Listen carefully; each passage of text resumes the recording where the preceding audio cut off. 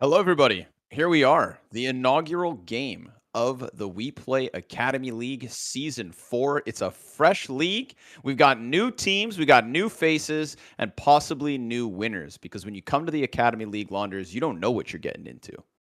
Yeah, you don't know, and the upside is insane. I mean, we've got storylines like Monacy, like Bit, all the MOUZ NXT players, and MOUZ NXT winning 3 Academy seasons in a row. Will they be dethroned this time around? That's the big question. And a lot more Academy teams have started to pop up, seeing the success of the previous season. So it's been great. We've obviously worked here on a couple of the Academy seasons, even doing one of the lands. And here are the standings for Group A. MOUZ NXT in your group. That is scary, but for some of these teams, they haven't played much yet. That's the thing. Haven't played much within the Academy League. Haven't played much within just the Counter-Strike realm. And for some of these guys, not even announced yet, Launders. Okay, we got question marks here with the OG Academy squad still piecing things together. But what's really cool is our first match of the day is going to be 0-0 Prospects versus Young Gods. That's 2 new additions to the league, right? Every season, it seems like we're growing here for WePlay. Something that they can be proud of, and that hopefully we as a community will be proud of, because like I said, you never know who that next name is, and that's the beauty of these new teams, these new rosters, is it's going to be new faces. Sometimes they come in and it's a season or 2 of play, and then maybe we don't hear from the individuals for a little while. Other times it's just this ferociousness straight in that first map. They're on the radar immediately, and from that point forward, we're talking about them all season long. So there's plenty of zeros right now in the standings here, guys. I guarantee you, soon enough, there won't be. There won't be. We got lots of action. 5 best of ones a day. Yeah, we're here to really learn about a lot of the rosters that are coming together and playing for the first time, which is super interesting. And over on the B side of the group, we've got Navi Jr. up at the top. Of course, they've lost some of their best players, but they're actually jam-packed with talent. I mean, even Headtrick from this roster was listed as a 6th for Navi at the major. So, yeah, no shortage of talent on this side of the bracket as well. And actually, more known quantities, between FURIA Academy playing, I think, 3 seasons or 2 seasons so far, BIG.OMEN Academy being there from the beginning, as well as Young Ninjas and Astralis Talent. It's actually Astralis Talent who are the highest rated Academy team coming into this season now because of all the roster changes that have happened. Okay. That's that's moving parts and moving pieces. Apeks, obviously, the new addition here on Group B, so that's going to be the unknown quantity of this second group. And with that, with that in mind, I want to see how it all stacks up, because, like you say, I think the most curious thing with the WePlay Academy League season to season is that we get so many different moving parts due to the age restrictions and due to the call ups of main rosters like MOUZ. How many more players can go from MOUZ NXT to the main MOUZ before we get a new winner? Damn it! Like there's, it's just everything's unknown. So it's familiar names. We get the same titles, but ultimately it's always just a fresh bag every time we kick off these seasons. So today we'll begin with these 3 games: 0-0 Prospects Young Gods, OG Academy versus Eternal Fire Academy. Eternal Fire obviously making waves at the most recent major with their main team. So hopefully as an organization we can see this growth. This structure and system within Turkish Counter-Strike would be really cool to celebrate. Fnatic Rising, Spirit Academy. You got to be careful about Spirit Academy. I think that's another team to keep your eyes on. Sotfik on the roster, one of the cores that has something stable within it. And then, of course, to round out the day, Young Ninjas and BIG.OMEN Academy, known names within the WePlay League, so that one could be the banger. And Apeks Rebels looking to make their debut. So, of course, how this will work is we've got the top 2 teams from each group will go through straight to playoffs, and then the teams 2nd to 6th will end up playing versus each other in a play-in to figure out who else will fill out the playoff bracket. And then it'll be a double elimination playoff bracket. So the best team will win at the end of the day, at the end of the season.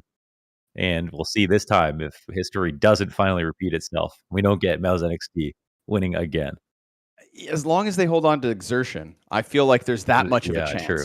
You know, he's the guy who surprisingly to me hasn't really gotten that call up for the rest of the MOUZ, and maybe roles and slots don't end up working, so the call up's not necessary. But as long as there are individuals with like multiple seasons of experience underneath their belt, I think that we could actually get these gems of CS. On a day-to-day basis. But if we look at the map pool here from 0-0 prospects over the last 3 months, clearly these guys have been out there. I believe they're ranked around 75th right now in the world, or excuse me, around 100. But they've recently taken maps off of teams from the top 75. So they're shooting within 25 ranks up or down of their own position. You know, clearly grinding the online Counter-Strike world, which we know can be never-ending.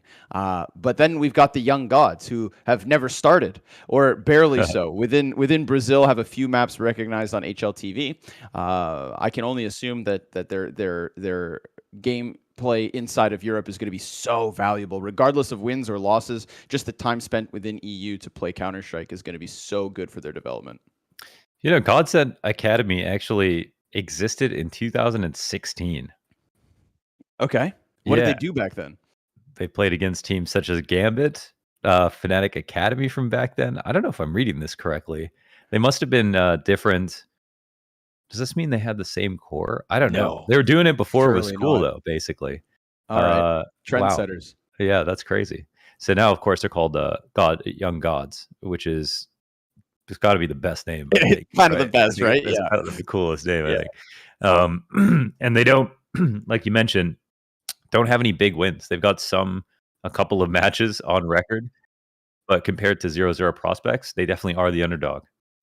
Man, look what we're doing here. There's this notorious concept of always playing Vertigo at some WePlay leagues. Okay, that was the tale of season 2. And it was Vertigo every single day in best of ones, almost 4 times, 5 times a day. But we're not going to get that. We banned all the way down to Ancient, the newest map in the map pool. And what I like to see, because straight up, I think it's just it's the young blood adopting the young maps. And Ancient, it gets love from me, Launders. How do you feel about starting your day with a little bit of Ancient? Yeah, for Godsend Academy, we have no idea what they're going to bring. They might have been kind of hard to prepare for if you were playing on Prospects, but Prospects have lots of reps on the map so far.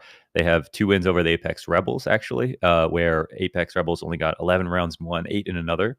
They've lost to the Young Ninjas, but again, I think the most important part is they regularly win it and they play it a lot. And I think it's one where, Godsend Academy, they have to build out a whole map pool right before our eyes. So we're going to have to see them play, take risks over and over again, try to test people and find out where the edges are. Because none of these teams are perfect. And because of the amount of roster instability and how young everybody is, you're going to see that whatever somebody was good at one point might not be the same map that they're playing in 3 months. So just like for you guys at home, we're going to be watching and learning about all these rosters. And of course, the most exciting part about WePlay Academy is just seeing who is up next. Just like it's in the name for 0-0 prospects, we're trying to figure out who these prospects are going to be. Who's going to be joining their main teams on the big stage within the next year, maybe even winning a major. It's literally possible. And the fact that Head Trick, I think that I didn't realize that, and I'm glad you brought it up before we kick off this first map. The fact that we had Head Trick as a substitute for a major finalist team just goes to show that the gap between Academy and main isn't truly always that big. But of course, here we are, folks, in the jungles of Ancient to kick off the very first map of Season 4 for the WePlay Academy League. Let's go. Let's go. 0-0 prospects, young gods on that defense. And with that, it's game time. Yeah. Who is going to win the first round of WePlay Academy League Season 4? Oh, we've got cams on everybody. That's beautiful. All right. That is beautiful. We have young gods fighting to get HLTV photos. We've got 4 of them that don't have photos on HLTV. Wow. Their time will come. Maybe their time they can will pick come. up a pistol. Maybe they pick up map 1. Right now, it's this solid A hold. BRNs Venom Zera, the newest Zera. Add him to the collection of Zeras coming out of Brazil. Next, wow, he falls after just that once. We get a little bit of a mid-play here from Zero Prospects as their A push falls short. And the question is, what can they make of a round like this as they fall back towards spawn? That was a really kind of heavy stack. You know, 2 players on a site, you don't normally call that a stack, but when it's the A site of Ancient, I feel like it needs to be noted because we had 1 starting B. It really feels like that the Young Gods had a good idea about what 0-0 Prospects were going to try to do. So now that they've been countered, you know how hard it can be to get this bomb down on the A site. They're probably going to need a double entry to even play. There's the peek. Jimbo and Lax both able to exit, trying to double up very nicely. Venom Zera, oh, come on. 1 versus 1 for the pistol round, the very first round of the season, and we got a clutch on our hands. Lax is going for that bomb plant. Lineco gets very close, sneaks all the way up, and with that catches him by surprise for sure. There's no way you expect Lineco to get that close to you on the other side of the box. He picks this one up, and look at this. Look at those webcams, Lauders. We got a boot camp scenario for the Young Gods. That's awesome. Yeah, that's what we like to see. Infrastructure behind the Academy League. So I wonder, we're gonna get some pronunciations wrong, of course. If it's I think there's a part of me that wants to say that this name could be Lineco. Lineco. What do you think? That sounds better. It does? Lineco. Yeah, Lineco. You know what I mean? Yeah. Because we pronounce things North American style. Of course. So we'll have to see.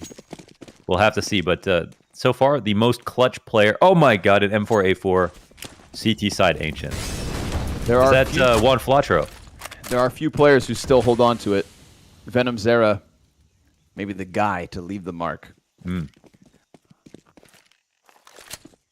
more spread out. T-sides all over the map. And that first contact up the ramp gets shut down. Don't want to lose the bomb, so gets chucked to the side, a weapon to be retrieved. And he grabs it. It's the recovery there from Jimbo, but he takes a ton of damage. A dink from the FAMAS through the smoke as this mid lurk hopes to open up shop elsewhere. A lot of great activity right now. Donut Control will be taken over, and 8X will find out that it is actually evacuated, but BRN has this nice long line from the back of the A site, and it's with a fresh smoke right on A that allows him to stay in that angle. So guaranteed kill for him in those 15 seconds that smoke is up, but the attack still comes on. CT starting to lean properly. We get next. A little cautious at the top mid push. FAMAS from a distance. Good job from BRN. And Venom Zera will allow the cross in the open. So that Molotov takes him off for a second, but next over the shoulder, able to come through with the kill. Urson, 1 and done, and it is Young Gods for the 2-0 start. Clean conversion. And they felt that pressure all across the map. Every stage of it, through a B site to start, into the middle, towards A. It was a slow lean. How young is Snows in? Oh my! I was just thinking that. I was just about to look that up. Let's go see. I think we 15. can be 15 years old. 15 years old, baby. That's the Academy League. I think he's 15 years old, and I think he just followed me on Twitter, and he has 22,000 followers on Twitter. Let's go. At 15, man. That's Brazilian Counter-Strike for you. That's amazing. Wow. Brazil got those big hearts. Wow, that's a lot of power. Okay. That's a lot of power. Yeah. It is. It's a lot of energy. So, of course, we know how hard it can be to get anything going on the T side. And with that conversion, it'll only get worse. Just Glocks here to pair with a pistol on Urson. In a dream. 2 flashes, trying to get a banana. This one's shut down entirely, huh? They weren't able to get past the caves. They didn't really try to go towards middle. It was much more just a cave emphasis and no tools of the trade to get it going. So clean 3-0 from the Young Gods. And now that T side truly begins. I can't help but feel like coming back from watching the tier 1 level of Ancients, that the map biases will only be accentuated at this level. But at the same time, maybe there's more gaps for the T sides to exploit, right? I mean, no one's going to be perfect, so I'm so curious to see how the bias goes for the sides on Ancient. which it seems like is stealing the conversation on this map.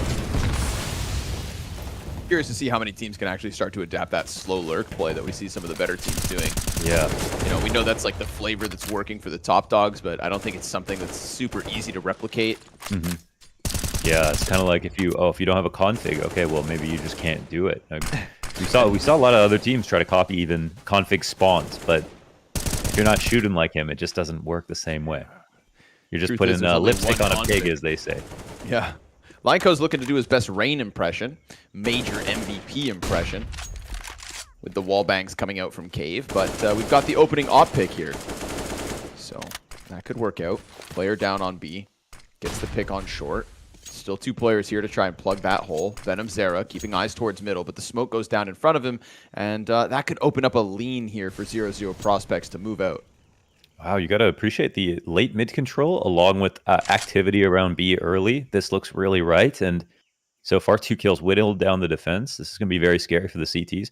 And I really appreciate actually the lean towards the B side. Just kind of saying, okay, let's reinforce. Looks like the round will end exactly where they want. Apeks walking in slowly, trying to get another player pulled off this site before the rest of the team has to go through. Flashbangs, Venom Zera takes a peek, doesn't see that contact, dies, and now Next comes out from that corner with a couple of frags. Spooky will find it from that ramp, pushes pressure to BRN, and Jimbo's headshot ends that B-hold. The numbers were there for Young Gods, but so was the response. And 0-0 prospects, first gun round, theirs to the scoreboard. Really solid. And again, just to reiterate, it's all about the fact that they were keeping pressure up in the early round without overcommitting to a site, seeing if any mistakes would occur. And of course, once those nades and smokes dissipate over on B, the Ts do have ways to peer into the site, and you have to be very vigilant at all times to make sure that nobody's walking up banana. But that means that you could get off, there could be a boost, and I think that's where we saw that punish come in. So flag, in my mind, on Apeks. Little op impact works out wonderfully for 0-0 prospects. Now we get Leneko. I'm sorry for doing that. Leneko. Because it, might not be true at all. It might, yeah, that's the worst part. But I'm gonna stick with it. Okay. I'm gonna stick with it. I think you're onto something. All right. We got a whole season to smooth out all the ripples. Yeah, to get tweeted at, which would actually be very helpful. It would be very helpful. Of a B play. Look at this. There's 2 players outside of there that could get pinched, but there's also this walk-up contact because of the missed smoke or the gap smoke. We got fights on multiple fronts. Jimbo gets taken down to 16 HP. Venom Zera, cleared off of the boost. Very nice shot from Urson. Doubles down into the A site, and then that Opper runs to the front of the line. But there's no rush because we've also got a B play. Spooky comes through with the frag to Next. Leneko is able to bring it back, but deep inside that A site, there is still pressure. The Opper's trying to cross over. It's just kills and fights. I feel like this round starts to go from clean Counter-Strike to something a little messy there, Lauders, but ultimately at the end of the day, it was the entries that looked smooth. Yeah, because they were, attacking both sites at once. And Apeks, what a round by Apeks in those off entries. I mean, they did so well there, especially considering, just like on the pistol, they started 2 on the A side. That can be very hard to be able to win versus. And usually, if you're going to go A, I can feel like 0-0 prospects thought, hey, we've really scared them over on the B side of the map. Maybe they'll be more vulnerable on the hard side. And so let's try to walk out in that position. And even though they were overstacked, they were really careful about the way they walked in. And I think we do see a little bit of that style come out, that after they get their kills, they don't like to go into full executes. I think it's a position right now in Ancient where it's so telegraphable once you see the nades cascading over the site that you throw one Molotov and all that money and utility is useless. And oh my god, Leneko with the push. The trades come down. And it's actually the Deagle that gets 2 back, so an instant 3v3. Yeah, Next upgrade to the AK-47 as well. Venom Zera looking to swing with his Deagle, has pressure on him. 2 players trying to squeeze him out from behind this box, and Urson on this A site yet again. Snowzen moves over, 5-7 in hand. The AK about to arrive, but there's also this nice late lurk from Lax, which may be needed. Apeks decides to run, and then Lax will press up against that smoke, kills Next. So they got both of the CTs to go over towards that A site. Bomb was spotted. Everything was there to stop them. But it's an ejection from Apeks back towards the B site. And young Snowzen in the clutch. Deagle towards mid. Connects to the head of Lax. That is good. He's got himself first into this. The 1v1. But the bomb plant at B. And he still looks a little lost deep in CT spawn. Now he'll know it. Wasn't sure there for a second, but now has to resign to walking, which gives Apeks the way to play it however he wants, but he doesn't know how much forward progress Snowzen had made. So in this position, you know, if Snowzen's really thinking, maybe he tries to walk into this fight, and it looks like he is taking it very slowly. Oh my god. Okay, I thought he was going to just straight up stick it. The late peek will come through. Apeks will see nothing. Tucks back into the cover. Snowzen. Oh, returning onto the bomb, and Apeks. Very calm clutch. Very calm indeed. I almost felt like Snowzen was going to walk that whole attempt into the box, but it's obviously a total gamble. You don't really know exactly what your opponents are doing. And I mean, yeah, at the tier 1 level, you've got situations where in 1v1s, people counter-strat the way that people play typically. But these guys, I mean, they might be just shaking hands for the first time. So 3-3 off the first 6 rounds. Gotta say, love the way that prospects are playing so far. I think it makes a lot of sense. A couple of moments where maybe they extend their lurks on each side a bit too far before going into utility. And, they were actually... So this Molotov comes down at the back of A, and the reason is so that you can run the exec, and the donut players don't hear you. So it feels like you're mulling yourself out or defaulting. Plus, you guys the footsteps, and you can just run out the site. But they pushed all across the map with those pistols. Everybody gets shut down on this, so nice clean conversion from prospects. 4-3 lead off the back of it. Looked a little sketchy for a second with the speed of which that Opera was running into A main. You almost got a face full of pistol, dude. That was some confidence. That was, you know, that was a little momentum, but he hit the recovery shot. And at the end of the day, you know, that's the one that matters. So I was wondering, I was looking up some of these players and their names, and, you know, see Venom Zera, Snowzen, and I was asking Twitter, what are the Zins about? What are the Zeras about? What are the Zows? The Zin, Zeras, and Zows. And actually, okay, maybe we'll talk about it on the anti-eco, because this round has started off very fast. The first new look, quickly out towards mid, nice but at the same time, some counter pressure in from this cave push. However, you know, going down 4v4 this early, I wouldn't mind being a T right now. Well, you wouldn't want to be Urson. Yeah. Because he's dead already. Spooky trying to find that contact towards the B site. The 3 remaining terrorists all very much spread out. And remember, Apeks, he got dinked by that spray down, but Spooky through the smoke with the headshot. That one puts a little bit of life back on this round, but also a little bit of life for 2 of the 3 Ts here. Prospects, they're not in a comfortable position, barring Jimbo.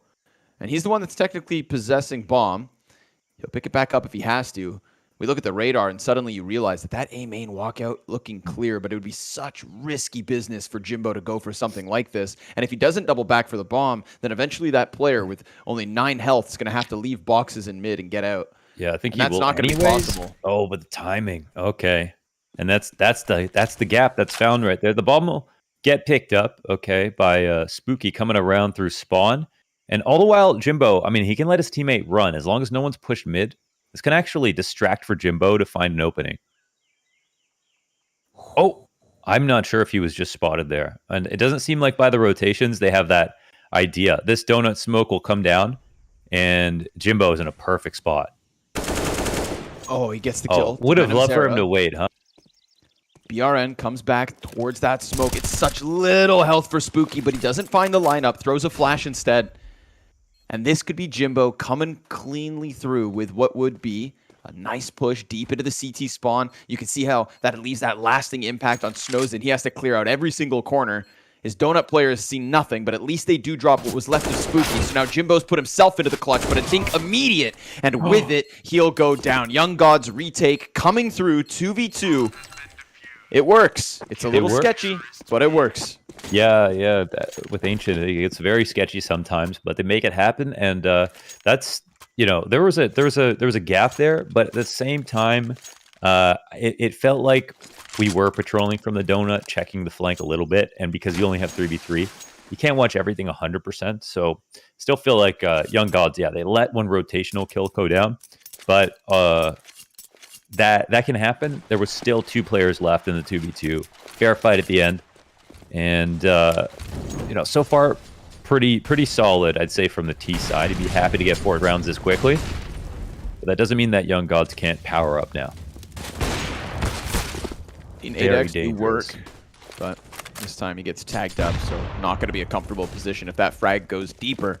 Oh man, there's no support here in mid. So I mean, we're relying on this elbow smoke to keep position here from VenomZera, but he's going to be right for the picking if they decide to split here. But they don't approach him from both sides. Oh my goodness. Okay. Oh, sorry. I thought he was out. CT. Smoke into the caves. That'll keep 2 at bay.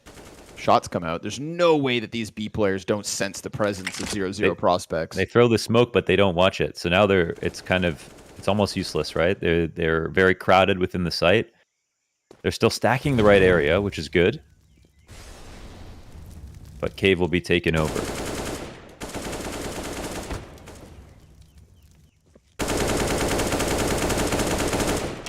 Spooky, hopeful for some wall bangs, but not lining it up. Lineko is in a compromised spot if they can find that angle, but instead, Jimbo. Ooh, he's so blind, man. So blind. He regains vision. No pop yet. 25 seconds. Young Gods leaving this one to hold in the final seconds. Next, over top of that smoke, is able to find one, but it's so claustrophobic. There's 2 players stuck behind this. Bomb plant comes through from Lax. We will find Apeks taken down off of ramp. So 2 players inside a cave and the guy inside a site. Now that he's down, it's going to be Jimbo to look and lock in this line. He just has to hold this one angle, get all of the kills from this angle, and he's good to go. He's pushed back into the corner. VenomZera is going to clear him, and that ramp flank almost works out with the timing. At least Jimbo was able to set up that ramp player so that he could have come through with some kills, but ultimately it is just Young Gods with the better guns at the end of round 9 for that 1-round lead. They stayed nice and cohesive, and I thought that once they got smoked out of their spots that it was going to be very hard for them to help their teammate, but they found this boost, which was huge. That kept the numbers nice and even. Delayed time off the smoke. I think Lax makes a mistake in being the first person to peek from default, especially with no utility to support it and no additional support. There could have been someone to rotate around Banana earlier to try to go for that, but it felt like they seized up a tiny bit in that post-plant position. Now, post-plants are not easy, but I think there was a way to win that round, but 0-0 prospects couldn't find it. So, the lead slips. CT's trying to clear the guns out of this one.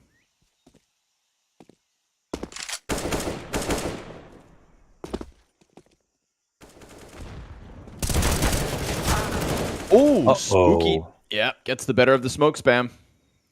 Cave player down. CT's, using Snowzen as a deep ramp op. Plucks Jimbo from between those doors. He's gone. Oh, and then in mid, we see another opper. But this time, it's the opper, the victim. The flash timing. Beautiful. Where is BRN playing from? Oh, he flashed over from the A side.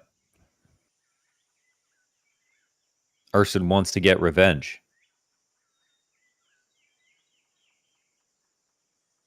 He's been clean on these entries, Urson. Yeah. But smoke comes down just as they start to walk out. They're going to boost right as it pops, and with it, the head of BRN follows suit. On the cross, VenomZera, very clean kill. Shoots a couple of shots, finds the headshot. Quick reposition as well as the T's slow down a bit, but Spooky's going to swing that AWP, pick up the response. 2 versus 2 as the bomb gets planted, and with a Molotov deep inside of the temple, there's no way for Nex to get in or stop that bomb. He's got Spooky still pushed close up next to him, and as he rounds that corner, he picks up the frag, so it falls onto Lax for the clutch. Closer towards A main. He's tucking this one in, playing it silent. Incendiary falls on him, peeks out, confirms there's one inside, but it is Nex with multiple kills in that retake, and it is Young Gods to rack up that 6th. That's huge. Another close situation pulled out. Another retake one. We've got 2 on A, 1 on B, maybe even 2 on B. Snowzen finds an opportunity to push down B. From our perspective, that of course looks like an easy fight to take, but Snowzen has to wrestle with the idea that someone could peek below him on the box. However, his teammate just died in mid. He wants to make up for that. So a really nice risk taken by the young Opper of the Young Gods. And with this lead now, they've earned themselves an anti-eco. They can rest easy, know that they can chew through some pistols and keep some distance between them and the T side. A reward for their efforts. 3 rounds consecutive by way of defuse. So definitely having to put the work in. Yeah. We get little pieces of utility here for 0-0 prospects, and everybody clumping up outside of the B site. Maybe they're going to go ahead and change this tempo, try to charge in. Next, burning down to a crisp. Then Lax cleared by Leneko, but the Tech-9s are working out. That's 3 separate Tech-9 frags from 3 separate players. That's guns in their hands now. Off and M4 included. Jimbo goes for the bomb plant, gets away with it. We've got 2 players kind of wrapping back around Cave, supporting Jimbo in this position. He can just tuck behind this little bit of cover, try to suck it in, and not die to the grenades either that now start to fall on top of him. Smoke in front of Cave. That cuts off one of the supports. Urson dies in the meantime, so suddenly Spooky, he's going to feel like he is completely out of this one.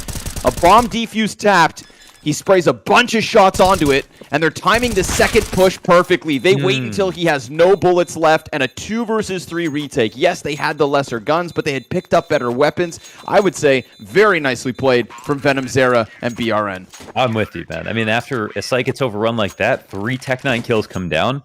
That should be a position that you're pretty much out of. I mean, even if prospects have an extra player, picked up some AKs, that's very hard to coordinate well. And I think Young Gods have shown that they can pull off this retakes, and we can see why Ancient is left over for them. Again, their map pool is so small that it's really hard to see exactly where they're going to be good. But I see a lot of Ancient in their future after this half so far. I really thought that 0-0 prospects were going to just destroy in this half after the first few rounds. And taking a look at the scoreboard just to see if anything stands out, I'd say the number one things, first of all, Venom Zera with his 75% headshot percentage. Popping noggins, man. Cracking melons. Yes. 8 frags. Look at next. Actually, 15 next, yeah, kills. he's got 124 ADR. My guy. Next up.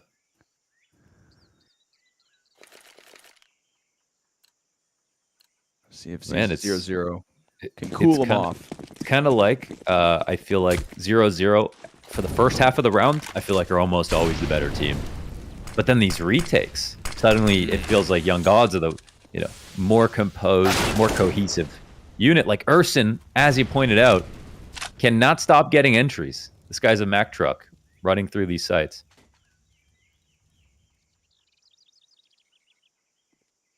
No panic, though, from Young Gods. Venom Zera is just going to sit and wait. Lax is going to walk up. It's a close duel, but the A4 picks it up, and then the peek goes deep. Jimbo almost dies to that. I believe he had a nade in his hand for a second.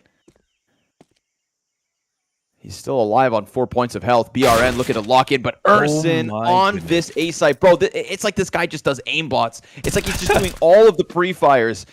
Everybody on this A site just gets cracked by Urson. He gets 3 kills in this round and puts it on the board for 0-0 prospects. I've seen this guy pre-fire somebody standing on the bench post. Now he's finding crack angles behind little tiny boxes. Yeah. Urson, the A site god. And he has no photo on HLTV. Come on, we got to change this. He's the unknown. Yeah, he is. He's the unknown. I mean, the fact of the matter is, you can't even recognize him before you're dead. That's how quickly he kills you. So, just living in the bushes of jungle. Yeah, I mean, T-side entries on Ancient. There are a handful of players that can even be talked about in terms of being able to consistently do that. It's very hard. So. Some very impressive rounds from this man so far. A little bit of X factor sprinkled in from 0-0 prospects. Yeah. And unfortunately for Young Gods, they did such a good job of winning all of those retakes, looking like the better drilled team. And then you lose one like that to Urson, and you're back into the pistols, and the game is going to get close again, and the sweat starts to collect on your forehead. And Young Gods, they thought they could take a sigh of relief, and instead it's just a sigh of disbelief that they're back on this economic struggle. Yeah, at the end of the day, you get into a retake situation, you've already lost a couple of players. That already means it's expensive. Then you expend all your utility. Sometimes those retakes will come down to 1v1s, and those economic woes catch up with you. So, this time it'll be an A-site stack. We'll see how willing prospects are to try to scout on a round like this. They're trying to call out Urson. Try it again. I dare you. Oh, yeah. He walks out of A main. They've got 2 You'll frags probably ready kill for 2 him. of us. You'll probably kill 3 of us, but you won't kill 5. That's Yeah. what they said. We got you. But instead, he's coming through Donut, and he's not alone. In fact, he's got 3 teammates with him. Everybody well equipped. Not announcing themselves with utility usage, just walking in and finding that contact, finding all of the kills with it, and that pack mentality, you see it pay off. 3 separate kills from 3 separate players. A-Stite feeling a bit too uncomfortable, a little too stacked. So sure enough, they will send that scout and Spooky through caves. He calls the bomb to come with him, and now everybody from 0-0 Prospect seems to be leaning into the next one with guns in abundance. And that is one benefit to keeping options open at all times. And we have seen 0-0 pull that off very, very regularly. So now, last 2 pistols come running into Donuts to their demise. Apeks has one locked off here on the corner. Won't hit the wide flick. And hey, that's not a bad kill to get with just the USP's 1v5. But this 6th round is going to be incredibly valuable. Is Jimbo 34 years old? The HUD says so. Now, we missed the season, so I'm not sure how the age restriction rules may have changed.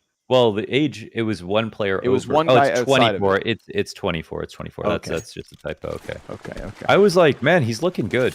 Yeah. You know? Yeah, man, if I could look like Jimbo at 34. Yeah. Yeah. He's doing really well. Yeah. All right, 24. That makes sense. That's a classic. Oh, but now a fast clash outside of the cave. Spooky with the double kill stops that aggression coming through from Young Gods. I think it's respectable that they tried to get something different going. They've still got a little life left in this, but I don't think they've put themselves in a round-winning position with that push. I think it's fair to say, for sure. Spooky had other weird ideas. Yeah, weird spot. I think Lax, that we've already seen a couple of players in this position. Venom Zera sneaking out is huge. Only kind of needs 1 kill. But now there's extra pressure with the additional mid control being taken. So he'll pounce on this attack, and Apeks is now left in a 1-on-2 within the site, at least 1-on-3, I should say. First player goes down. Oh. You had that forethought, man. You knew this was going 1v2. Well. Now can he clutch it? 45 seconds, bomb down in front of him. Yeah, I mean, he knows. I think he realizes no one could have crossed right. There's still a second player. But I love Young God's positions. I mean, how are you supposed to deal with somebody here back single? I don't think he can. Venom Zera just looking to do what he did at the start of this round and lock this one in with a deep box angle. Apeks, he's going to go trying to hunt the next one, but the moment he peeks around, even if he got that kill versus Leneko, then Venom Zera swings out wide, and it's a done deal. So Godsent very nicely played in that 2v1. Yeah, it was imperative that he didn't push too quickly, because the only thing that could have broken that setup is the fear that he made a big rotation. So if he came through mid, something like that. But you cannot bring that up. You can't make that a threat if you come in just like 15 seconds after that first kill. So gives it his best shot, but Young Gods, they put themselves in great positions. And in low numbers situations, it feels like they are always coming out ahead.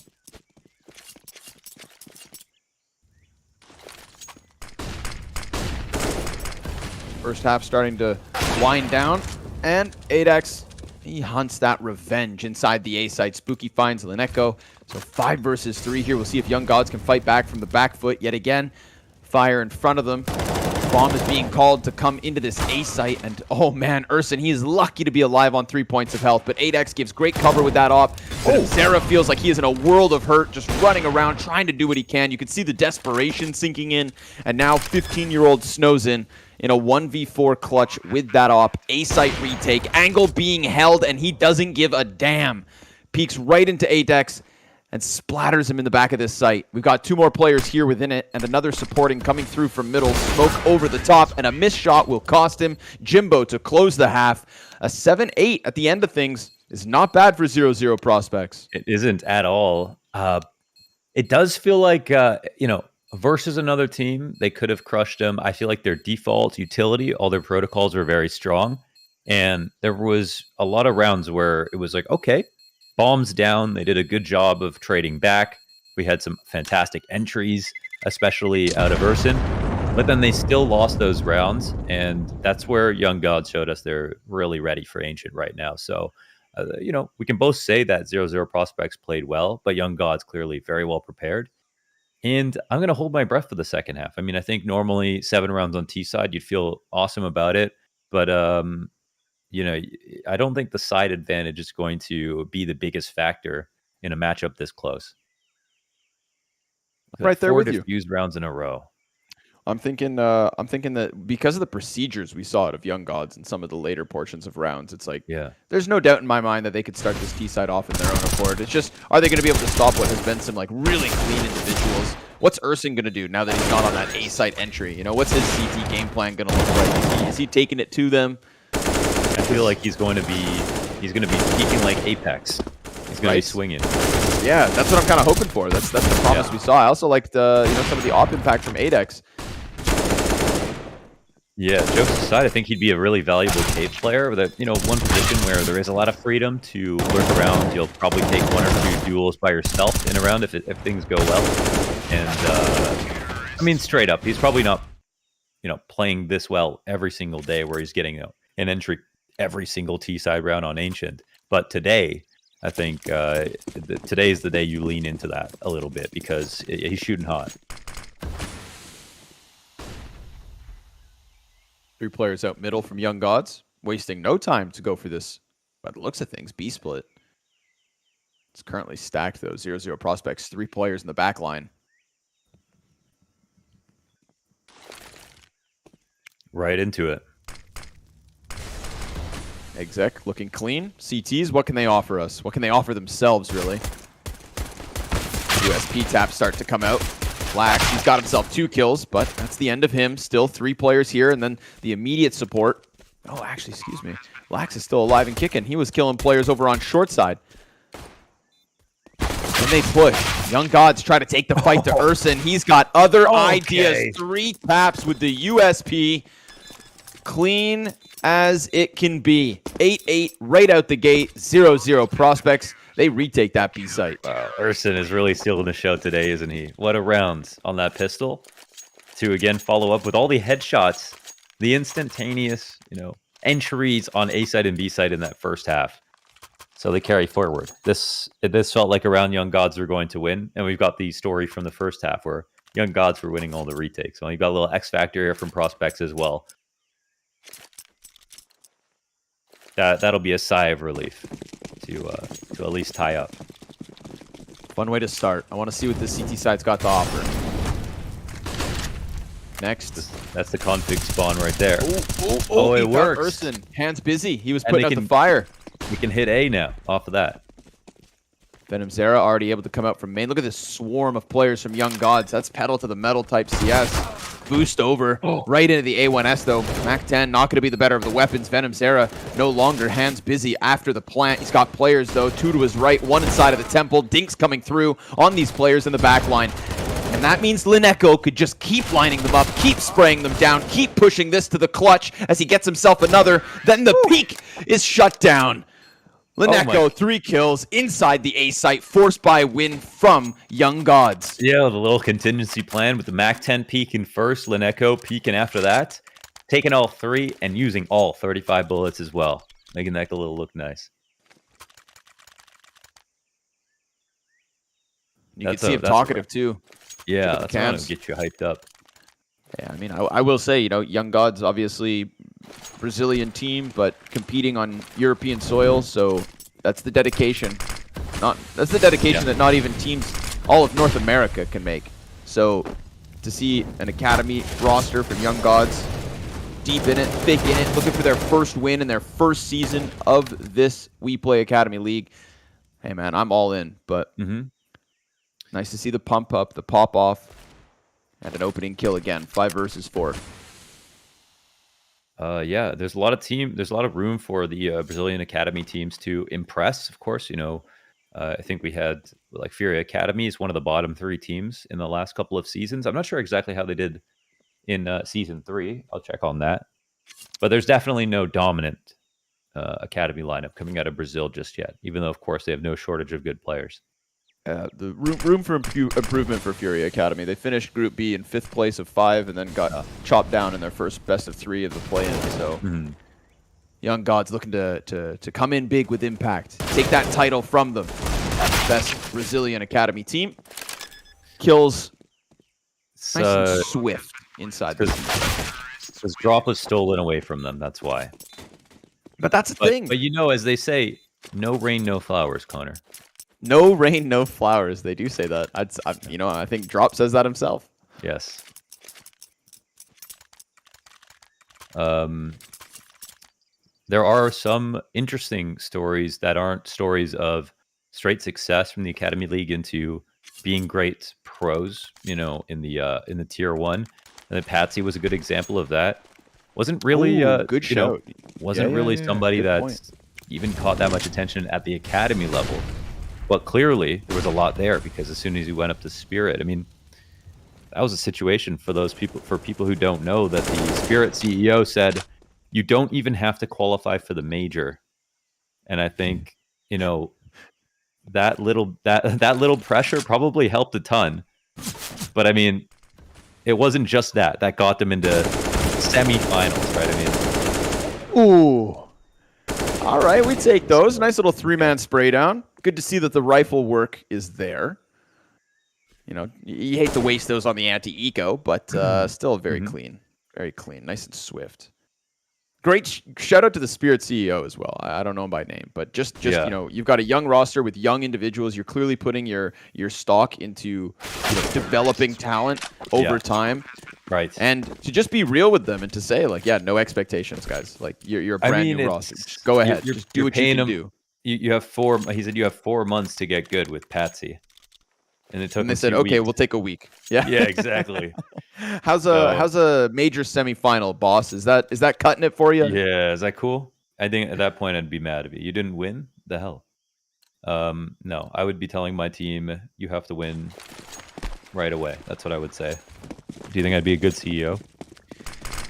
Yeah, you got the charm. I'll take it. You got it, man. You got it. Here's the cross for middle. It's been seen.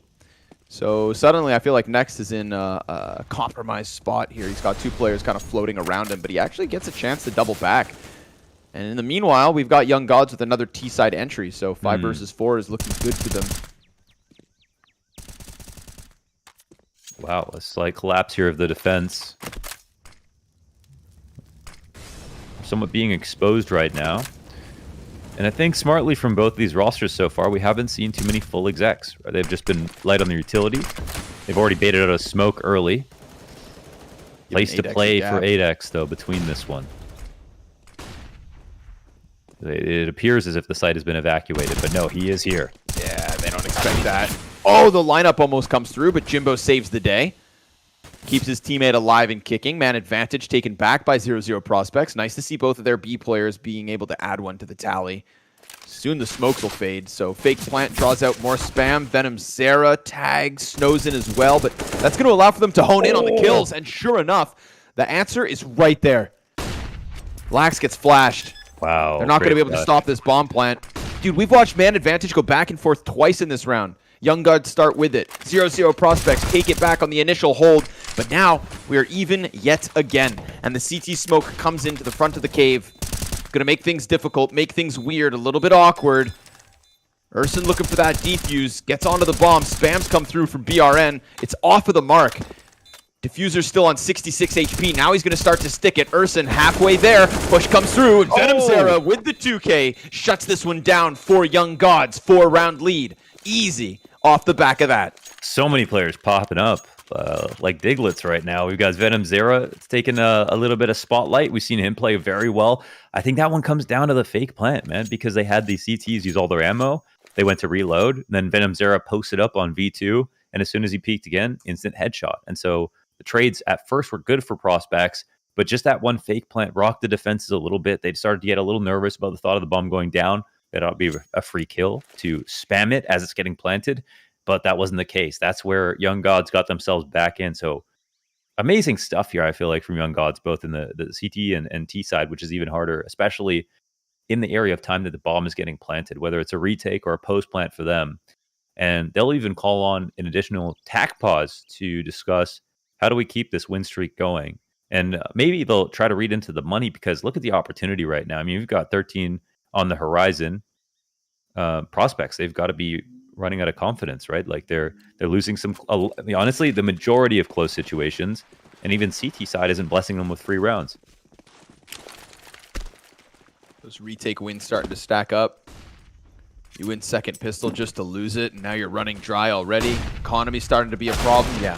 Zero prospects. They can feel this one slipping, but at least Ursin's able to kick it off with a Deagle headshot.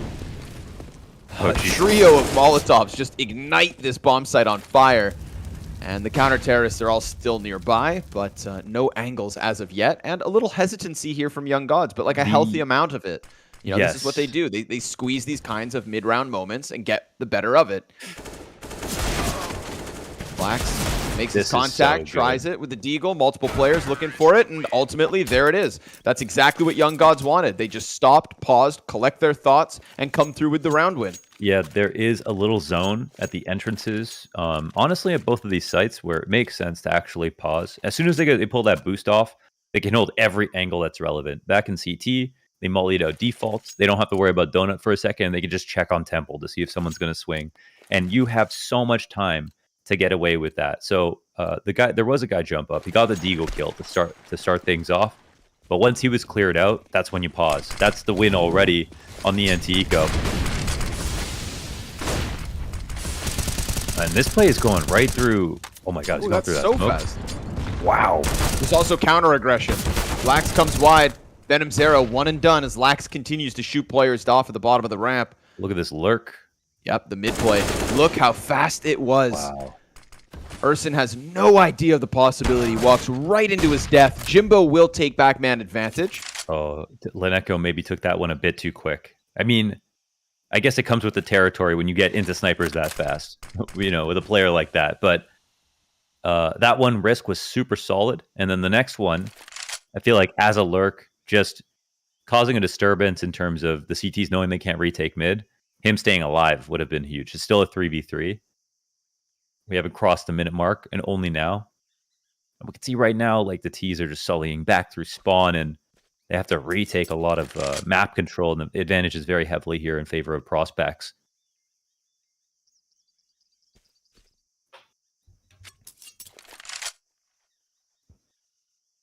Jimbo's giving them the space to walk outwards.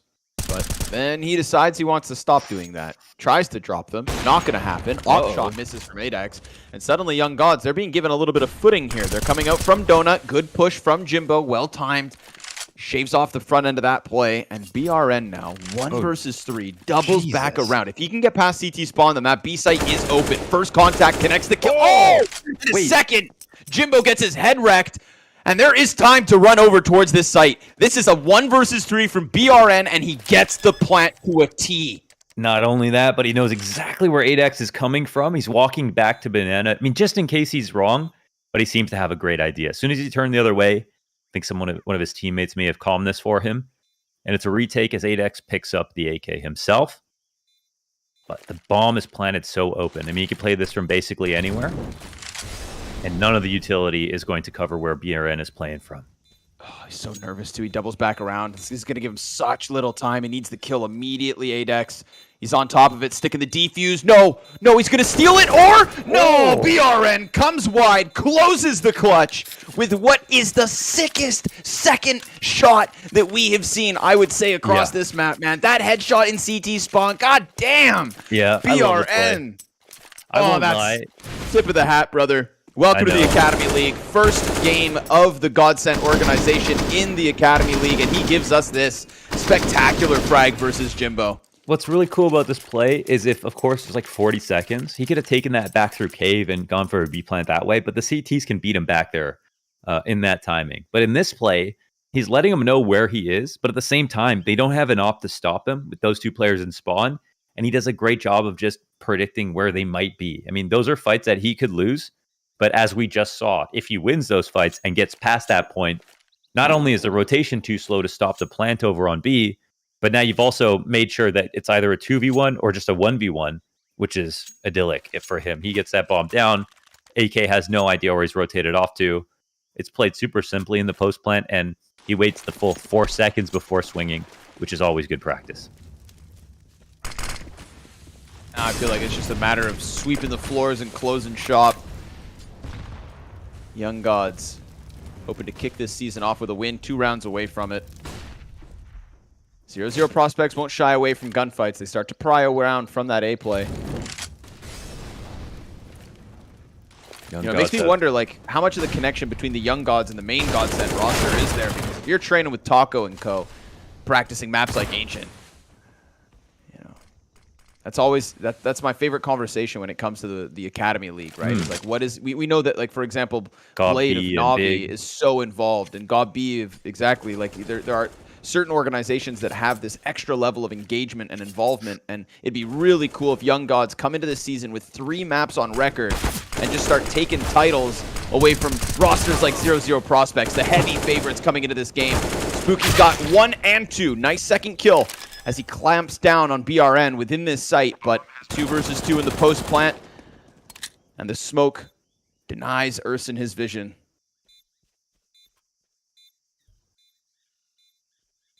Wow, this op looking mighty dangerous here from Cave on this angle. Yeah, and Snow's in. He knows exactly when to swing. Wow, that's 2 for him. Match point taken over by the 15-year-old of Godsent, Young Gods, and man, I mean, no room to breathe, dude. Prospects, have they won a round in the second half of besides the second? I think they've just pistol, bro. Yeah, just pistol over. Wow, just pistol. I mean, that attack was ferocious, right? Just a full exec on B. There was nobody in front of the banana smoke, which was the big problem there for prospects. They had smoked it and they had played in front of it, then that would have been much harder, would have looked messier. They still got 2 kills in the hold from their 1 Cave player, but that's just about it. You know, kind of in every way, right now, Young Gods are better than prospects. I mean, it seems like the best of this other team was way over on the T side. Funnily enough. Oh, they take that 4th and final timeout. Smooth things over. Calm it all down. Look to hammer home this final nail in the coffin. 7 map points to take away their first win of the season in their very first map. We get a quick clash outside of the cave. Spooky's looking for something, but we do have Linetko to the left. And as he crawls back in, he's going to lose his head. Spooky, nice entry. But there's not much else there from Young Gods. And man advantage has meant nothing throughout this map. Oh, they're totally abusing the fact that no one's donuts after they lose that kill. I think it's an emergency for them. Urson's been so good on the T side of the site holds, but he only has the MP9. It's not enough to win that. Next MP9 right into the scope of Snowzen. And here's that same position. Their protocols have been so good in this spot, pausing, waiting for players to come out, make a desperate move, and that's exactly what they're doing again. Oh, Bottle lands on the feet of the CT. He has to go back through smoke, so that's going to be no attempt for Apeks to even stop this. Desperation spam comes through from Spooky, not only with the kill to BRN, but also the dink onto Next. But again, we talk about protocols, we talk about comfort, and we talk about clutch. And Godsend, the Young Gods, going to go ahead and pick up their victory. Opening map of the season. First time we have ever seen this organization represented at the WePlay Academy League, and I think it is safe to say, at the very least on Ancient, we've got new contenders in Season 4. Absolutely. What a debut. I mean, we know so much about 0-0 prospects. I mean, they've been able to even take scrims versus their main team. They've had some big wins and lots of maps played in a much bigger map pool, vast compared to that of Young Gods, who, again, high win rate, but 2 maps that they've won in total. And what a great T side to watch. I mean, genuinely very good protocols, very sound overall. The ops look good, the post plants, the retakes. Can't stop saying nice things about the Young Gods here on Ancient. No. And I mean, we could replay this one from BRN all day long as far as I'm concerned. That 1 versus 3 in the deep CT spawn, that second kill, that's the kind of rifle work that's actually going to put you on a pedestal when it comes to the Academy League. That's the kind of mechanics that's going to be a very clear indicator of you being better than, let's say, half of the pack already. So it's 1 map, and it could have been his best day ever, but fair to say BRN Respect, brother. That was a very nice 1 versus 3, and I think a 1v3 that just kept the ball rolling in that second half. They only lost the pistol, and from there on, you said it, Launders. I'm gonna give you props, man. You're like, I'm gonna hold my breath before I see this T side start, and god damn, did it ever. Yeah. So yeah, congrats, Godsent. You guys pick up your first map win. Nice to start the season with a victory like that, and plenty more action to come. We've got OG Academy revealing their roster. It has officially come out. Dementor, Sound, Marix, Oxygen, and Shake versus Eternal Fire Academy after this one, guys. We'll take a little bit of a break here, and we'll be back with the second map. We got WePlay Academy Season 4 all day long.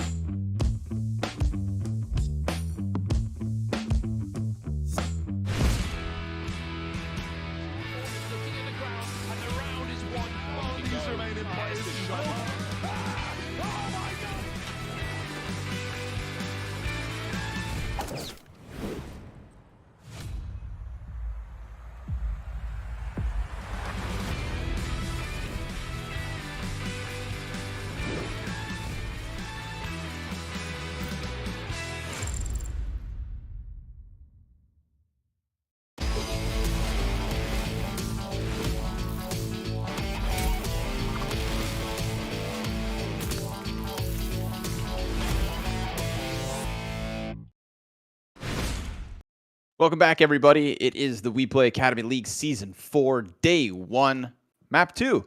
We've got OG Academy jumping into the server, and they really let it down to the wire, okay, Launders? They know how to hype up a new team. They waited until it was game day to announce who was going to be jumping into the game, and today I can proudly say that they've surprised me.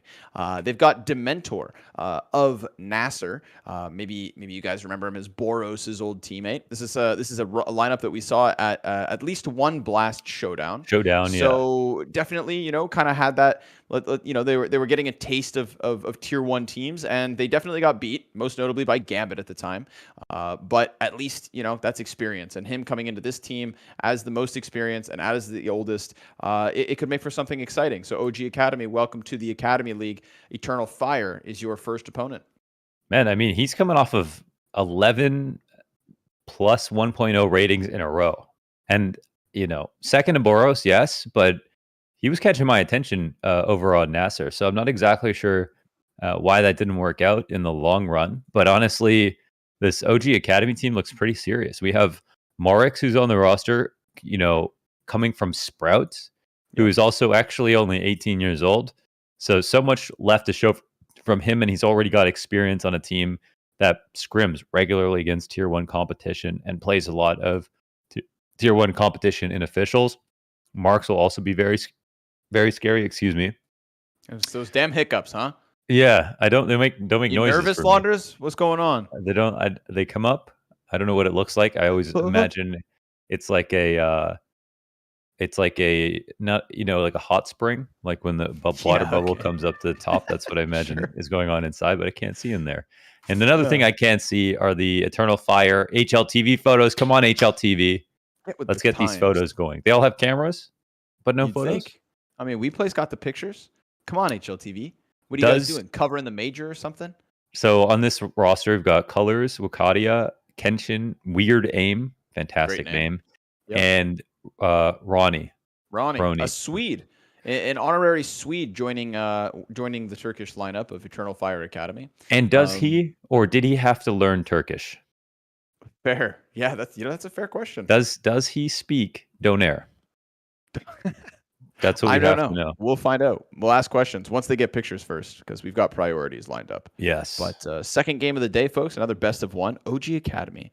Damn, man, they got Dementor and Marix. They're trying to win. They're trying. Yeah, they're trying to win. Freaking nerds. They were doing tryouts until before the last map ended. Yeah, I heard that they actually just tried to buy out BRN. They tried to buy him out right after the map. They said, "Hey, you want to play for OG Academy?" They said, "Hey, Snow's in. What are you doing this season? Come over here. Where do you want to be when you're 16?" Yeah. So, of course, I think it's really cool just, to really contextualize this again, right? Like Dementor playing at Blast Showdowns. Marix, he was at the most recent European RMR. And Sprout didn't do too well there, unfortunately. They dropped out at the hands of Endpoint. They lost to Hender. Yeah, they got Hendered real hard. And that was honestly, I'm not surprised that there was roster changes after that game, because that was a grueling loss. I believe they had like a 13-2 lead on Ancient, if not even maybe 13-4. Anyways, I remember it being very one-sided as well. They lost to an entire comeback, and I remember seeing that and just thinking, damn, it's going to take a certain type of someone to survive. So unfortunately, it looks like the team has made some changes, and Marix finds himself here on OG Academy. But that's really exciting, because I think we are actually, as of late, there was a time in Counter-Strike, and I think Rops is the best example of when you have a star player, or actually at that point, let's say, okay, you have an unknown quantity, but what seems like very serious potential in a player like Robs. And at his time, it was the FPL league that was getting you in, right? It was FPLC into a team. He was the first big player to just like kind of skip all of the stages of playing for tier 2 teams, getting into like the open circuit with DreamHacks, and he just skyrocketed in. They took a huge chance with him, and we now know what Robs is, a major champion years later. Nowadays, though, I feel like we're almost getting away from that like FPLC 2 main team nowadays. It really feels like the Academy League is kind of filling that gap, and that's exactly what we want it to be, of course. It's the healthier route. You know, it's a healthier like route isn't it? because Yeah. you're getting plucked based on your individual level, which just immediately screams ego to me, on top of having players that all are playing like, you know, high efficacy roles, which has a lot of overlap. And then, you know, a team environment or encouraging that by having the Academy League means everyone has to learn the utility and communication and roles and put a lot of their individual stuff aside to be able to be good. And the only proof that they're really, really good is if the team wins and wins throughout a whole season. So the other thing is that, you know, we get cameos from the very highest level of tier 1 down to the Academy League in the form of Flamey from the past season. And yeah, we saw that if you don't work really hard, you are not going to win in this league. It's not easy, and a lot of the teams here are very good. And a lot of the reason that they're not more highly ranked is because they are not allowed to play in some of the events that their sister teams are playing in, that are, you know, that are the tier 1 partnered squads. I mean, they can't even play qualifiers to things where they'd end up playing with, you know, maybe a partner of theirs in a bigger division. So that limits them quite a bit. But for the players, they might not have been able to play anywhere near that anyways. So that's why you cannot sleep on Academy teams. I will say that much. That's why you have to kind of watch and see, based on the quality of play, how good they are. And like we just saw Godsend, or Young Gods, a team with 2 maps on record, now 3, play good ass CS versus a very seasoned Academy level team in 0-0 prospects. So people get good very quickly. The teams get good very quickly. And their HLTV world ranking does not reflect their actual ability. 100%. I mean, I think the prime example of that has to be, and obviously this is the top end of the spectrum because they were winning seasons of the Academy League, but MOUZ NXT, when we watched Torzi and JDC both jump into the main MOUZ roster for IEM Katowice and nearly make the playoffs of the event, like nearly get into that main stage, dude, that was kind of a shock. We suddenly thought to ourselves, like, I think it actually sends a bit of a ripple through the egos of any tier 2 teams and tier 2 players, where it's like, these Academy guys aren't that far off. If again, we are talking about the best of the best, the cream of the crop, but the gap is not as big as I think some people make it out to be. And Counter-Strike is genuinely in a more competitive place than what feels like ever before. So you got to be on your toes, man. There's no chance. There's no second chances. You can't get caught sleeping at the wheel. And I feel like in this case, that's what could happen here with OG Academy. This is a fresh lineup just announced. We've got experience on certain pieces, but ultimately Eternal Fire, they were a middle of the pack team from last season, and they have already put a season of the WePlay Academy League in their backpack. Now it's time to just shut down OG Academy. You know, welcome them to the league, of course, shake their hands, and then shut them down here on Dust 2. We're underway, folks. Second map of the day. Maybe Eternal Fire Academy are looking too much up to their big brothers, or they have a lot prepared for Dust 2, but this would be a nice place to go to for your, you know, debut map for a team that has not had any experience there. I mean, they must have very little scrim experience together. We do not know how late this team got thrown together in OG Academy, of course. Yeah, but at least we are on Dust 2, where I think maybe some of the individuals can just hope to shine. That's what I'm saying. They let it through, you know? Yeah, you let it slip. It's a slippery slope. Slippery slopes to CT spawn, where 2 Weasley CTs currently stand. Colors, he's popping heads on the cross. And while they do have players on site, they've got to double back for that bomb. Marix comes in with his late lurk from the B site. Oh, a second headshot. And that's the X factor coming through from Marix, because honestly, the play looked done. It looked stunned. Kenshin was just going to be able to watch that bomb on the cross. Him and his teammates were going to have a shooting gallery as OG Academy needed to double back. But instead, he finds himself in the 1 versus 3 clutch. And he's the man, the utility to try to do it. He'll end up eating his own flash, turning around. But I think now he knows about both players, if he wasn't already sure. Oh, Kenshin gets the second kill. Remember, Sound, 8 HP, hiding behind the box. Kenshin comes over top, looking at the wrong position. The peek's up close. He gets the kill. He jumps on top, but there is no time. The kit was right there in CT. Oh my goodness. It could have been picked up. Unlucky. Before he started the retake, he actually, I saw him talk with his teammates. I'm not sure if he asked where it was. But that was a free kit to pick up, actually. And he spent a lot of time sitting there in spawns. Unfortunately, that amazing clutch goes to waste. And the only thing that's good is that he got everyone down at least. So it costs a few extra dollars for the players who may have purchased up into armor. But T side, I mean, you're upgrading to full armor almost every single time. So yeah, that's one in the bag for OG Academy. And it's gifted to them by the way of this amazing lurk from Marks. His name on the opener. T side with the pistol win. Shake waits. Colors holds. Kenshin pushes in. Nice flash to the top of middle. That's going to open up versus Dementor. And what I like to see from Kenshin is he's not overplaying his hand. He tries to fall back, retreat into the catwalk, and maybe get away with just his kill. Ultimately will be caught out by Marix. So there is an answer here from OG Academy as they look to convert pistol, as they should with the better guns. Yeah, for a play like that, it's really good to be able to molly lower, have someone start cat so that you can get that escape going. But they didn't have a lot of guns, so of course they tried to make do. I think Marks just saw one cross. The second one will come down to view. He doesn't get the kill, but that's info on both players now stuck in the stairs. Or do I say stuck? Because it doesn't seem like they are. I've actually found a way out of this, just with the MP9. Oxygen finds another response, so we're going to keep this one even. The health is not there for Eternal Fire, though. Holy hell. 17 health between Weird Aim and Colors. And should be easy to read the map, though, from the CT side, knowing what we just saw. They're moving it. Jumping up. They're going to get caught by Marix. Late lurk towards Suicide. Cross with the smokes down as well, so it should be easy. Here comes Ronnie. Swedish-born, but Turkish. He is Turkish? Confirmed. Ah, okay, cool. Okay. He's like a, it's like thinking, it's like a Regon situation.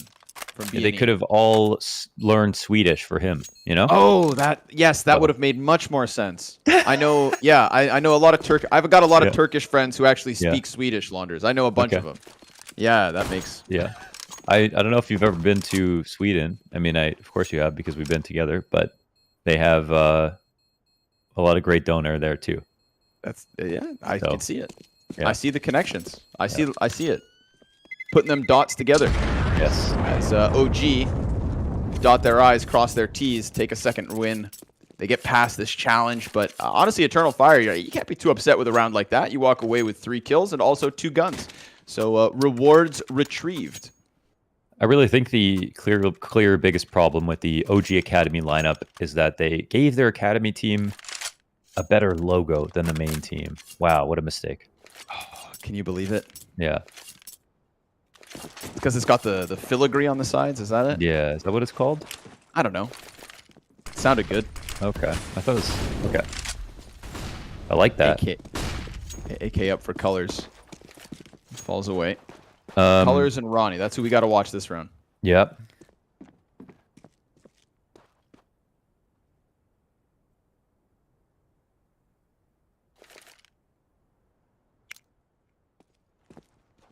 All in long.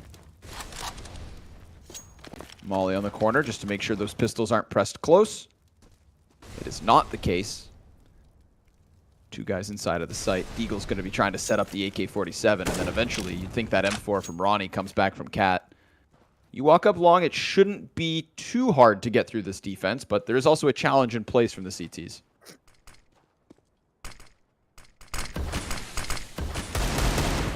Ooh. The rotations will take their time here as the T's press up. Not a lot of utility to fight back for space, so might be actually tough for Colors. I mean, he could explode on them if he likes to, but I mean, he can't just sit here, I don't think, because he could very easily get mollied out, and that's the other gun gone. But it doesn't seem like they actually know about Colors. He's going to come wide, drops the bomb one's carrier. Close, actually, as well. ready for that peek, but Sound slides through it. Marix is able to get another to the tally, and Weird Aim, well, he picked up that M4 in the meantime, so he's going to try his damnedest for the 1v4, but as he peeks into the 2Ts, he is collapsed. It is OG Academy with the 3-0 start, getting rid of the weapons that were saved, but pushing Eternal Fire Academy into their first buy round. This will be the real round to come out. We've seen some good ideas here from Eternal Fire Academy. Everything looked pretty sound on that previous round. The only thing is they could have maybe gone for their upper-lower control a bit sooner, just to take some kind of risk on the map. But they had the guns in the right spot. And ultimately, if a team goes for long control like that, they're bound. They're bound to win most of the time. So not surprising so far.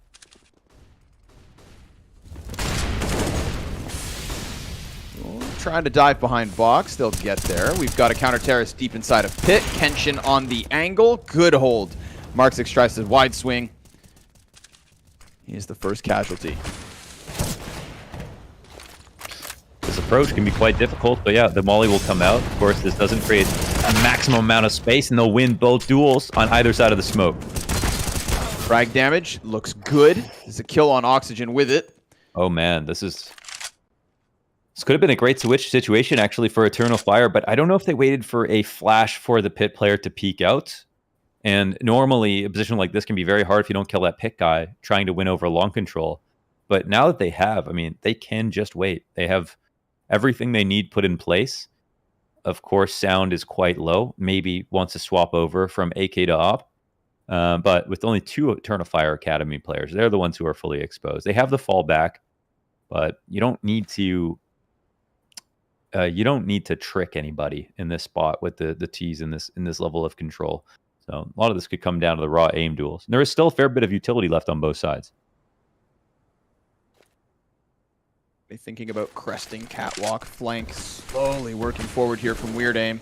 Utility's going to speed up that flank, but of course Sound keeps his eyes on it. And I feel like that's numbers advantage. You don't want the bomb to cross alone, but with 3 players, they're able to leave one to catch the lurk. And unfortunately for Ronnie, he will get the kill, but it costs him a ton of HP with the fire on his feet. The nade goes deep, and it goes both ways. Sound dunks down on him. 4 kills in the round for Sound. You see him popping off. He's getting pumped. He's getting amped, and he should be. It's OG Academy's debut map in their very first season, and they're off to that 4-0 start. Yeah, they can't stop winning. That was huge. The way that they took long, they killed the pit guy, they killed the guy in the corner of the smoke, and obviously Sound did so much of that. Protocol's there for Eternal Fire. They could have flashed for their pit player to take that first peek. That would have been a little bit easier. Actually, he might have peeked off the flash, but just didn't get the kill. That's also possible. MP9 pop into the tunnels, looking for the contact. We got a player just tucked in and waiting and playing patient because he's got tons of experience. That's Dementor. So this is the play I was talking about from earlier, where they want to do this lap around tunnels early on just to see if it's going to be long control. They already know that they've heard somebody out here already. Scout versus Op can be scary sometimes, and now it's pretty much like Op versus Op. Shake ends up dying to the second peak of Wokadia, and now Dementor will try to win one back, and in fact he does. Attention through the doors, finds him with a smoke in hand. That's some damage. Oh, wow. That's more than some. That's a bunch. And then Colors comes in through window, gets a kill. Okay, they're shaving him off. More smoke, more util. Still more players to deal with. CT's man advantage. Bomb plant, nice place. Another fake. This time Sound's going to commit to it. They basically shifted, expectant of some kind of a tunnels play. Not going to be the case. Sound goes in through windows, will bring one with him. Marix in the clutch with 30 health versus 2. One jumps in, down he goes. Ronnie taken out of this one. Colors has the health advantage onto the top box, and he gets drop kick straight off. 5-0 from OG Academy. Just from 4 HP there with Marix at the end of the round. All you need. Round and a clutch. Yeah, that was insane. What a pre-fire, what a pre-aim from the window into CT spawn. That scout was ready to pop off. We saw Wokadia take out the Op earlier in the round, and that was about all the impact he'd get right there. You know, for a team that's on their debut, I mean, we have to call it an upset, right? We've already seen Eternal Fire play. They were middle of the pack. They weren't at the bottom last season. They have a lot of reps together. So, you know, maybe Dust 2... Maybe Dust 2 is one of the scarier places they could go. Ooh, and a mistake from the CT side to kick off round number 6. They double smoked the tunnels. You know, there aren't that many smokes available every round. Did you know that? I believe there's actually 5. Yeah. Yeah, if at best. Yeah. Oh, Yeah, sometimes even less. That's a good In one. this case, there are none left. But luckily they've got incendiaries, so who needs smoke when you've got fire? 2 kills come through. Easy does it for Eternal Fire Academy, but there is an answer finally. Shake with a double op entry. Oh lord, we have a 2v5 already cut down to the 2 versus 3. And not just that, with the bomb down in the B side of Dust 2. You're actually expecting yourself to win in this position. Oh, but he One lay dies. through tunnels, and Kenshin opens up. So it falls onto Oxygen. He's going to let this one breathe a little, but down he goes to the hands of Wakadia. That is Eternal Fire Academy on the scoreboard. And it comes off of the back of a stellar first hold, right? Even though they burned those smokes, the fire went down. It cut off the first 2 players. Each of the individuals inside the B site get a kill. Yes, Shake things up with the double op, but, you know, it's not enough, brother. Yeah, mollies are also extremely solid right there, and it's the full exec coming, so they can feel it. So not only do they use their smokes, but they demand of OG that they have to use theirs on the way in. And yeah, great positions for the hold on top of it. Car is probably the best angle overall to deal with players coming out of the B site. And long control once again, keeping it simple. Mark, very close to the first player. Dies to colors, but at least he's able to barrel stuff with Nadia. Kenshin opts in. Car peek. Oh! It's him and Kenshin side by side to lock this in. Shake's got the scout, and he knows there's another player over by the car. He eats the flashbang, so that's going to buy crucial time for the rest of Eternal Fire Academy to come running up from spawn. And they're just looking to save colors as he is locked into this position. Shake knows he's still there, but he's looking elsewhere, and I guess maybe he loses track of it. Thinks maybe while he's blind, the player escapes. Yeah. I guess just felt like I've got to take some risk here, so I'm going to assume he's not Car anymore. But of course, we would both see him in that position. But either way, that was pretty fearsome. The fact that they were able to fight that way. They had the op come out late, play very aggressively into the long control from OG, and at a certain point, you get fed up. You're like, okay, you can keep taking long, but we're tired of this. We want it back, and we want it back early. Being shot from Kenshin. Thought it was the follow spray from colors, but AWP gets back into the mix there. So he was almost on him. Almost. Yeah, it was close. We give him half points. Yeah. Well, just like that, OG Academy broke. They have no money left over. We've seen so far a super simple game plan. They'll have a couple of smokes and 2 flashes as well with a heavy B default, but a pretty good counter here as Eternal Fire decided to run up and take mid control. That you're going to stay tucked in. Knows there's presence nearby. Oh, jeez. The wrath of Eternal Fire here. Perfect setup. Owned. Perfect counters, and that's countering lower pressure with someone playing off of Cat with an op as well at the bottom of the Xbox, and everything covered at the top of mid. Good stuff. Seeing a lot more CT side mid control with the change to Dust 2. Of course, WePlay have brought in the very best video to show the new changes. Did they play that at the beginning of the map? I didn't see it. I didn't see it this time. That's the best. It might be the best video of all time. I think we were waiting for OG to sign their contracts, so we had to jump right in. Oh, yeah. That one came down to the wire.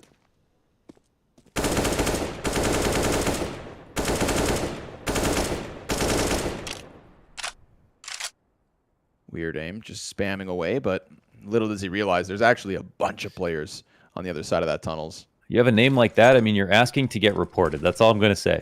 Yeah, that's very fair. Yeah. So great name, though.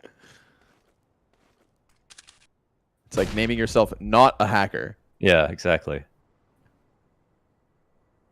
Nice op boost here from Kenshin. That should net him a kill, but it's all a matter of time. Oh, wait, what? Jesus, wait, how the What was whole that? totem?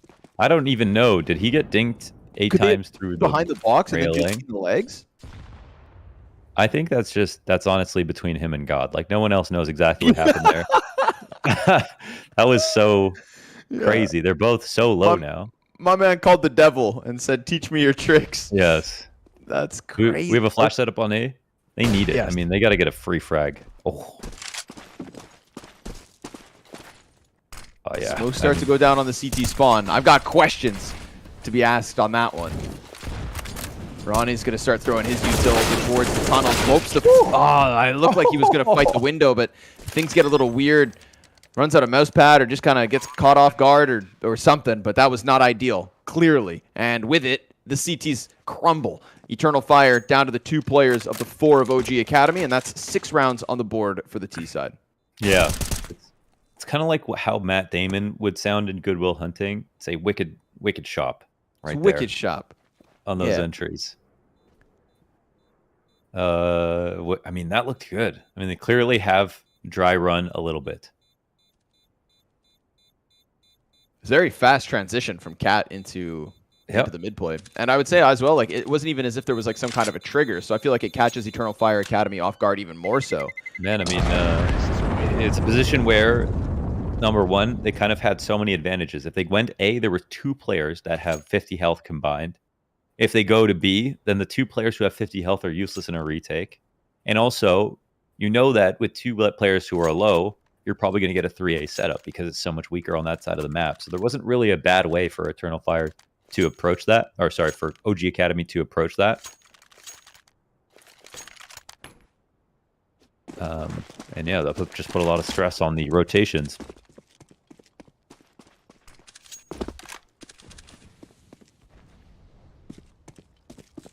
No money for the rebuy, so not the end of the world for Eternal Fire. Stream of flashbangs come flying down. Fire goes further. Oxygen headhunting here towards Pit, but a nice bit of support from Kenshin. We'll get Oxygen taken down. It's Sound with the rebound. Double kill quickly. And then Kenshin's left on the corner, but he also has to worry about Cat. So, I mean, he is in a compromised position. He doesn't react fast enough to Marix. And with that, 4 versus 2, OG Academy are now shooting for that 7th round. Weird Aim doubling around through the tunnels. Utility in front of Wicadia means he is going to have a hard time trying to get into this one. And more Fire on his feet dooms him down to the CT spawn. This is a 7th locked in. Man, that's not the way you want to die. Marix walking out Cat right into your op angle and putting one between the eyes. And he's not stopping now. Can they hunt down this last frag? I mean, they're intent on finding him. They're making very good progress too, but it looks like actually 2 are saving. I think Marix, if he's the mercenary, he's the one I would trust anyways. He's been on a tear. Quick headshot from Weird Aim. Sound's going to maybe try to see if he can run over fast enough. And there's a fight to be had here. Weird Aim can just stay tucked. Sure, he keeps his gun, and that's exactly what's going to happen. 4 rounds the lead for OG. Damn. They're getting out-talented right now. I mean, those Sound entries, the Marix, lock up, and the previous rounds we've seen from them, the skill level is definitely very high. We haven't even talked about Dementor yet.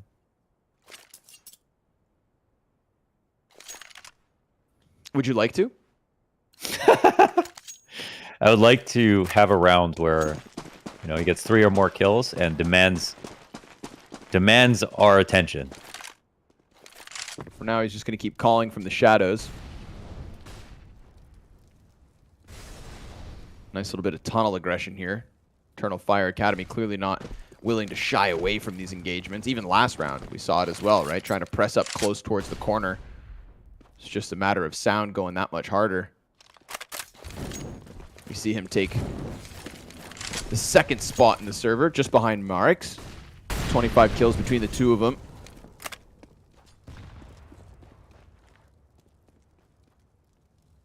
It's been great so far to get an establishing shot of all these new rosters. Playing officials here to kick off the first day of the Academy League Season 4. Learning so much already about these teams. And we haven't got Vertigo twice. Yeah, right. Oh my God. Wow. The WePlay Vertigo League. Yeah. Once upon a time. Smokes go down in front of the T's, ready to push around this. We've seen Eternal Fire just sit on this catwalk for the majority of the round, and Weird Aim will kill Dementor. So that's the mid lurk removed from this one. All that OG have are these 3 players pressed close to the smoke, and then the support of the op in the background. Kenshin combat opping as he rounds the side of that. Weird Aim's going to come through with another kill, so he's able to just stop this in its tracks. It's everybody dead on the side of OG Academy. Rock solid hold from Eternal Fire. All they had to do was wait, and then close down on those T's as they tried to press up ramp. We did see the communication break down there a little bit from OG Academy, right? They were going after their smokes came up with very little resistance besides a single flash. They were so sure that Eternal Fire Academy were going to come swinging out on their long control that they kind of froze up at the idea that, well, this plant might be free. And we have a cool one-way used on top of the site, but of course that's Weird Aim stealing the frag first. That's something that's happening more and more to counter T's who are coming up. And coming up and coming out is Oxygen with his MAC-10, free on long, trying to draw the CTs over, and he's doing a good job of it. Double setup here on top of the cat. And even though there are only pistols right now for OG Academy, there's only 1 player left alone in the B site. One sole defender in Ronnie. He's going to get flashed, throws down his fire, puts a smoke at his own feet. He's got the cross assist. Ronnie looking for his impact, falls back through it. Very nicely done. Good sequence of utility from him. Set himself up to succeed here. Weird Aim comes through with a helping hand, and then the last frag is also Weird Aim. So that's 3 kills for him on that mid support, and a very calm play by Ronnie. He sees the contact coming, puts the fire on their feet, turns up that tempo from them, and the smoke grenade to work back through. Perfect.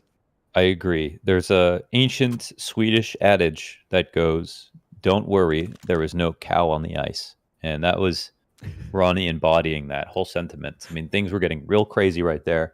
Your door guy's not picking off the first guy.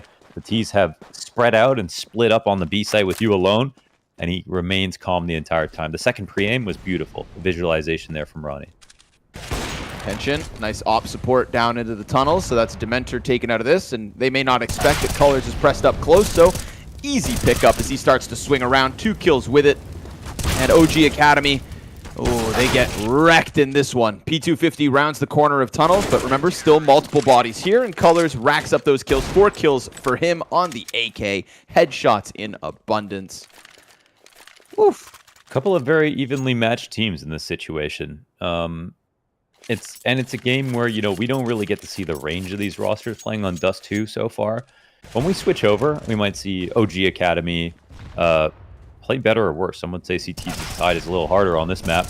That's where I would stand anyway, if even only a little bit. And Eternal Fire, they definitely could have won some of those earlier rounds, but there was so much skill that came through, shone through all of the disruptive gameplay from OG Academy, that it felt like, they just got too many good players. Is this heard?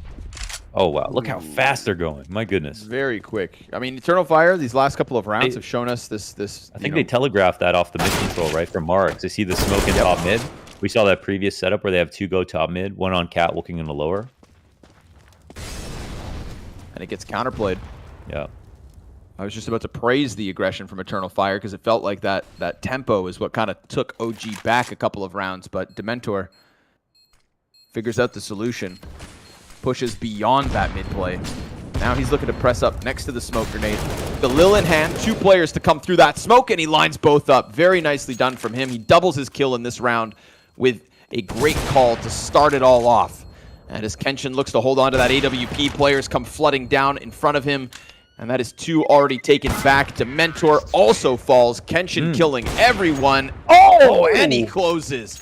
All 4 players trying to find him, and he sends them a message. Back off. Yeah, and you know what? I mean, the money is terrible for OG Academy, so that was a huge mistake to try to hunt him down. But at the same time, they had him locked into a spot where it's like, how could you not peek him? He's in CT, can't rotate out. And we know that Eternal Fire Academy wouldn't have an op next round if he didn't survive. But that actually changes the course and odds of this last round of the first half dramatically. So some very impactful exit frags, which is not something you see very often. Final round of the half. Eternal Fire looking to keep it as close as can be. Arcadia, gun back out. Ooh. Nice lineup. Some great flash dodges there. They dodged the first one, which is key. You see him dancing, dodging, dips in. Oh, Marix from top box, but of course Ronnie's there to support the Opper, so good thing that the CTs play that one as a two-man cohort. They'll also be playing a two-man advantage, and if they can get the util down in CT fast enough, maybe they're able to pressure this B site, but util goes both ways. Wicadia attacks them, and with that, it is the 7th. So this half as close as can be. Indeed, indeed. By every metric, I mean, the numerical round score, the quality of rounds, I think these guys were evenly matched. And I think this lopsided scoreboard does say a lot, about Marix and Sound. So many double entry rounds, including this lurk by Marix, the kill off cats, the long exit kills, or the long entry kills by Sound. You could really see they were very lopsided in that regard. But I think that's why Dust 2, was maybe a scary map to try to take on a brand new roster on. Because that's where it can shine. Coming in with expectations for the guys that we've seen before on the international stage, I do have to say, I thought Dementor was going to be able to offer us a bit more. I've seen him frag harder. He gets 2 Galil kills in a critical round towards the ends of things, but if he was right up there with Marix and with Sound, then I think this could have been even just like more dominant of a performance if they had that third piece, but they really just did lean on those 2 individuals. Here they are, his Galil kills, so heating up towards the end of things maybe. But still some ground to gain on guys like Kenshin lining up 4 in the save. Dude, I mean, again, Dementor is coming off 12 plus 1.0 ratings in a row. So this would be kind of his worst map in a long time. Here's the thing. Okay. None of those maps were in the Academy League. That's right. The Academy, that's why you can't sleep on the Academy League. It's way harder than you think. Now he's got his real... They're shooting back now. I mean, he played against the Copenhagen Flames, and that's in the 12 map streak. But are the Copenhagen Flames in the Academy League? No, I didn't think so. Now he's got his hands full. Yeah, now it's weighing on him.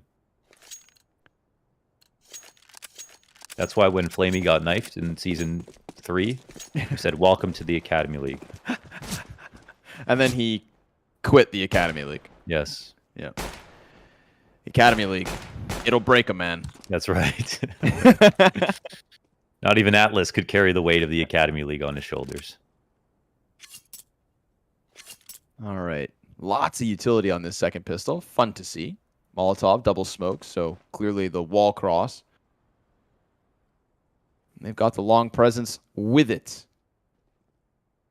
Very respectful so far from OG Academy. Oh, flub that first smoke. Now the smokes are going to be mistimed, so that's going to be weird. Yeah. There's going to be a pause here between the 2. But ultimately, they both go down. And CT's not yet biting down on this play. It is, in fact, an all-in from Eternal Fire Academy, trying to push all of their players into this bomb site. No counter utility, no HEs, no mollies for the sites, no smoke to counter the long push, just USPs, but maybe that's enough. Oxygen opens up. He's been tucked here, waiting. Mentor allows another player to cross, so now we've got 3 members of Eternal Fire stuck on ramp, and they're about to be swarmed. We've got a gunfight coming in. Kenshin closes down on Dementor. Oxygen's going to go for the team kill. That won't make things easier. Guns go dry. The reload needed. Both players, and Sound chases Kenshin. Both guns empty. Both players reloading, and the defuse slides all the way through. It's OG Academy with 9. Only because it's Sound, I'm not surprised. What a shot right there. I mean, literally, if he misses that, the defuse isn't coming in. It'd be so easy to hide. What a beautiful kill to end off the round from Sound. A well-deserved clutch, and coming off an insane first half. That was just all about showcasing how good his aim is. Hailing from Romania.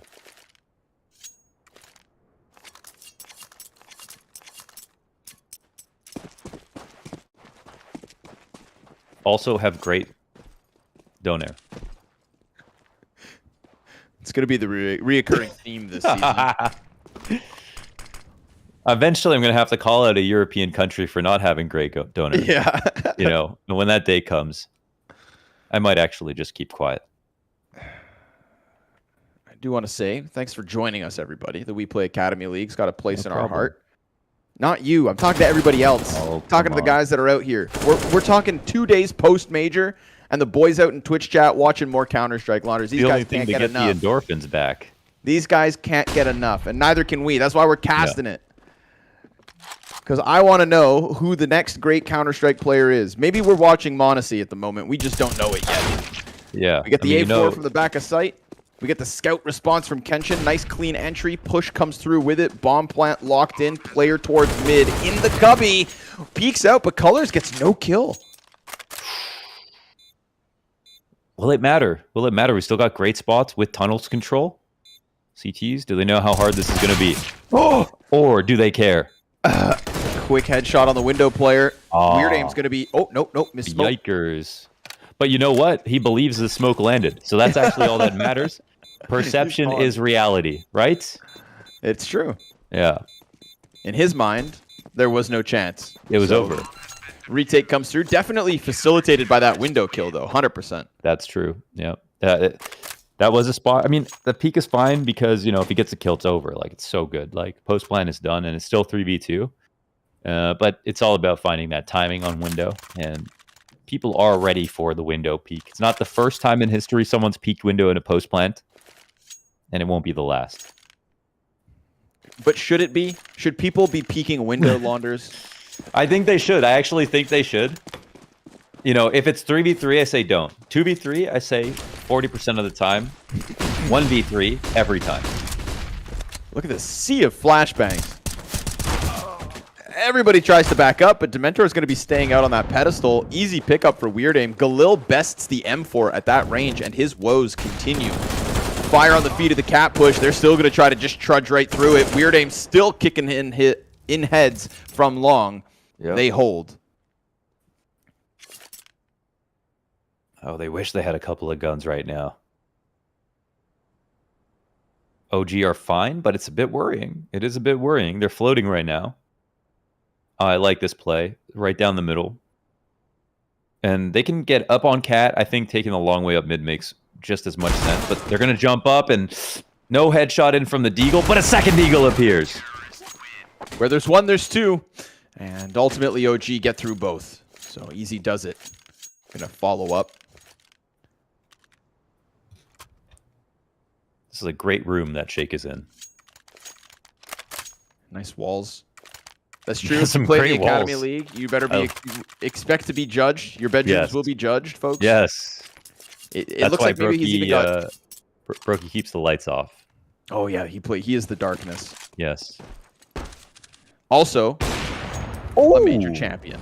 He is, in fact, a major champion. First Latvian.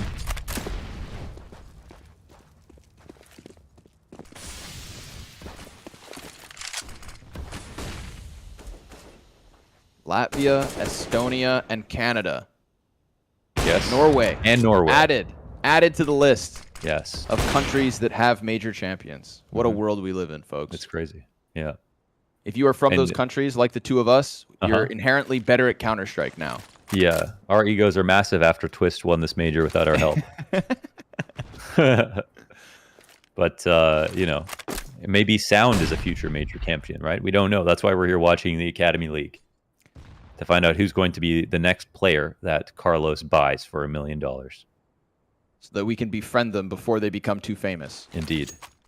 Flashbang for the cat play. Dementor, ooh, he doesn't see colors, even though he's that close to him. And if he plays this game, this dangerous game of the repeat, it could have cost him. Dementor not shying away from the engagements despite having a rough map.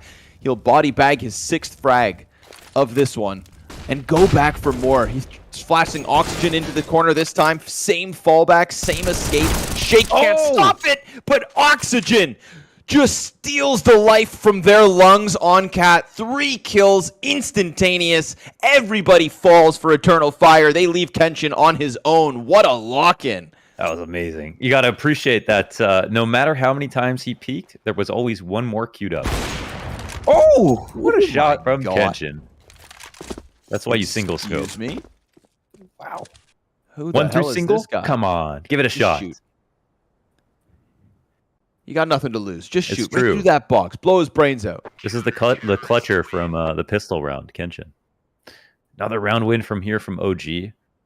And I mean, they keep it really simple. It's just a lot of cap pressure, layered with players. You know, Dementor at first, but then Oxygen second.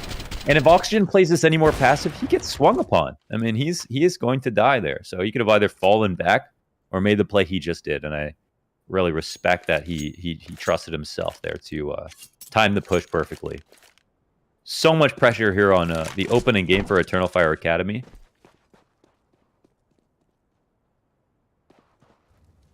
Allowing Dust 2 to go through, but not able to keep up with the individual level from OG Academy. That's always a problem of Dust 2. Tough match to start the season on as well. They didn't even know who they were playing against coming in. And even a couple of just pragmatic calls from OG Academy have got them through Eternal Fire setups. Like we saw when they pressed up for that mid control, they have a set play that they do. OG just called around that instantly. Like, oh, they're doing this again. Let's go the other way. And unfortunately, even though that mid push was so effective at one point, if it's telegraphed, it's useless. No real chance at any reopenings here unless Kenshin can use that op. But he's still watching tunnels, hoping that there's some kind of a, you know, overflank from OG. Look at their B-side setup, though. 2 players super passive on plat. Just stacked up. You know, they're doing the exact same thing as Kenshin, just waiting for a push. And in this case, B-site will be neglected by both teams. Run boost. Gonna throw a man into his death.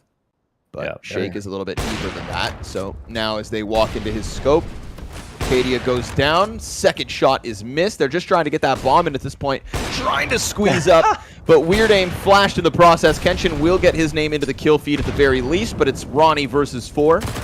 He's being swarmed. They think he's inside smoke. This is awkward. Dementor, yeah, he's doing his own thing, man. He's in his own world. But that is a 13th round nonetheless. Small thing, of course.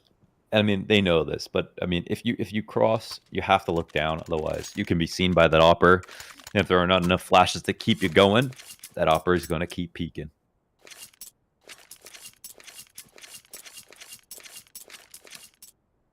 Shame the run boost didn't help. Indeed, yes. Really just makes it all look much more one-dimensional. Fiery in the second half here as OG take 13. Yeah, it's been the tail of the tape tonight. Yeah. Second halves, suddenly young bloods pull ahead. Quick evacuation of long here from OG Academy. They're just completely gone.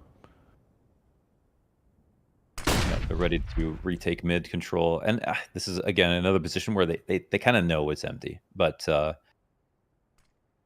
in the spots we've got a handshake agreement. Okay, we give you this control, we take that control. Let's get set up. In the meantime, Eternal Fire actually don't move. Yeah. Which I feel like gives more timing to OG to just get back and hold off on those. It's kind of like a duplex living next to your neighbor, sitting on cat. You can listen to long players throw their nades, and vice versa. You know what they're making for dinner. Shake. First one connects. Smokes all over the place. Struggling to find a second target. Ooh, late molly. T-side struggling to get onto this bomb site. Shake just locking in these frags, and with that util, it's going to get harder and harder. He gives himself a little more wiggle room. That's perfect to cut off the 2 Ts. Sound is going to wait. Yeah, he didn't even throw his first lurk smoke. Okay, they're lucky to get him out of there. They had to take that dual dry, I should say. Sound's turn. He goes in. He's going to try to pressure up ramp. More fire on the feet of the bomb plant. I mean, OG Academy. Could that have gone any better? Is that a jumping no-scope on the site? I hope it wasn't. Yeah, I think it may have been. Don't tell me. I think that was Mark's. I'm saying it. Production, don't you dare don't put it in the replays. Yeah, I think you should. We don't jumping no-scope around here. Yeah, well, it happened.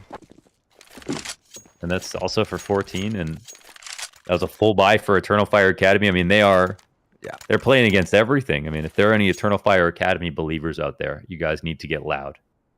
Okay. The main roster is watching. Need your support. Like if you agree.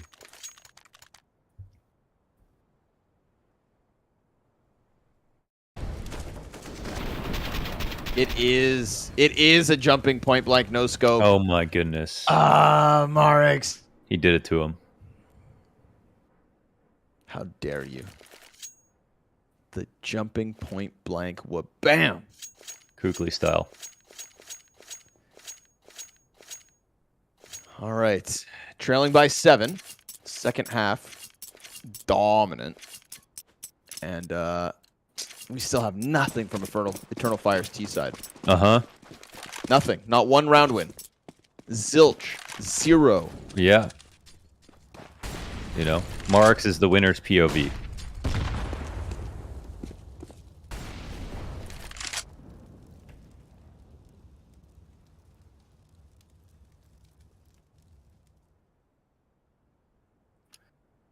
I thought CT side might be a bit harder, but it just isn't.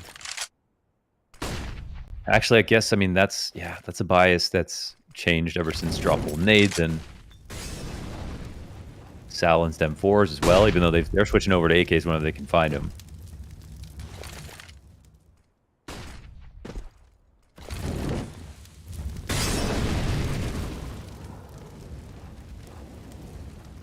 Sound waits out. Oh, he's in front of him. Oh, the weird aim finds the headshot. So he eats a lot of that flash somehow. It looked like he dodged it well in terms of getting in front of it. You know what I mean? Yeah. I know what you mean. Okay. But sometimes the Flash have a life of their own. It's true. Oh, Kenshin's going to miss that Molly lineup. Not ideal. Tries to run it back. Throws it in. Meanwhile, Mareks and Dementor. They're actually rotating back. They have one coming out mid. And they need this duel, and they'll grab it. But that's Wicadia spotted. His teammate dies. The bomb is stuck. Balancing on a knife's edge here on Cat, but that means that can he jump up and get it? He's trying. He needs to. But he's also under pressure. Yeah, Wikadia's waiting for his teammate to come and help him, and now he'll actually take it up Cat. 10 seconds left, but they have one in spawn, and Oxygen wins the first. Oh, a molly! No time! In. Oh my god, can he get it? Oh my god! Half-second plant. Shake. Jumping. Shake is so close. Oh, he tries for the jumping no-scope. AK comes off of this. Wicadia, this would be such a good clutch, such a good chance to get it through the pressure of the jumping player. He's going to try to dodge that. Wrap back around the side of box. Gets the kill to Oxygen. Just needs the headshot, but the gun goes dry. And through the wall, Shake ends him. The denial of the clutch off of the last-second bomb plant. That could have been a resurgence. It would have felt so good to win something on this T side, but he robs them. We were in graffiti territory right there. Okay, that was insane stuff. Like the amount of time left over, the molly coming his way, and then the wall bang. What a shot. We often don't see people wall bang through default from the ramp, huh? When does that happen? There's always clutch. Yeah. There's always first in the Academy League. This is where the good players learn. Well then.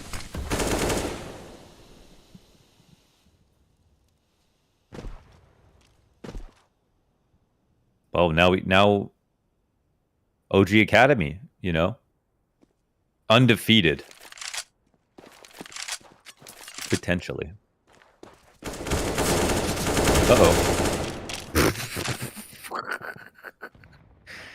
Yeah, I mean, he really wanted that to happen, to be fair.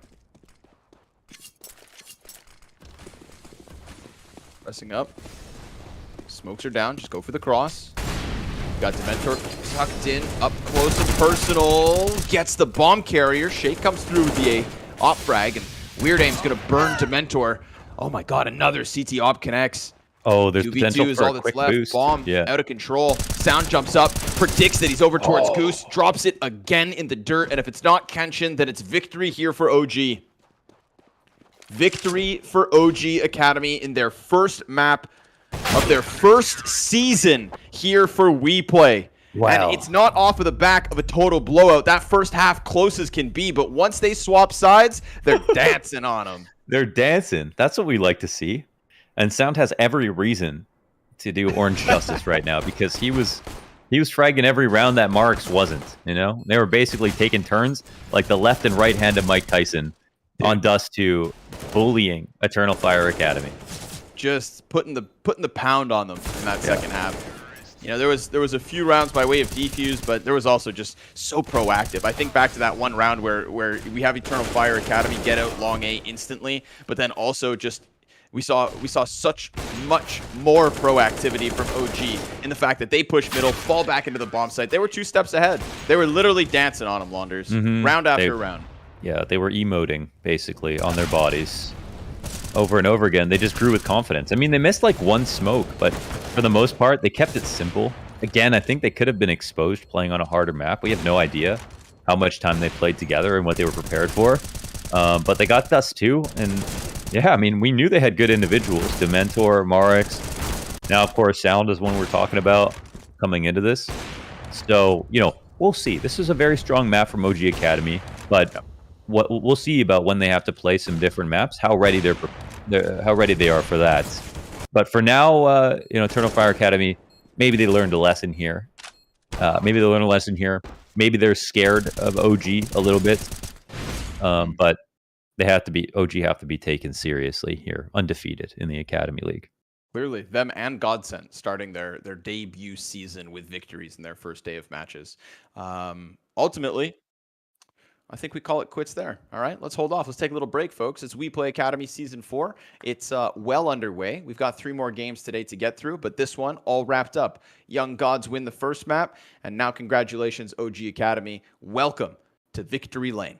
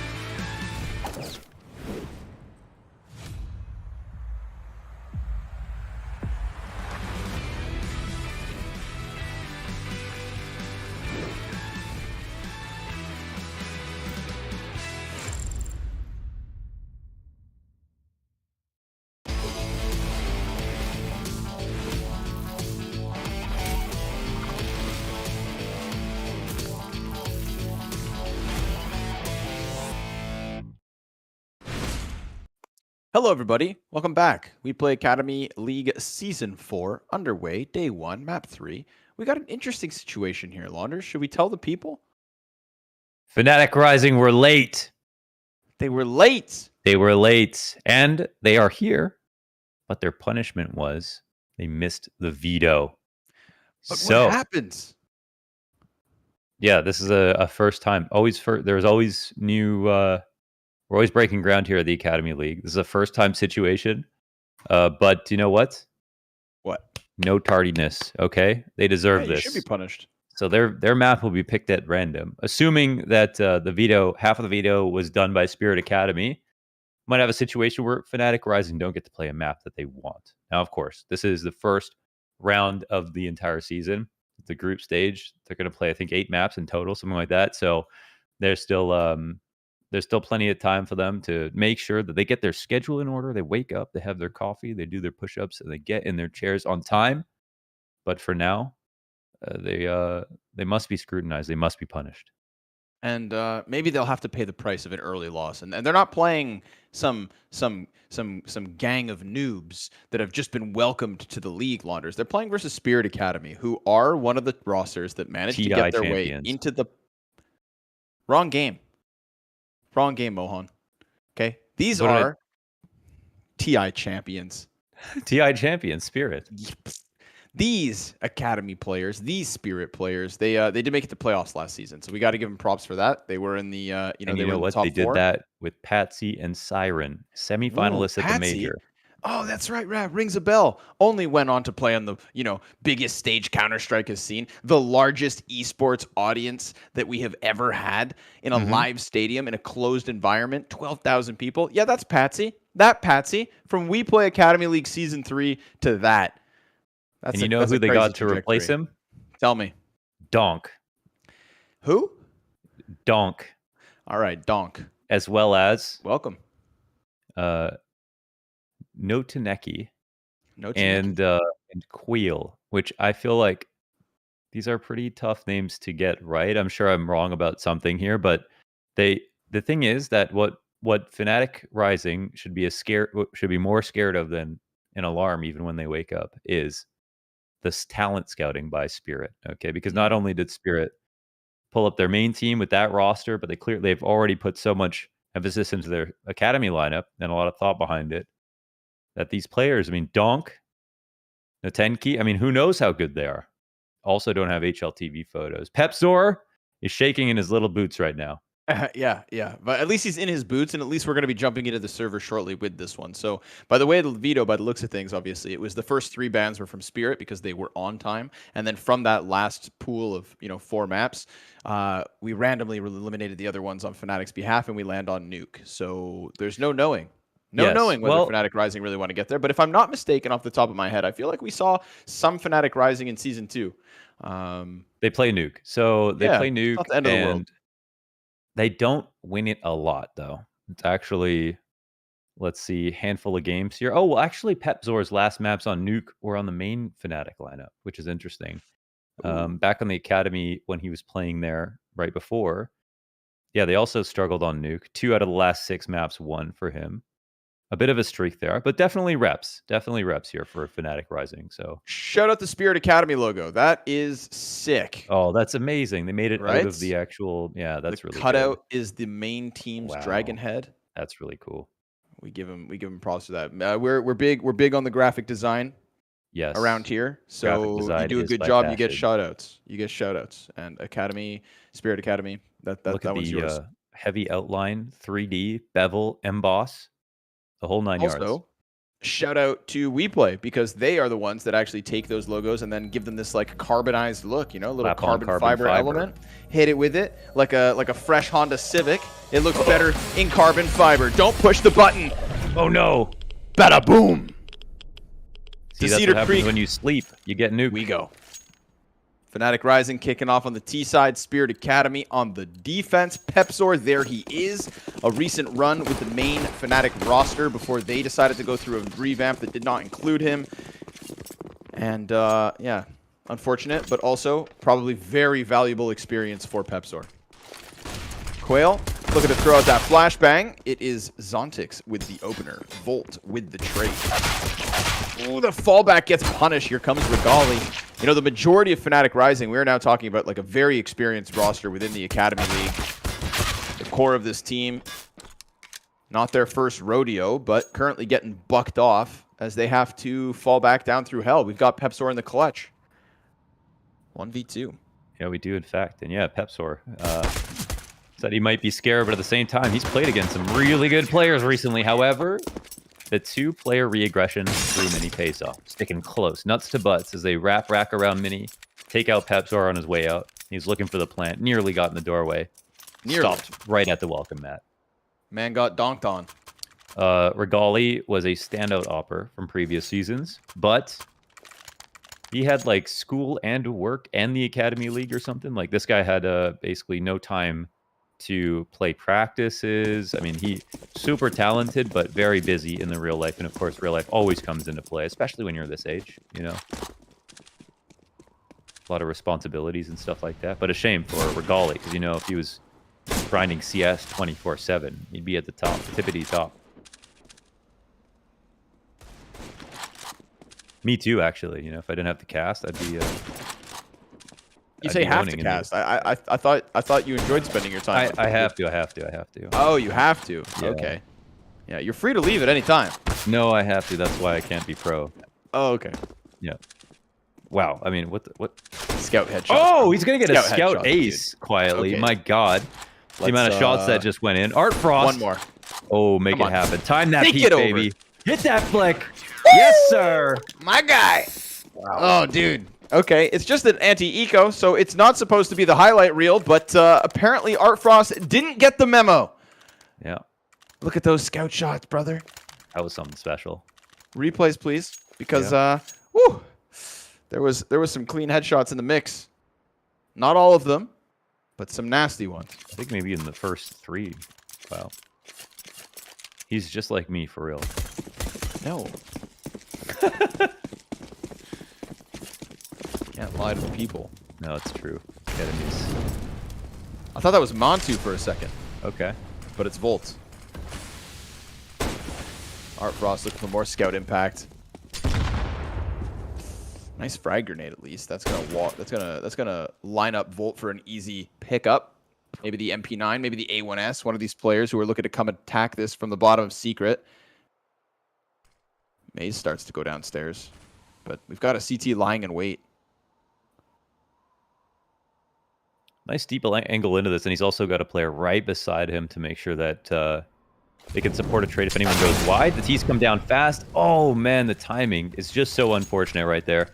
As the molly comes down, so, you know, they reinforce the setup, but Fnatic Rising returned that corner just a second before they thought it was going to happen.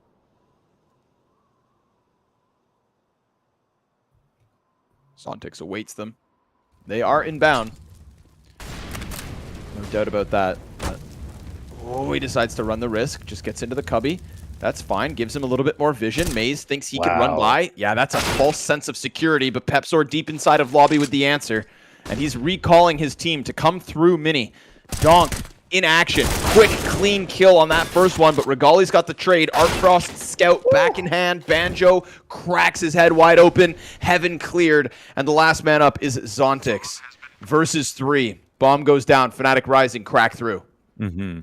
Just to get kind of serious for a second, I think Fnatic Rising are one team that we've seen great examples of, you know, the main teams integrating some of the academy players and having a lot of success.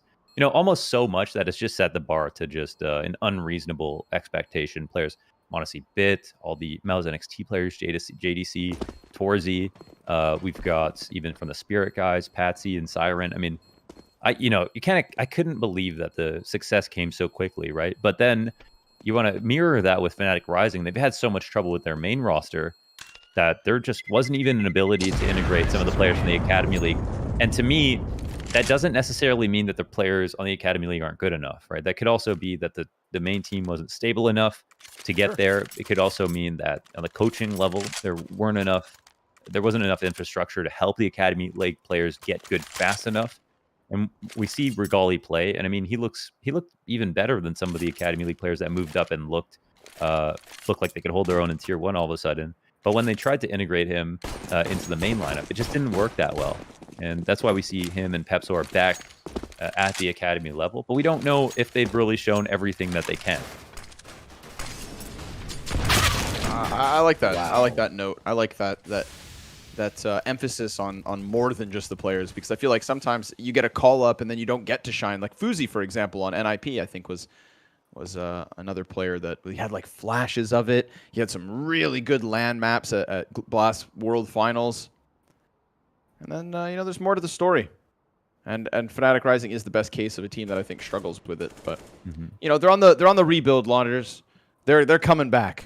That's what we're meant to believe. Right now, Hassinator, terminated inside of the vents, tries to peek into what was a large pack of Fnatic Rising players, who have now taken over this B site with no contest. Easy does it for the T side. We're going to tie this game up early, 2 rounds apiece.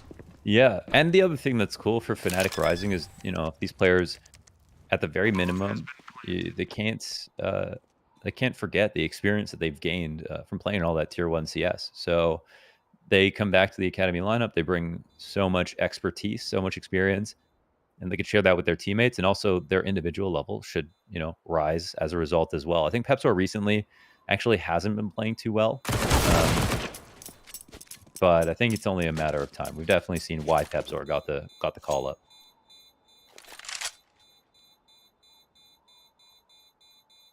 Or should survive. Regali's the only question. He's fine. He's fine. He's fine.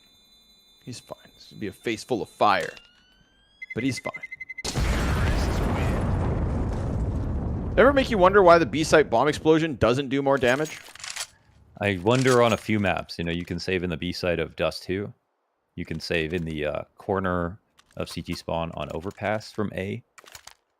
But it feels like you could run as far as you can down those stairs. You'll die at any distance. But, dude, I mean, they're using different amounts of C4. That's the only explanation that I can think of. Okay, Yeah, that makes it's sense. already a nuclear reactor, right? So maybe they figure they don't need to overdo it. Yeah, that's true. You just got to destabilize it. Yeah. That's fair. Well, dangerous games being played in Cedar Creek. Zontix peeks around the smoke, finds Volt. That's a nice 5 versus 4. Fnatic Rising going to be stunned for a second, but maybe only a second. These flashbangs indicating a quick presence into the A site. Banjo's looking for contact, but can't quite catch anybody in those rafters because it's just the USP on the outside of hut. Remember, there's only 2 guns here. One of them's now been taken down, but it exchanges hands. These AKs being gathered by the CTs, trying to group themselves inside of heaven. They're crouching forward. Banjo just looked away, and then the head puts itself right back on that silver platter. It's a critical fight for him to win, or for one of his teammates to lock down. Frag at his feet, but that's fine. There's nothing they can do about it. They concede the victory. Fnatic Rising take a 3rd, despite 4 versus 5 early on.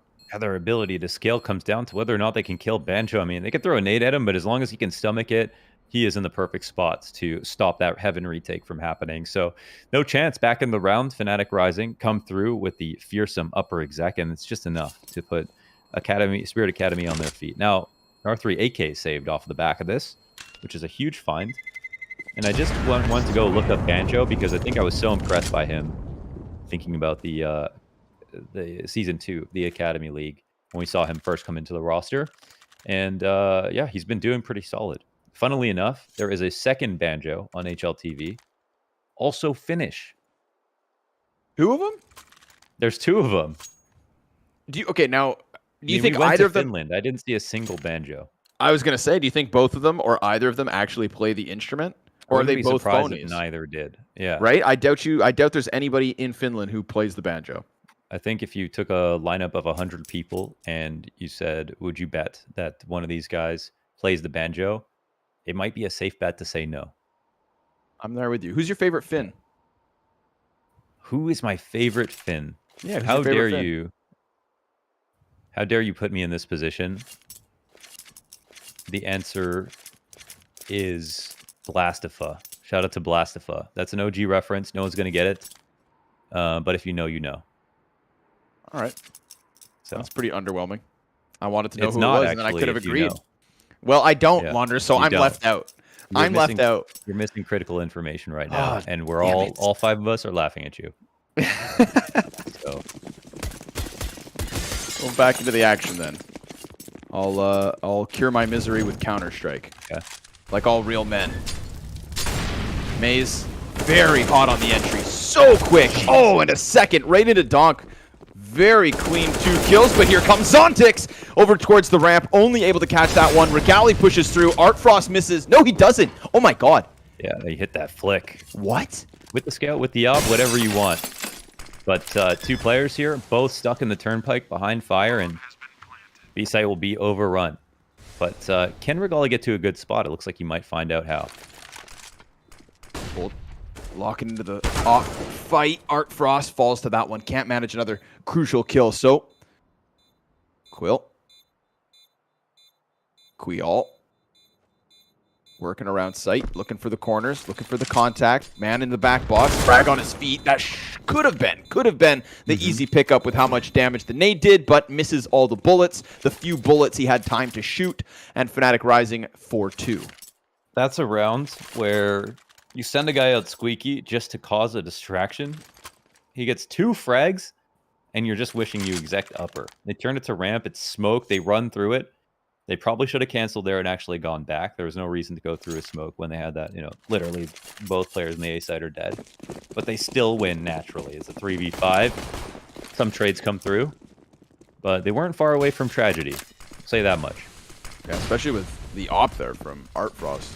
You don't want to be too rigid in that situation. Like you should follow kills even if you've got a nice plan at a spawn. Chances there. Some nice shots here from Artfrost. Very speedy. Oh, that's Ooh, that smoke is might be damning. Yeah. Oh, but he's got a great one way actually. Pepsor fires back. They decide to answer quickly. He drops that bomb. Wants to just run down into the B site. Will they wait? Do they need to? We've got Zontix trying to throw himself into the cover. Hides for now. This is a real emergency rotation spot. You'd like to get to a place like Clock or Xanteris, but with the op behind it, that'll help. Ooh. Artfrost down to 40. Fire on his feet. Zontix, players right above him, but he goes unchecked. And so, insta-kill versus Banjo. Pepsor, quick trade with the clean headshot. 3v3, bomb plant on the Astralis. And Pepsor, well, he's freed up to look around to keep headhunting as he's gotten both the frags so far. MOUZ, blind as a bat. And Spirit Academy walk back. Well. They give it up. Yeah, they got the molly down over and over again right there on the ramp, and there's actually no way. I honestly think that they might assume they'd be able to try the retake, but there's no smoke. I mean, that's the big one. Wow. So there's a chance for Artfrost to change the tides of that situation, but those shots weren't that easy, and it came down to an MP9 in dark. And overall, fnatic Rising traded very effectively to get downstairs in the first place, so the round is well earned. They all survive. And a straight 5 here for the mixed team of fnatic Rising. At least the save facilitates the rebuy. Is Brolin young enough to still play on fnatic Rising? I think so. He is 19 years old. Yeah, wow. He's fine. My goodness. Lock him in. You know, maybe hopefully he falls off dramatically so that we can see him play in the Academy League once again. That's such a backhanded compliment. Well, I mean, we'd love to see him here, but you would have to. Another fast one, trying for that double entry yet again. Hassinator, MP9, good kill versus Volt. At a bit of a distance, and the damage is very clearly there. fnatic Rising, they tried to just fight tooth and nail to get into the A site. They paid the price in terms of HP, but Zontix has a little bit of a gap, and now he's going to realize they are gone. Wow. They have slipped down into the depths of that B-bomb site. Yeah, it's a solid play, but the HP is very low. I mean, we've seen Spirit Academy. Yeah, they've got away from this. Like, you know, anytime they felt like they weren't close to winning a retake, they just left. And hey there! Whoa! Delivery. I think he was onto the save too. Yep, wow. They were trying to call it quits again. And Quial gets killed inside of the door. Yeah. How are we feeling about the name there? How do we? Yeah.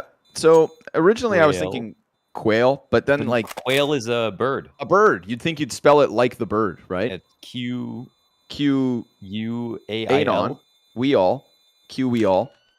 That's, Yeah. you know, if you break it into 3. It's more like a queel. Queel? Okay. Well, you don't have to make it sound bad. But you did.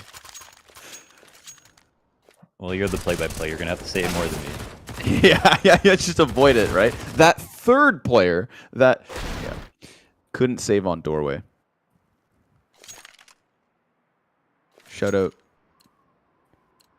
to Fnatic Rising. 6-2. Okay. Yeah. T-side on the rise.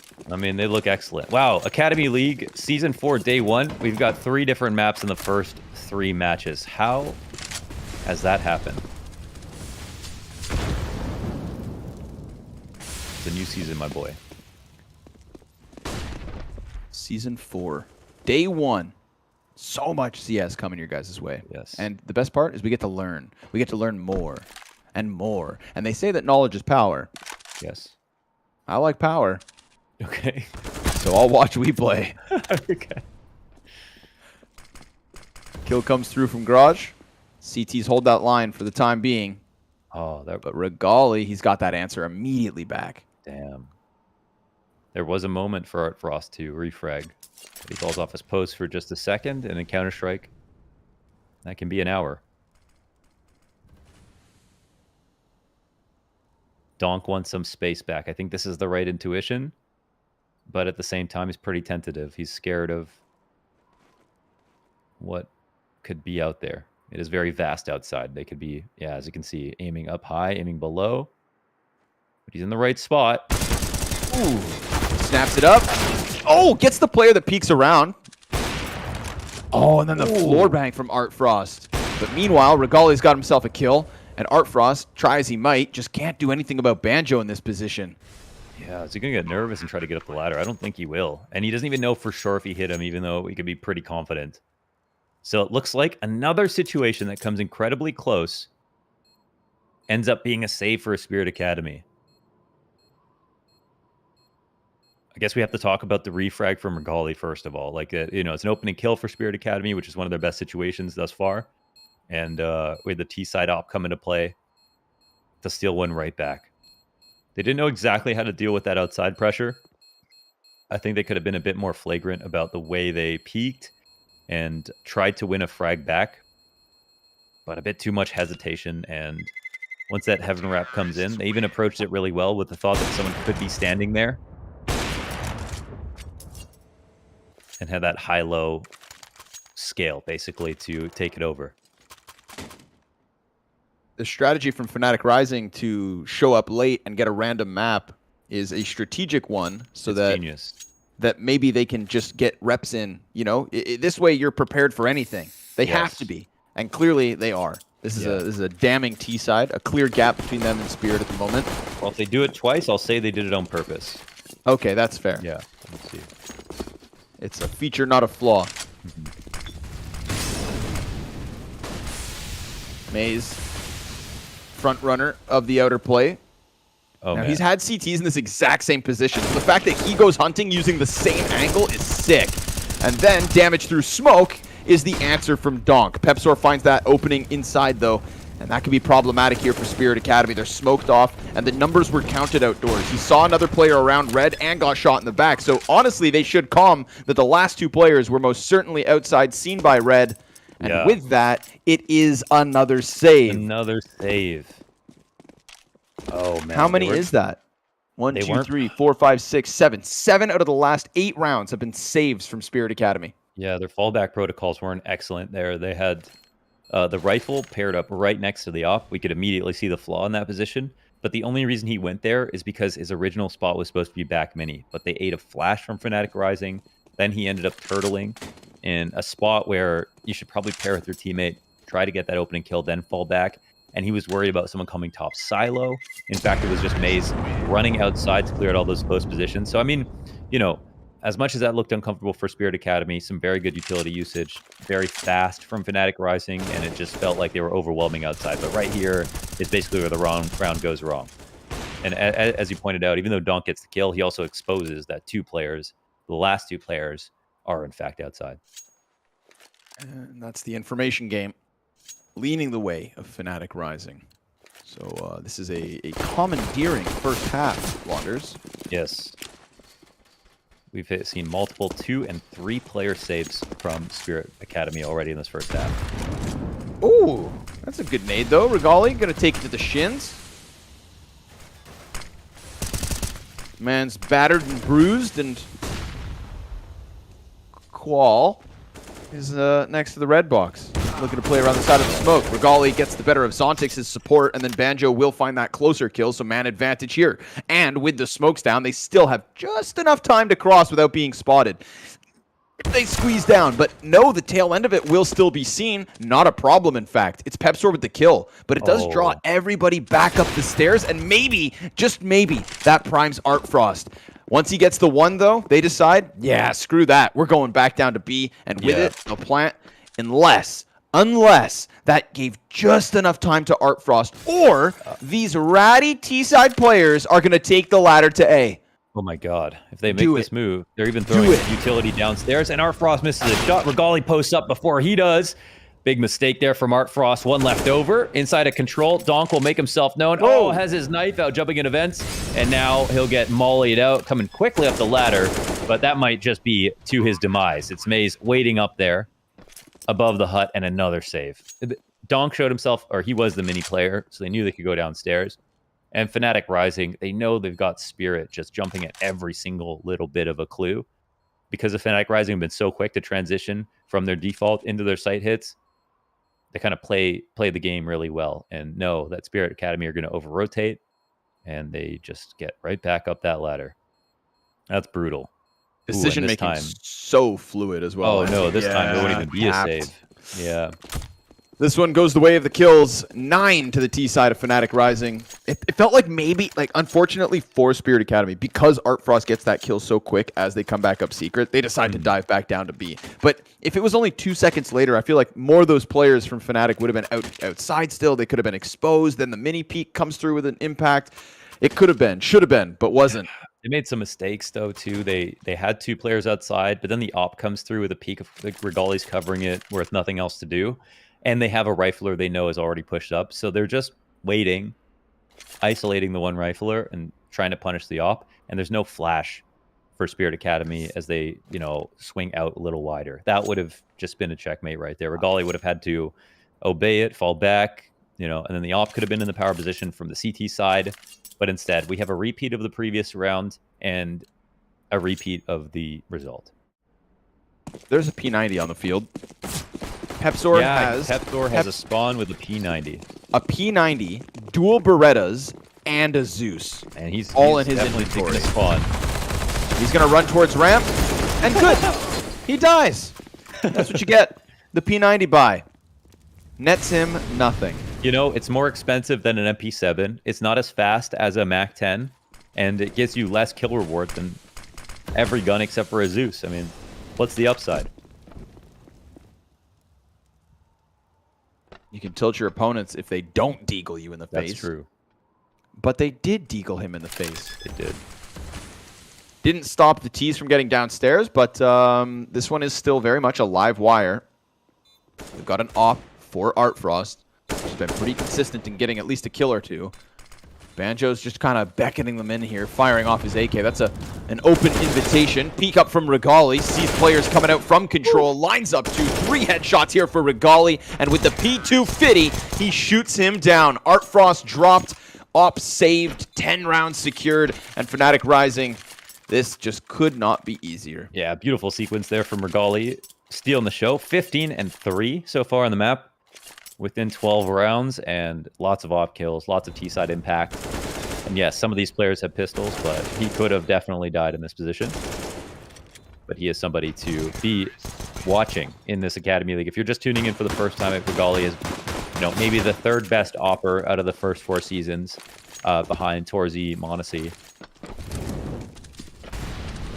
And also has flirted with the main roster already at this point. There was a momentary drop-off, I believe, in Season 2 where, we were expecting him to be that kind of next level, and then it was ups and downs, but he's definitely regained it. And tonight, we see that on full display. Scar 20 from the rafters. What goes around comes around. You buy P90s, we buy auto snipers, and now the gloves are off. And with those gloves off, Spirit Academy draw blood for the first time in what feels like eternity. We've got them 3 versus 1, but we just hype up Regali. This guy is 16-3. He's 1 kill deep in this round already. He doesn't have the bomb, and that could be problematic, but he does have 66 health and a dream. If he did have the bomb, I would genuinely be curious about his odds in this round. And I think right now, just without it, it's just so hard to get back in. But there is no one in heaven if he wants to take the risk and get up there. They're watching it from the top of hut. And it looks like, I don't know, maybe he wants to try. We'll see. Still time to maybe think about it. But as that clock starts to wind down, so do his odds of actually pulling this together. And the only reason we're even entertaining this is because he was maybe the most clutch player, bringing home so many 1v3s in the first 2 seasons of the league. But he'll be taken out by Zontix easily as he switches off to the Deagle. And we've got Spirit Academy with at least a 3rd round. There we go. Oh, he needs an auto sniper. Yeah, they got the auto sniper. No shame in doing it. And they also... No shame. He's not a little shame. Noob. Just a little shame. Hey, he's already got a scout ace, so he's allowed to now because we know. Oh, okay. Yeah, he's good with all the other scopes. You know what I mean? So. Okay. He earned it. It's like whatever Call of Duty UAV or something. I've never played that game, but you know, kill reward something. Kill streak reward. You got there. I'm proud like of the dogs when you got to win the dogs or whatever you do in Call of Duty. Frag grenade goes deep. Spam from Qual. And it's actually Banjo down. He got hit for 99. Oh. 99 damage, and he's still alive. Damn. Looking to play Spirit Academy like a fiddle. Zontic locking in just outside of the control room.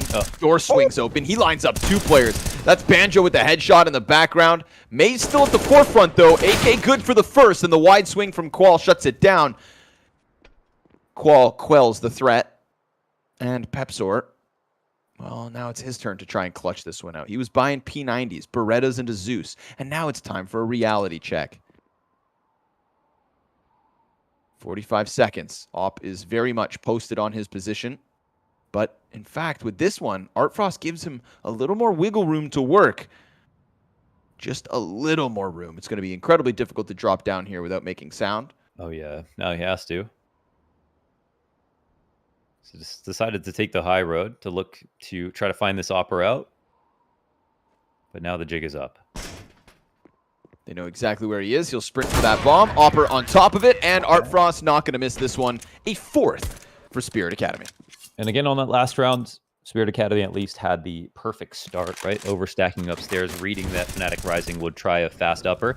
Right here, Zontix genuinely not in a good spot knowing that Decon is open, but feels like he has to take a risk after they lose that first kill. So that made sense, and he fell back on his aim in a massive way. 2 players in Decon sprayed down in 1 mag, and turns his attention right to control, knowing he's already done the job.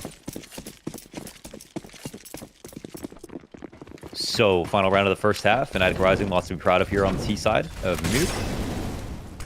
But Spirit Academy, signs of life. Bit of a recovery. Question will be, too little, too late? Maybe.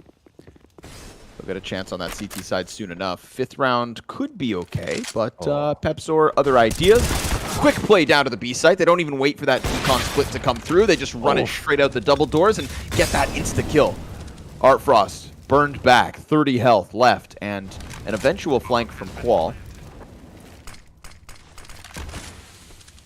Yeah, he's hitting some crazy shots, but not hitting everything. And that was kind of an important kill right there. Regali trying to press up against it. Banjo awaiting this play. Flash ahead of him. Oh, but even blind, he still lines it up. And then the push here from Regali should finish off the half. A quick kill to Artfrost. Headshot connects. And it is Fnatic Rising, despite not making it here in time for the veto, with an 11-round T-side. 3.8 KD for Regali. And 109 ADR. absolutely nuts performance by him so far. I mean, I thought it was very exciting to watch the way that fnatic Rising played, the fast plays outside, the upper hits looked incredibly aggressive, and they also had so much behind it in terms of they had some good utility that was very fast. I think this new style that they found is working out splendidly. And yeah, and Regali is very good in the chaos. Like, he's so good at posting up in a position where he is not going to take the opening kill, but he's absolutely going to be the sanitation engineer of the round, right? Just cleaning up everything wherever there's a mess. And yeah, they lost a few rounds here, but fnatic Rising had just so much bravado, so much confidence that I don't think they're going to be worried about it. No, I don't think there's a tidbit of stress in the camp, especially not with that little bit of an ending as well. You know, you deny the 5th round from Spirit Academy, you take away this pistol, 12-4, momentum's there. This could be a quick one for fnatic Rising. Spirit Academy, so many saves in that first half as well, right? Just trying to play the economy game, trying to get their war machine up and running, but every single round it was, you know, early deaths and positions they didn't want to gamble. Yeah, I think that's like I think that's the big one, is opening kills for the T side. Just way too many, way too many. So we'll switch over and see how prepared Spirit Academy are on playing this new T side. It's hard to do, but anything is possible.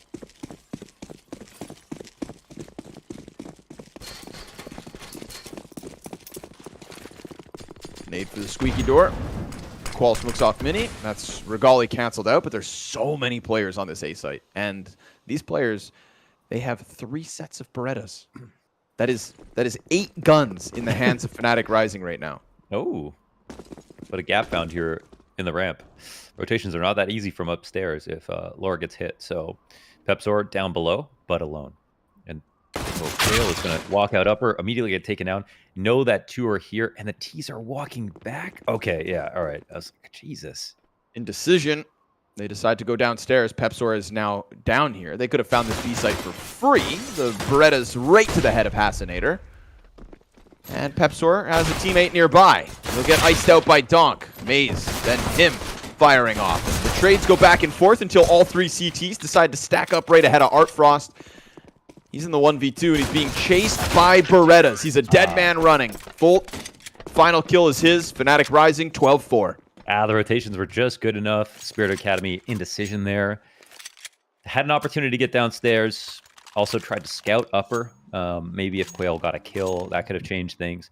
Or maybe it would have lured them into an even worse decision of going upper with, you know, still 3 players alive and ready to fight. And the dualies end up being the strong, smart purchase here for fnatic Rising. Clearly made an impact on each of those individual engagements.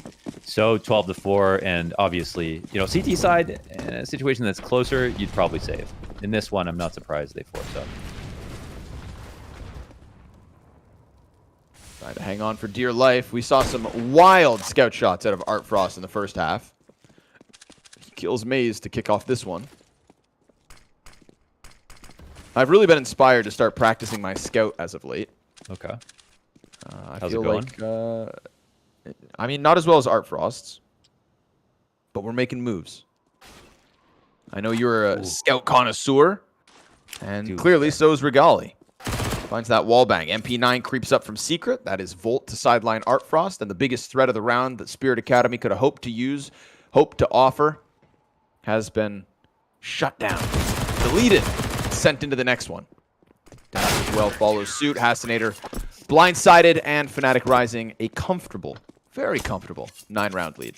God damn. Could be the quickest one of the night here. This feels like, you know, the most one-sided game just by, you know, how much better fnatic Rising are than Spirit Academy. Some of the other games we saw, you know, insane second halves, but they were so much closer in the first that you'd say it wasn't so lopsided. And right here, another slight investment comes out. I'm surprised this isn't just a, you know, full save. But I'm sure they've done the math.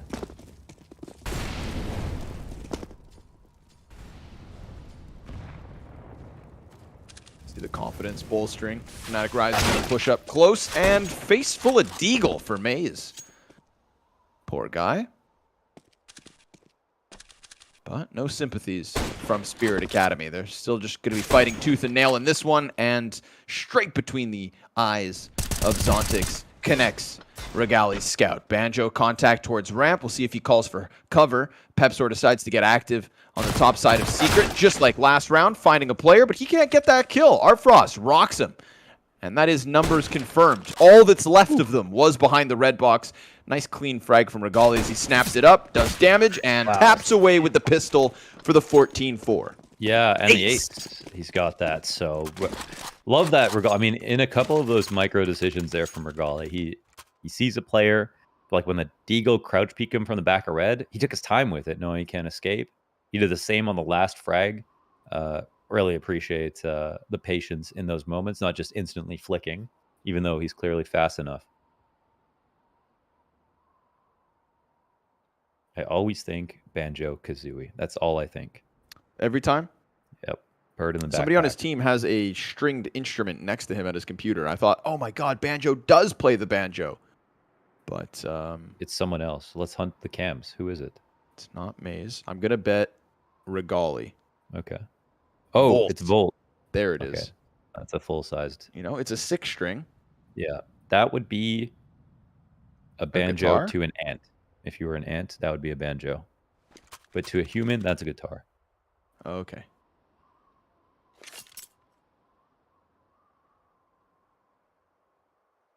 Banjos are weird instruments. Yeah? Yeah, they sound pretty odd, man. Yeah. They're very round as well. They kind of remind me of Norwegians, you know? Funny because to listen to. Oh. Because they speak like the mountains in Norway. Up and down. Bouncy. Bouncy like the mountains of Norway. Yes. Met Young some Donk? fantastic Norwegians at the major. Did you? Yes. And they had me internally giggling, you know, no matter what they said. Did you tell them that they spoke like mountains? I did, and then they walked away. They said, delete that picture. Screw you, Launders. They erased your name from their mouse pads. Pikachu with glasses. Wow, Pikachu has gotten old. What's the weirdest thing that you signed at the major? Stomach. Okay. Yeah. All right. Yeah, that's something. What about you? What was the weirdest? I'll tell you the weirdest thing that I didn't sign. I was walking with Freya. I was walking by, and we weren't in the crowd. We were next to the crowd, and as we walked by, like we were on a ramp, so we were underneath them. And some guy goes, "Freya, Freya," and she didn't really hear him. So he goes, "Scrawny," and when I looked up, he dropped his shoe. Oh, and a marker. Also shined yeah. The guy's shoe. But he once he got my attention and dropped me the shoe, he said, Freya, sign my shoe. So I gave the shoe to Freya, and she signed it. And then Freya, out of instinct, offered me the shoe to sign. And the moment I touched his shoe, he said, "No, give that back." Oh my god! And he only wanted Freya's to sign his shoe. Oh my goodness! And you know what? I'm okay. I get it. Freya is an absolute gem. Maybe he only wanted hosts. He only wanted hosts. That's it. So I think he had Shox's signature on one and Freya's signature on the other. That's unbelievable. I would have signed it out of spite. It wasn't even a nice shoe. I would have just put a huge black line across that shoe. He's so alpha. I remember that shoe was white. I remember. Yeah, full white. But I wasn't looking to ruin his day. If I signed it, I would have been like me keying a car right there. I would have just ran my marker across it. I would have just not given it back to him, and then that guy would have had to walk around the stadium with one shoe. Andy. Yeah. Then beer-stained floor, and he's just walking around in socks. Ugh. And you know what you got? You got a shoe signed by Freya and Shox. And what does he have? One shoe. Oh, we're back into the action. Quick little pause. Tech issue solved. But the round loss issue for Spirit Academy is still ongoing. 10 rounds the deficit. Buy at the very least. Let's see what they've got left in the tank. Yeah, kind of running on fumes here. Ooh, but Zontix slips into the garage. That's interesting. Mm-hmm.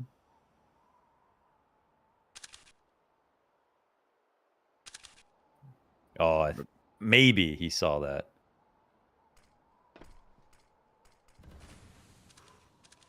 It seems like he did for sure now with the other rifler taking that spot. I mean, we're already seeing very sound adjustments here from Fnatic Rising on CT side. Spirit's Academy didn't seem to have the same level of awareness. We see Papsor searching outside, very smart by him. But do Spirit Academy know they're being hunted down? It doesn't seem like it. Still, there's only one player in a lurk position outside. He can activate whenever he wants. And there are a lot of times, moments he can get timings. Frost opens, though. Oh, Zontics. That's a clean. Message. Slides out of the side of Garage. Instantaneous headshot. MP9 here from Bolt off of the top of Hut, but he's already got a player on the floor. Pepsor decides to try and take to the heavens. Qual's planting front silo, and that means MOUZ has a tough job. Oh, but Donk gives cover. Thank God. That op was spinning like a top behind the vents. We've got Spirit Academy breaking through. Well. And off of the back of some crazy shots. Yes.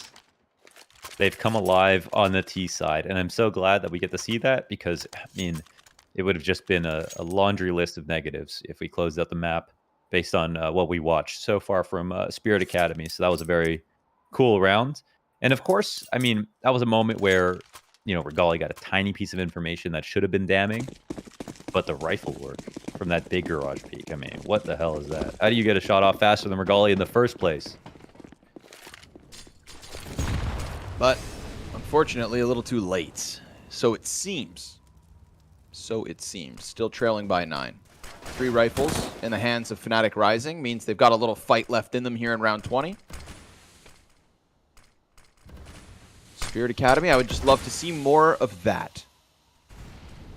More of those wide swings from Zontics. Eagle, though, right next to the vent. That shuts down one. Banjo comes through with the M4 kill, and he is still alive and kicking. In fact, everybody from the CTs with weapons. Banjo, tons of damage from those rafters. And he leaves Regali, who, may I add, is 25-7 in a 1 versus 2 clutch. Yeah, and I don't know. He could walk down there if he wants to. He does have the op to work with. It looks like you will attempt the clutch. I mean, Regali, he's always good for a clutch.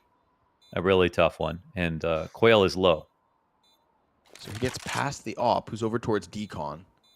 He's going to try to come at this one from a different angle. Time already halfway gone on that bomb. And yeah, he decides without that quick opening, if maybe he had found somebody inside of the vents or whatnot, he could have gone for it. But instead, he'll concede this, and that's a 6th for Spirit Academy. And tougher economic situations coming for Fnatic Rising. Indeed. I mean, that one came down. It was a weird buy, and that one came down to save guns moving forward. One push, I can't remember who it was. Zontics came through the mini smoke and instantly traded the mini player. That guy could have easily stopped 2 coming out of Squeaky, and that would have been a level of hectic that Spirit Academy wouldn't have been ready for. So, no, very close situations, but to flip it over, to their credit, very good spacing. Very good from Zontics to go in as fast as he did, not baiting his teammate there. And another round that's, it doesn't end upper, but the odds of the round basically go skyrocket as soon as those entries come in. So it'll just be the one op from Regali saved into the next. How do you deal with that? You start boosting players inside a ramp room. Cross your fingers and hope they come. Yeah. Let's see if they kind of move blindly into this or if they'll try to scout. But we have seen a slower tempo from Spirit Academy, and one of the biggest benefits to that is being very careful on anti-ecos. Ooh, but if they play secret, then they're going right to that op. And this is one of those positions as a CT opper down here that you have fallback protocols. You've got a shot and a fallback and then another. But if you miss the first one, you don't get second chances. Yeah. If you miss, you die. And if you die, Spirit Academy take over this B bomb site and chew through these measly USPs. That's all that Fnatic Rising are using here. Flub Molotov is going to make things a little bit awkward, but the AKs still prevail. Everybody's dead on the Fnatic Rising side of things, and that is now 7 rounds to Spirit. Yeah, Spirit looking for dignity, earning some respect here from Fnatic Rising.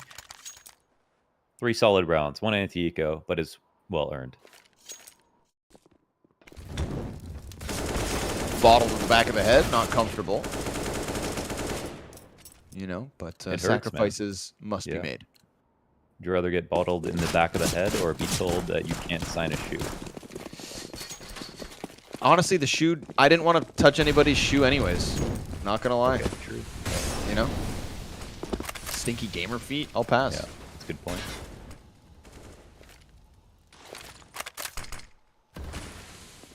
Wow, he used all his strength to get that nade up. Yeah, and he tries to peek with it. Ooh. Will succeed in killing Qual. Oh, they shut down both lurks outside.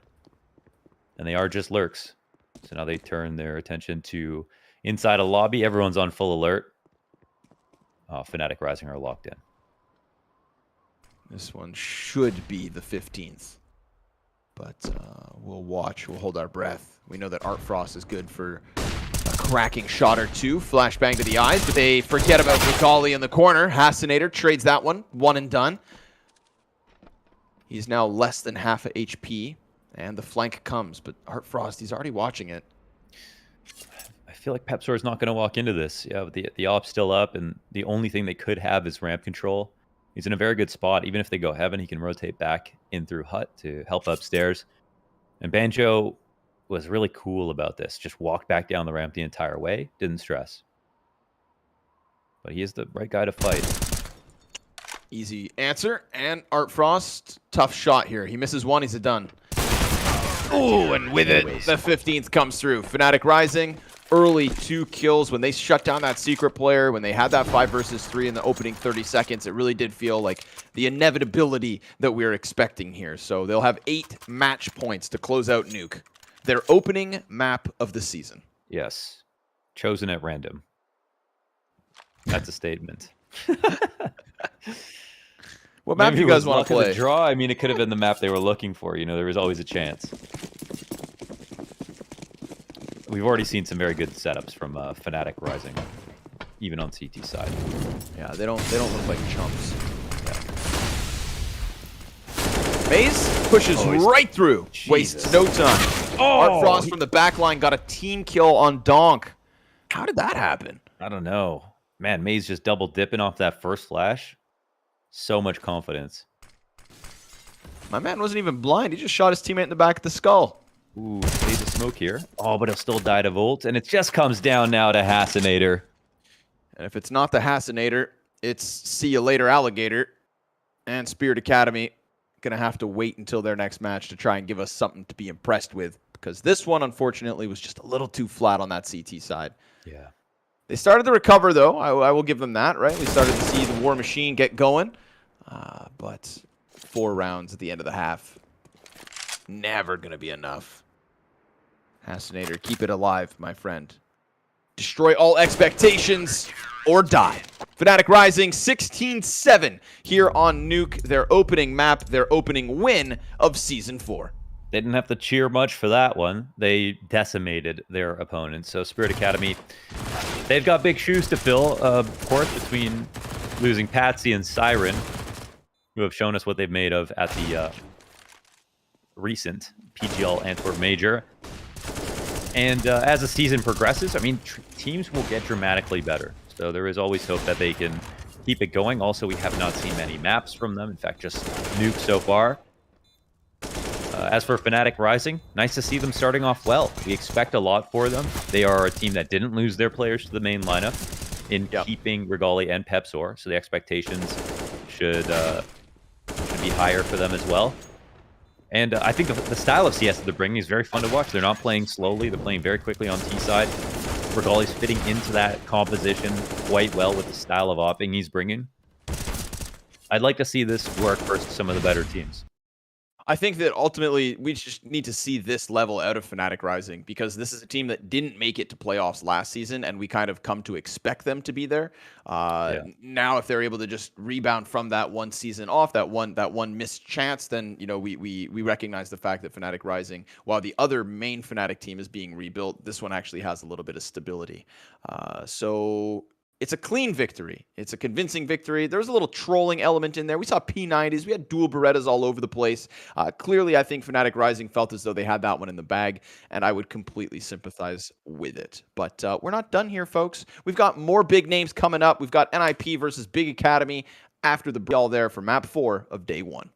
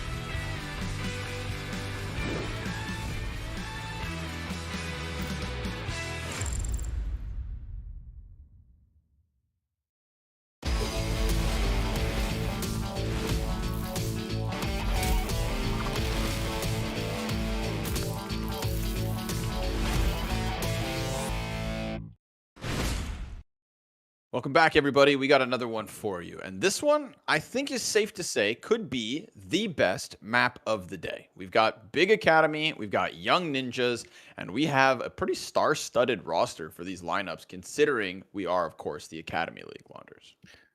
Literally Keto's first game on the Academy team. Dude, I mean, that is like the expectation for Keto is so high. And of course, the Academy League is not easy. And we have seen some lopsided score lines here, but there will be teams, especially ones that won these games, going up against each other where it's going to be tough. And this game is going to feel like one of those because BIG.OMEN Academy, Young Ninjas, they're legacy teams here at the Academy League at this point. They've been here from square one, and they have put up great results. I think BIG.OMEN have gotten to the finals, I think, at least once, if I'm not mistaken. Yeah, And yeah, and so this is the banger map. This is the 5-star HLTV map of the day, and we'll get to see Keto make his appearance here at the Academy level. And again, it's like he was so competent at the tier 1 level that moving down, it's even more than Flamey. I feel like my expectations are even higher for someone like Keto than they were for Flamey, even though he came off of Navi, just because I agree. Flamey had like a steep decline, but Yeah, Keto is always 100% keeping agree. up. Yeah. No, that's very true. And if this is his first map, we have to remember. So the last time we cast a WePlay Academy League, Big did make it to the finals, but then fell out in their first match, I think. And then last season they were in the grand finals. So now you're taking a grand finalist team that wasn't able to win a map versus MOUZ NXT, but still got to grand finals over everybody else, and you add Keto. This, I think, really puts Big Academy on the map this season. So, no, definitely worth keeping an eye on. And this one goes to Mirage. So we had Big do their first bans, and NIP decided to bring this one to Mirage. Mirage is a great map. It's a great map. Hard stop. Yeah, it's a great map. It's a map that they are both good at. So I think this is going to be really fun to watch again. I also, on the other side of things, we have ZTR, who's been around from the beginning and spent a considerable amount of time on the main lineup of NIP. He was the first player to get the call up, and really, he had some struggles, but he also had some good moments. And I feel like we were getting used to seeing him on the main roster. So when he got moved down, it was kind of like, oh, okay, maybe there will be a lot more parity between the main and the Academy lineup. And we saw some others go up and down, LNZ to name one. And wait, where's our Opper? Where's Fuzi? Where's Fuzi at? What I don't is know, man. Fuzi doing, actually? Fuzi's nowhere to be found. Let me go Lost check in on the him. Swedish woods. I thought we were going to get Fuzi because he's no longer on the main lineup. But maybe he is. Yeah, he's not playing properly on the... revamped. Right. Oh, right. Properly revamped. NIP Okay. have decided to make bigger moves, Mohan. Okay. Big well, I mean, moves. Big money moves. Partly that makes sense, right? I mean, if Fuzi gets the call up, it doesn't work out, then they don't see him calling up again. Right. Then why not try something new? I liked Fuzi, and I thought he was definitely great, especially when we got the LAN portion of the Academy League.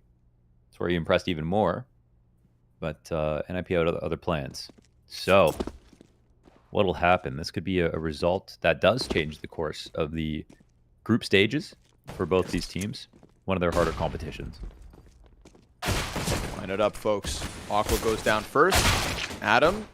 And Adam again. 2 clean kills. DTR towards middle will pop those vents and get popped by Keto. The fact that I am looking at Keto in an Academy League game, that is exciting.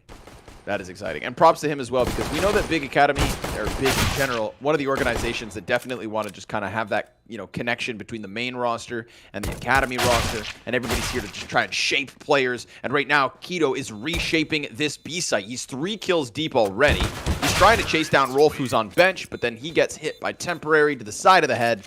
So it will be the Young Ninjas with pistol, but tell me Keto's not ready for this game. 3 kills deep already. Yeah, we just showed he's a heavy hitter, but he was also the only one to get kills. So, yeah, we could talk about how good one guy is, but he's going to need some help. Of course, that help is there. We know that Process, that Aqua, they will deliver. And some of the new players are going to have an easier time with the amount of, top heaviness of the roster and experience.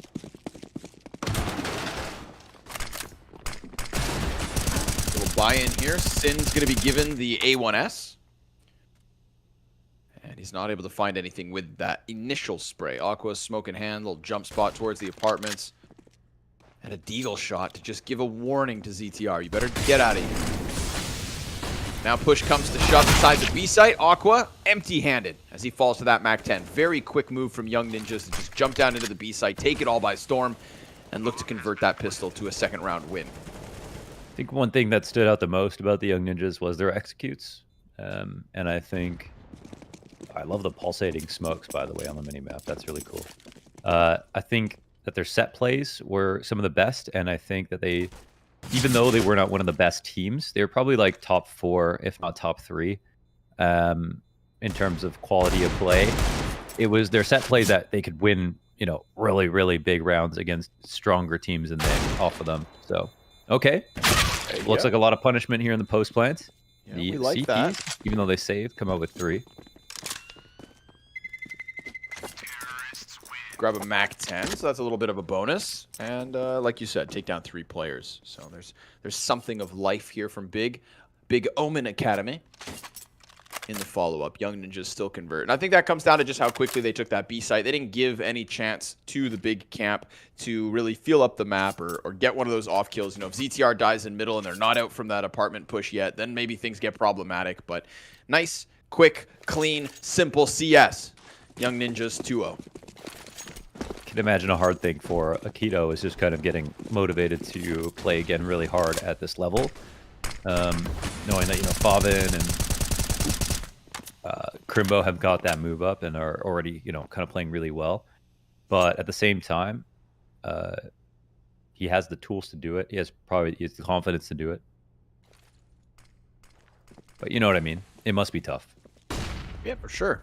You know, to keep that motivation to go from, you know, playing in the biggest leagues that Counter-Strike has to offer, to now being in the WePlay Academy League, where, despite the quality of Counter-Strike going down, you know, and the stakes also going down, you've still got to be just as motivated. And I think the comparison you drew to Flamey earlier is an important one, because Flamey actually struggled in this league. Yeah. And he was coming in with some struggles already on his back, but we never really got that, you know, that pump up in energy or forming of the other individuals that we thought maybe a guy like him could bring to it. And I don't expect the same from Keto. I think Keto, you know, I've got respect for him because I think this is a really cool mesh between the main roster, Gob B's idea of being involved with both teams, etc. This is just him believing in German Counter-Strike and the development of the youth. Actually, I think I said Gob B last map, but I definitely remember it was actually Tabsim that Aqua cited as the guy to kind of come down and help. I don't know how much Gob had. I think it's really easy to say Gob just because he's, you know, he has to do so much with how good because he is German Counter-Strike. He is German Counter-Strike. So maybe he did, but he also was, I believe, coaching or playing Valorant. I don't even know. I think he was coaching the Valorant team that played really well as well. So not sure if he could be spread that thin. Of course, Gob, he's everywhere. So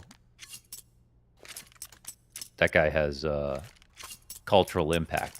Okay, we'd be saying Gob's name for 5 years after he retires. There's a player still around. I don't know if there's anybody in Germany who loves Counter-Strike more than him. Yeah. Now the main roster coach as well, so never too far. Incendiary top mid, nobody there. Young Ninjas 3-0 start, now going to be tested here versus the Guns. Keto down into the underground. Double kill with the M4. Yeah, they get chewed out. That's B site fully cleared. He has that confidence to keep on going. And they see no one's top mid. They see this walk up coming in underpass, so that means the plans become a little bit more obvious. This forces Young Ninjas to wait. Because they can still potentially threaten upper B, but Keto just starts to push it, and now they'll know. Overstack here from the counter-terrorists on the A site. It's exactly what they need to deal with what's left of this offense. Matter of hitting shots. Op flashed. Max with 1, and Process eventually cleared. Goes down. Ops sing between Hyped and Sin, and it is big with the first round win. So that's pretty much a checkmate as soon as Keto makes that push. takes 2 down.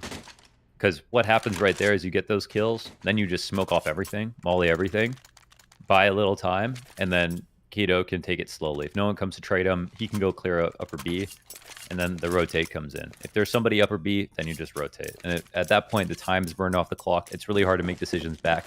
And NIP, you know, what they needed to do, of course, was spread out again. But 3v5, that's really hard to figure out your way back into a round.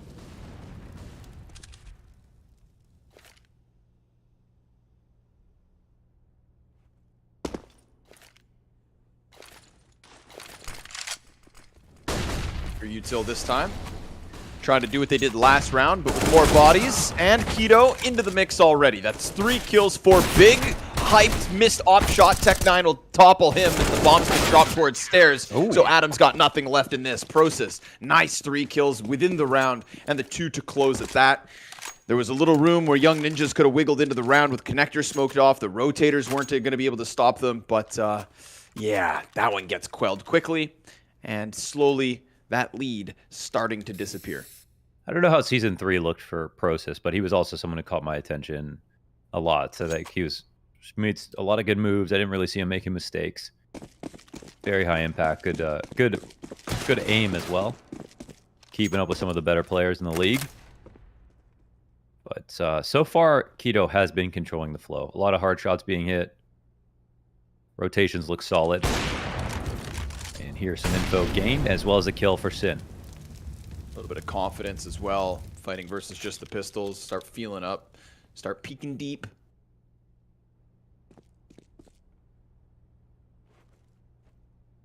Little run boost here from the Glock.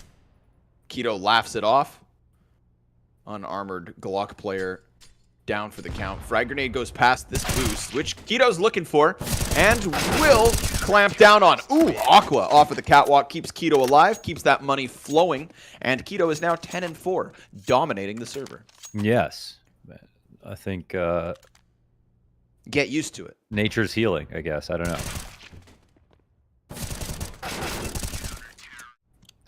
The weird part must be figuring out, like, is there a way I get back on the main lineup?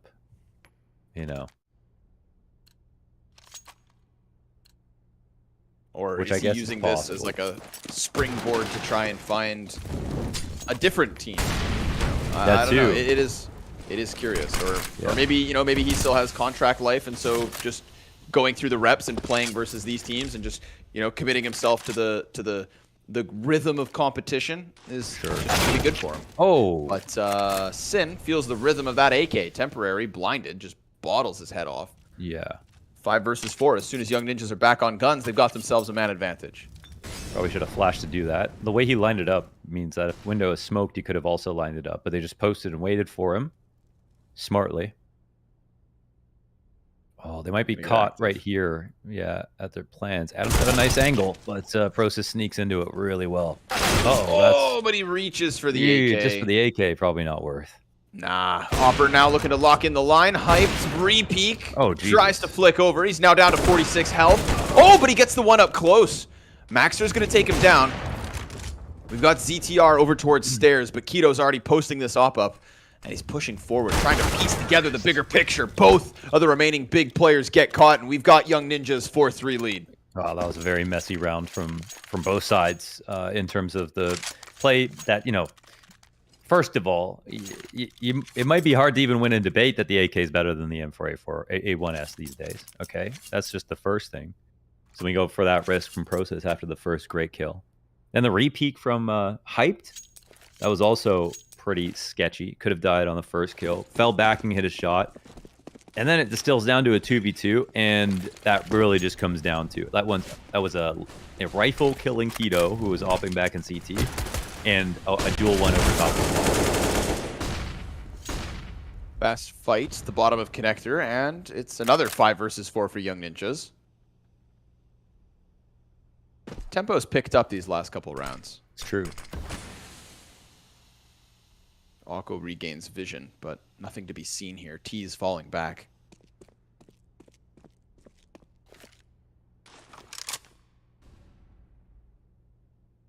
Rolf's got to be a little bit nervous about that B push. Could be a possibility, but Hyped hasn't gone any further than the windows on site.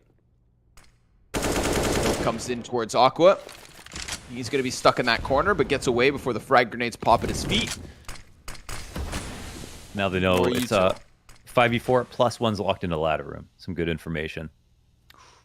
Process. Oh, look at that. There's a gap here for Hyped. Process starting to get shot through smokes. Awkward position for him. Aqua throwing down utility here at the top of Connector, and Sin gets that kill versus Maxter. Even 4v4, 12 health left on Adam. Rolf's looking to come out from ramp. He starts to fire off Feast Sight. We've got 2 players on default, but then the Connector kills start to come through. Process looking to hold this line on default. Fire on his feet. He's got nowhere to run. He tries to eject and gets denied. Hyped 1 versus 2. Both players on the left. 1 sandwich, 1 Tetris. Op peeks first, goes down, re-peeks there, and Hyped 1v2. Oh, it's all in the name. What a second shot that was. Had to be the op first, or it would have been impossible to re-peek into that. And the trade, of course, it's going to come, but does a good job just getting out of there and hitting a nice little flick. And you could kind of see it with the way that he was aggressive on the ramp, that he's looking for a situation like that to really shine. A big way to win a round. Another complicated one, so many pieces on all these different fronts. Splitting A from Palace, A ramp, and Connector, with CTs trying to meet them halfway on each of those choke points. But it's really some of these positions are really complicated. I feel like there's actually a lot going wrong, but it's not just from one side. It feels like both teams are getting themselves into very snake nesty type situations where the decisions are very hard to make.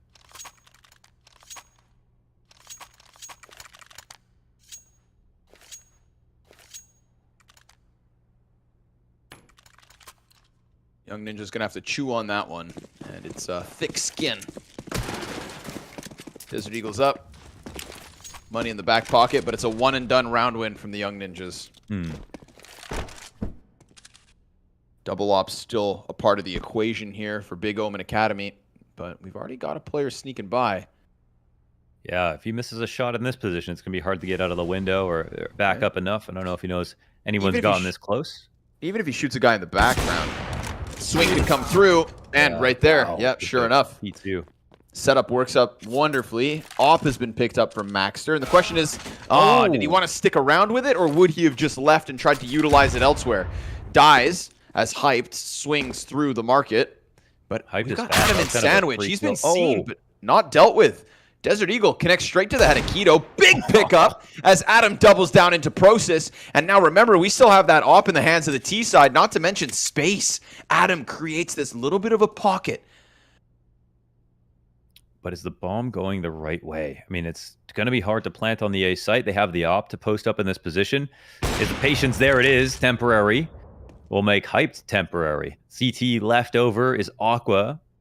And it's going to be the most expected position. Will he be able to pull this off? He is very close, and they're not watching him for now. Ooh, for now, yeah, he still has his opening here. Jumping up, missed op shot, temporary. So little HP. Fire's going to burn him into the open. That should be the pickup, and it is. Aqua, though, how does he get this bomb plant done? It's awkward. He's got the kit, puts a smoke on top of bomb, sprays away for Adam's head, jumps into it, and taps it. And they're going to start to get desperate. He's still looking. Time is running out. Trying to get that kill back in Connector. Finds ZTR first, and now he's going to try to stick it with the Deagle popping. Aqua, no! Oh, so close, but it's denied by the Ninjas. The Desert Eagle in the final second gets just enough damage. Everybody dies, and it is the round win to the T side. A robbery. Yeah, that's an exciting way to win a round, and it's great that Adam closes it because it's his 2 Deagles to open things up, right? The A side getting into Sandwich. He punishes the CTs that just peer out and are actively watching the ramp as he's made so much progress. Wow, that was a very close. That smoke had 1 extra second on it. I don't even know if Adam would have shot, or if he thought Process, or if he thought Aqua had left. And that's going to be big stun. Can't lose rounds like that. Can't lose rounds like that. They've got util towards the windows of B, but already a little bit of success here. Stin with the 5. Got a fast flank as well. Yo, don't do this to them. Temporary's looking for the other. Oh my god, there's 5 players up. Yeah. Big Omen Academy looking for that quick revenge. Looking to do to the young ninjas what was done to them. It's got to be Maxter and Rolf to try and recover this. What's supposed to be an unlosable round is looking good. They survive the onslaught inside of the B site. Hype just can't get this off to work, and now suddenly they have to cut their losses. They almost robbed it back, but in fact, it is Young Ninjas with their 6th. Man, that was 2v5. I mean, that even it's just pistols. That's definitely favored towards them on the retake. But Maxter plays that so well. Knowing the guy up that was just spotted inside of the B apps, he's not going to swing until Maxter makes contact with someone else. He starts to shoot a few bullets towards Cat, then just reads the next position that his opponent is going to peek him from, takes him out. And if he waits too long to make that decision, then the CT start moving up on Cat, and things get even hairier. So, love the decision making there. And the ninjas will survive another.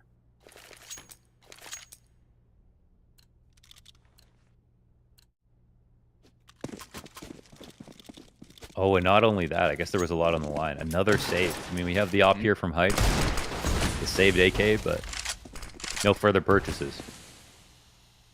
Trying to put those players ahead of the B split.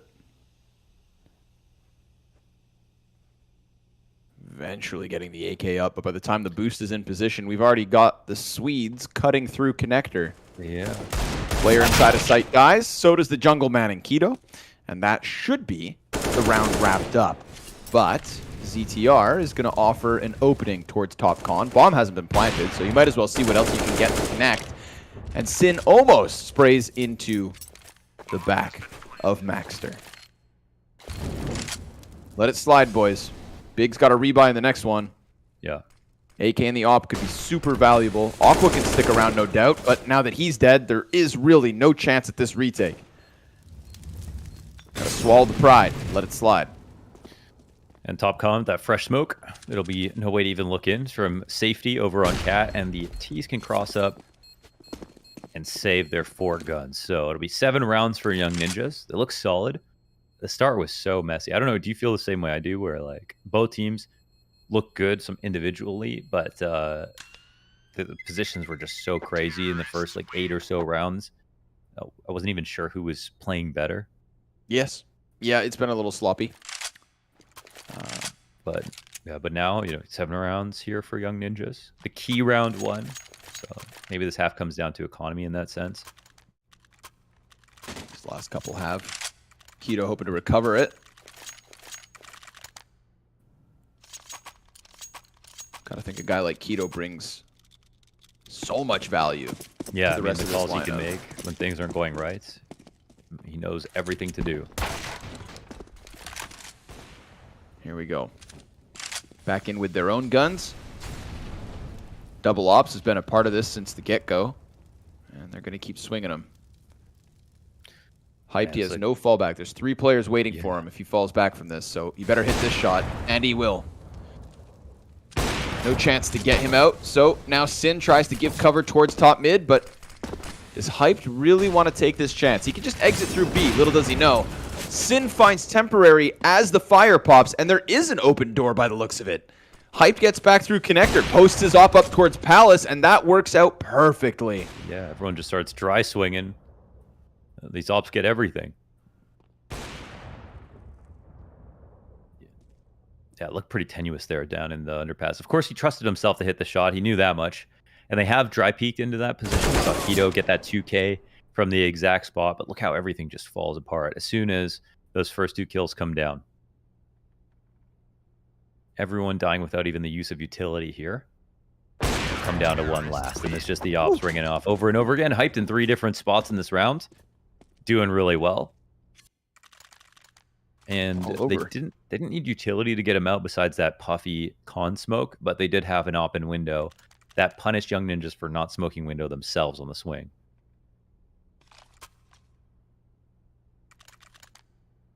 Young Ninjas needs more support for the underpass players if they're going to try to do that again. He should have been isolated there at underpass. That should have been much harder for him to get out. It definitely should not have been the window player to be able to give him sanctuary by just sitting there and holding it. But the one thing they did well, I mean, they had 2 ops which that would be hard to read. Looking for the front line, finds it. Adam shut down, Rolf right there with him. And there are more bodies to come. But Sin opts not to stick around. Throws down a smoke grenade, utility, and teammates rotating in. We've got some aggressive players here. Love to see it. Yeah. Taking this round by storm, taking it by charge.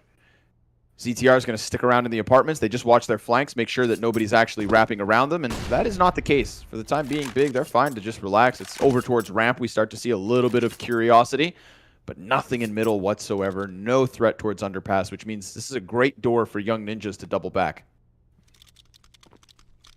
Another quick 5v3, and the ops peeking. They're making sure that B apps has been evacuated, and all the other CTs are in fine spots. So what do we even have to work with? Ah, man, going back to A without a smoke. They have 2 mollies here. They could try to walk out and just... Palace might be a good move. We just saw an op over in B. And where is Hype, though? He's in CT spawn. He can get mollied in this spot. No flash, though. Oh, okay. Maybe they're just going to save. Okay, that makes sense. Time trickles to an end. A site is just it's just too hard to plant. If they had, a flash with these mollies, then maybe they could molly CT and flash it and try to kill the op and then plant default. But a smoke makes things infinitely more possible. So cut off at the pass as they expend a lot of utility to try to get into B apps, and Sin was here looking so confident. These shots are ridiculous. I love the fact he goes back for that third, because it's not too far off the mark. It's a real Hail Mary. Yeah. But he gets that third one, and it's highlight of the season day one. Sure, yeah. He can afford it. His team can afford it. He also doesn't, stupidly go back for a fourth one. It was just the sailing final warning. We got the dropout from Sin in mid. We have a big grouping of young ninjas outside of the A site, though. Everybody there for this T side. They're just going to be the full-blown exec. Yeah. Uh-oh. Process doesn't get the nade down, but no problem. He just pops CTR. Hype's got a little bit of cover here on triple. Oh! And he gets Rolf right between the eyes. Nice shot from Hyped. Here comes Sin, that second op ever present, never too far away. Maxter off of the side of the staircase, only gets the one, and so Big closed down on it, tying this game at 7. Ooh, and man, that is just so fast. There are 2 game plans right now that Big are working really well against. And one of those is underpass, and the other is just straight up anything to do with mid. If there's no one there, immediately Big are taking that space back. Playing with a lot of confidence. The ops are doing good. I mean, they've got 2 competent oppers on this team, and Keto's a third, actually. He's one who hybrids, and they can always pull that out if they'd like to, but he's more comfortable on the rifle, clearly. And has a lot more freedom as well to rotate.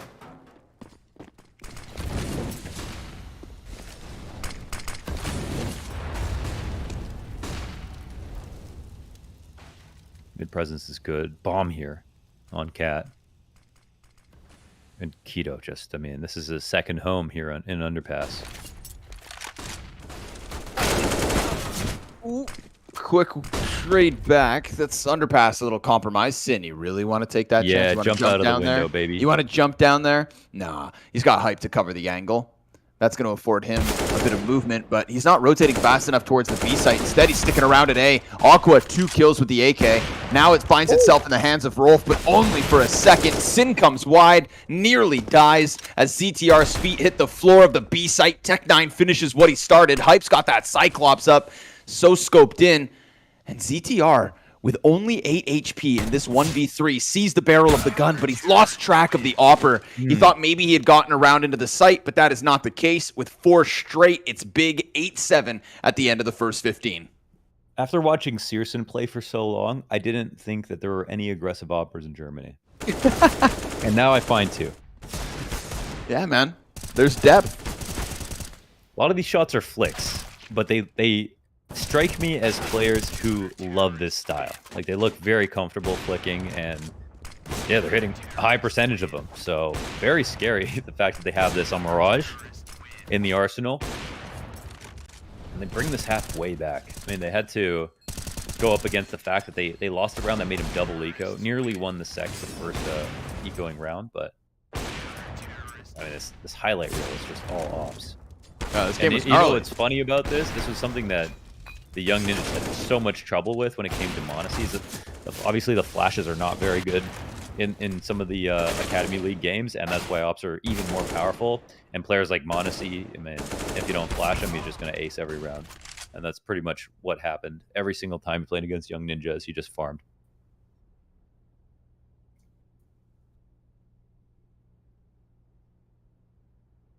One round the difference. Think back to some of those key moments. The near clutch from Aqua. The pistol round win. Oof. Not the pistol round win, but the round they win with pistol. You know what I mean. Yeah. Now back into the next pistol. So for the third time out of our 4 games so far today, we've got 8-7 first halves. We've also had total blowouts in the second halves before this. That's so true. Let's see if we can continue to get a competitive game here on the first day of the season. These are the 2 teams I would expect it to stay close within. Yes. This is the 16-14 of the night. Then again, man like Keto may just unleash. He's not the most positive. He's actually died the most with Aqua, but he's right up there with Hyped and Sin, so he's at the top. And he's not abusing the op. Right. Oh, that's true. That's the thing. So it's like more like 16 kills. Ops are easy. Aqua into the CT spawn. There's 3 players around this corner to his right. Wow, this is a classic position. Make that 4. Do we have any flashes ready? We don't have any flashes ready for CT. And I don't know. I assume they're playing anti. Yeah, they are. But this is not a bad position for the CT to be in. Ooh, Process gets 2 as he falls happened. down off of the garbage can. So that's a decent position to put his team in. Sin follows up. And with that one, it is done. Hype slides wide from the firebox. And we've got 9 on the board for Big. Yeah, it was a very low utility situation for BIG.OMEN getting that plant down as easily as they did. And just throwing as many bodies at that retake as possible didn't seem like the best course of action there. So Big will be potentially quickly onto a 10th. No investment here for Young Ninjas on CT side. They're going to wait and clasp their hands and pray that they can pull out a, 1% chance round here with 5 USPs. Not a single piece of utility.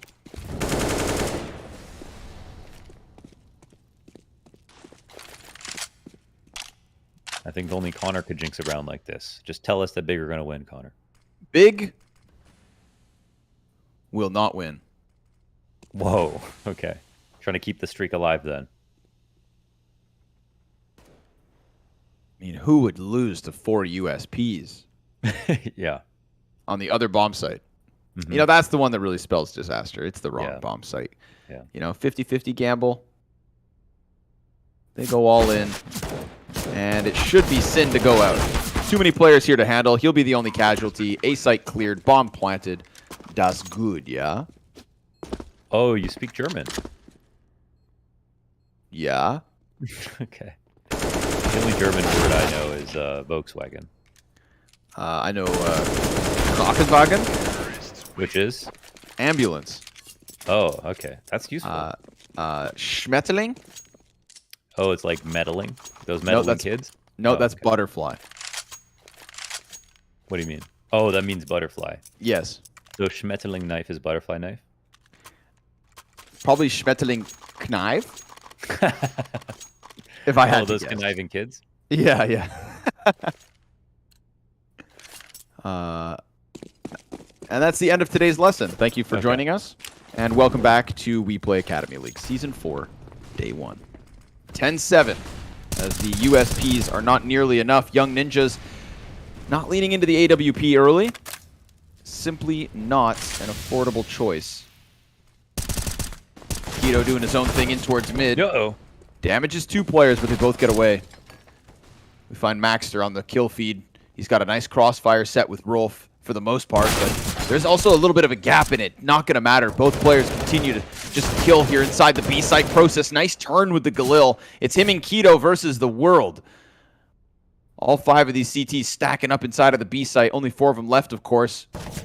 Oh my god. Prosa is piecing together that picture. Keto playing this slowly, should eventually get here. And the question will be, is Prosa still alive by the time he arrives? His teammate's dead, but he gets the trade immediately. So a 1v3 attempt from Keto. And if you're going to inject talent like Keto into your talented roster, your young guns could need him in a round like this. He gets that contact, gets more damage, but not enough. 15 health for ZTR to clutch for Young Ninjas. That's very scary, but he's just chewing gum and kicking ass. That was no problem for him in the 1v1 as far as he's concerned. So close, though, between Keto and Process. 15 HP, man. They're having trouble, you know, entering the B side is just about getting to certain key positions on the entries, on the entry path as soon as possible. Or, you know, having the window smoke, having the door mollied, and trying to kill the players in the site. But they didn't really do either of those things. They kind of moseyed on out of apartments. They waited. Ooh, nice shot. But no scaling. Oh my god. He's going to die at the hands of Process. Sin comes through with the Desert Eagle. This is the round that Ninjas are supposed to win. We still got smokes on Con. Could be that front triple plant. Jesus. Temporary decides to peek, and that's going to be a problem. Oh, that's ruthless. They died to an MP9. Or, sorry, it was an MP9. No. It was an MP9 holding the ramp smoke. But he had the ramp smoked. And they just came flying through it. They didn't even pay for a ticket. Nope. They just hopped on a wing. Like all of European public transportation, it's free. It's free? Yep. It's free. Europeans would be so confused hearing this. You have to understand, we have layers of security in North America protecting our subways from freeloaders. You get your ticket checked every single day, 5 times a day. In Europe, if you forget to pay, most of the time, no one will ever know. This is not advice. It is just an observation. It's an observation. 3 rounds off of the back of that one. This felt like Young Ninjas had a chance to kind of start a nice, momentous CT side after doing a good enough job on the offense, but you lose a round like that, and all of a sudden the threat is real. The one and done will not afford Young Ninjas a chance to rebuy, so it's got to be the A1S and the MP9 and the pistols sprinkled all around it. They're going to boost that A1S into a great spot. If you can time this well, if Maxter can deliver a multitude of kills, then maybe something could have happened at that. At least the M4 falls into the hands of Temporary, but he's going to be pinched by Aqua. Yeah. They don't have a con player for him to leave, so he's going to try to phase the smoke. Oh, Temporary comes back at it, still dies to Aqua, who is just finishing off his reload. Rolf uses this chance to push forward, so maybe that MP9 can get the kill. Yes, sure enough. Up close. Aqua splattered. Sin looks to slide back into this, but Rolf has found the escape. ZTR is now pushing through T-spawn. 2 players top mid trying to go split that B site. There are weird layers to this one, but ultimately if Big just move in, just go to B, they only have Rolf to deal with. He's half health already. Oh, he's got a good angle, but he gives it up. The bomb's in the corner. It jumps across. Oh, the T's are just everywhere. Plant's open, kind of awkward. Now they're going to get this back. Off shots missed by ZTR, and he gets bullied. He's in a corner he can't escape from. Adam only on the USP, round. And he is gone too. That's what you need from Keto. 250 damage on the round. He wasn't able to close that 1 versus 3 last time he was on B site, but this time, again, in those pressured situations, in those critical turning points, in the coulda, shoulda, wouldas, you want a guy like Keto in here. And he is now taking to the top of that scoreboard. 20 frags for him. Scariest player on the server for sure. Plus 100 ADR. Yeah, I think they should have him instead of lurking. I mean, it works, but I kind of saw that the entry pack last time had a little bit of trouble of like getting across the site. I feel like if Keto was part of the pack and some of these defaults, he wouldn't let that happen. But at the same time, you kind of want him alive to play those 1v2s. Try to get lurk kills if possible. You can do pretty much anything. Honestly, this season should be his playground. If Keto's not at the LAN finals, I'll be absolutely shocked. Yeah. I mean, I'm gonna just go out on a limb and say that would be a huge failure by his teammates at that point. His level, I'm sure, will be good enough, but it is possible that he's let down dramatically. But that really doesn't add up based on what we've seen from BIG.OMEN without him. They've still been very good.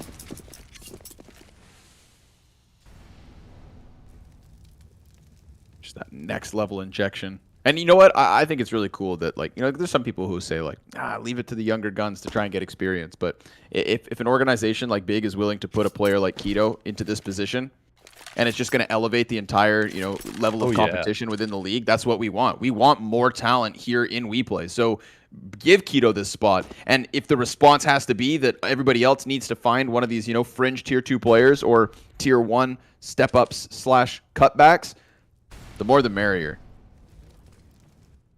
Bring them in. If you can't beat the best, get out of here. Oof. A little scarier for the CTs. The ZTR will squeeze. No, let him escape. He'll get through the smoke. Ooh. Off into the corner. That's nice. Now, but the thing is, the T still have so much space off of this play with no CTs trying to stop him getting out of Tetris.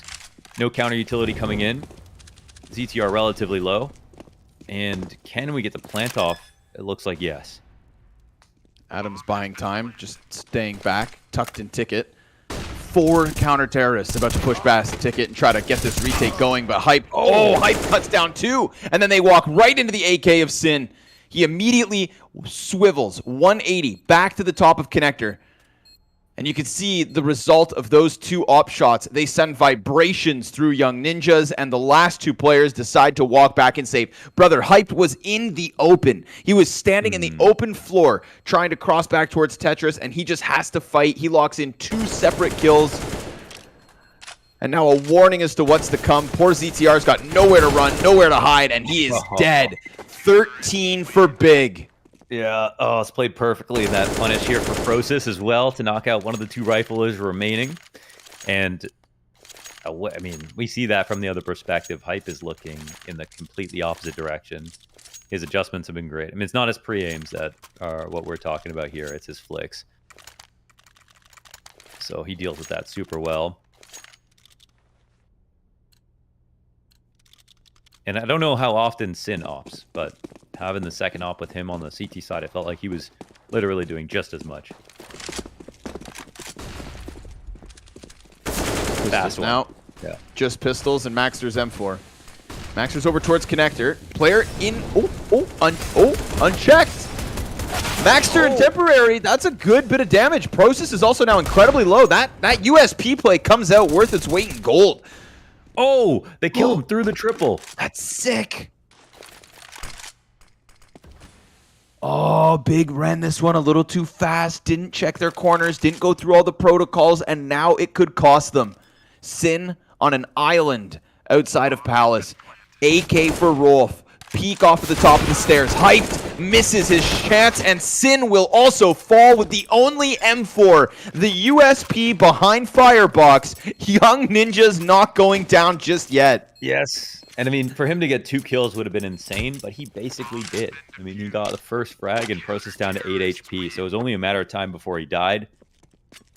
That made it so hard to get even the bomb down, and everybody else just kept being prickly and annoying. And the one rifle stopped the bomb from getting planted the first time. Dead shot right through the middle of triple into the head of the planter, and that just made sure that they could stay in. And I think that was Maxter.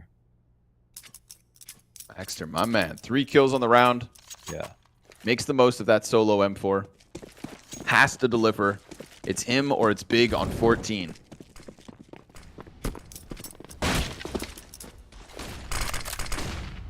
CTR. Ooh, dangerous game. Dangerous game indeed.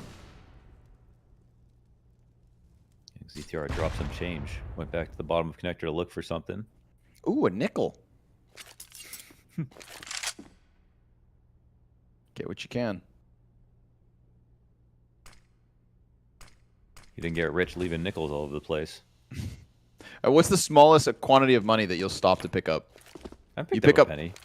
You pick up pennies? 1 cent you're stopping? Anymore, but I mean, you used to be able to buy a gum for 5 cents, so it's just 5 pennies.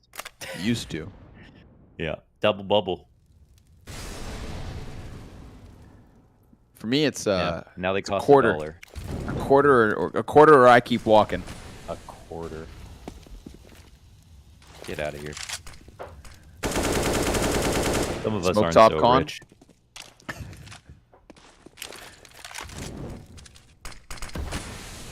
You should go to jail for littering your dimes. Okay. B split's coming on. Heavy, thick, fast. And the CTs have regularly given up way too much space before the exec happens. Rolf lays it down. At least they make this little bit of pocket in the backside. Maxer's just trying to tuck. They're trying to minimize themselves. All they want to do is survive. Survive so that the rotations can come through.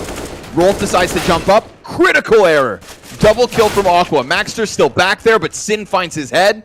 And with that, a 4 versus 2 from BIG.OMEN Academy. They squeeze this B site until it runs dry of counter-terrorists. The Swedes give up 14. Yeah, we're seeing a pattern right now of the young ninjas. They've got protocols for when the exec comes, but up until that point, they're not making enough resistance. They're giving up way too much space. And these execs, if they're good enough, they're always going to win. So we saw young ninjas win with their Van smoke, right? That cute little smoke everyone throws, versus one of their side execs earlier where Big were too scared to scale. But in this position, they don't even respect the fact that Big are out at all, right? Jumping up, like you mentioned, a critical error on top of the Van. When Big, they don't have anything else to watch. I mean, it's very common for someone to be up there, and there were 5 Ts left over. So young ninjas just thought they had space they really didn't have. And yeah, that was just not very good. No one to help on Cat. The only thing they had good about that was rotations coming in from the market. But it wasn't as if they were rotating in early enough to stop them running through B apps. Instead, they were in the same spots that we saw them in previously, and this time they actually die.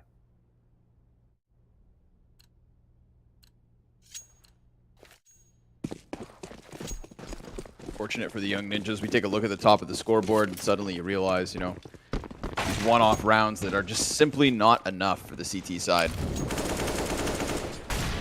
They got a little bit of money left over on Adam and on Temporary, so a loss here could net them a couple of guns, a desperate last attempt to keep themselves alive in this game, but this is their best chance to keep the CT side going, to keep this map somewhat competitive, despite Big racking up that 5-round lead.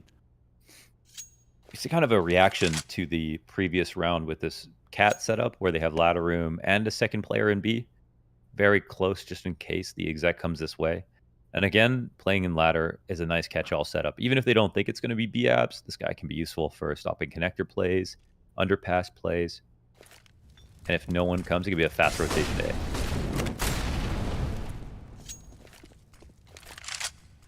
See how they take mid control compared to how young ninjas do? Much better, honestly. It's much safer for the underpass players. They squeeze at the same time with top mid control, and it actually should not be clear right now that young ninjas are about to have an A hit come in their way. They've lost vision on mid entirely.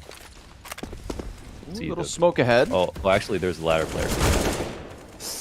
Black Keto gets the trade. That's the jungle man down. Front triple plant. Adam. Oh, he just nades Sin. The little that was left of him. And also at that exact same chance, strikes down into Keto. Now Prosis up close. 1 frag for him. Half his health left over. Finds the head of Rolf. Maxer trades back. And if it's not Aqua, it's Young Ninjas to 10. He's got the post plant ahead of him, but a smoke on top. And that's going to be so problematic. Ooh, imagine. I love this. Oh, he's hit him. I love this. Good call on the X-ray. Flash now. He feels like he's got to go through. He's still not quite sure. Defuse being connected. Temporary. He's on it. And Maxter finds the headshot through that smoke as the defuse comes in on time. 10 rounds for Young Ninjas. Yeah, that was kind of cool. I mean, I like the tapping, and he was so close to actually getting a frag there in the 1v1. Would have been over. So a nice try. The retake is good. We got a heads-up play from Adam off CT spawn. That was big. And honestly, that split looked fantastic from Big overall. I think the one thing is that ladder guy did come into play. I totally forgot about him, actually. Had the op to peek into connector, find one. So positionally, I think Big got a lot of space, but it was 4v5 there for a moment. If only Temporary could see, he would have seen a lot. Numbers, man. Lots of numbers here from Big top mid.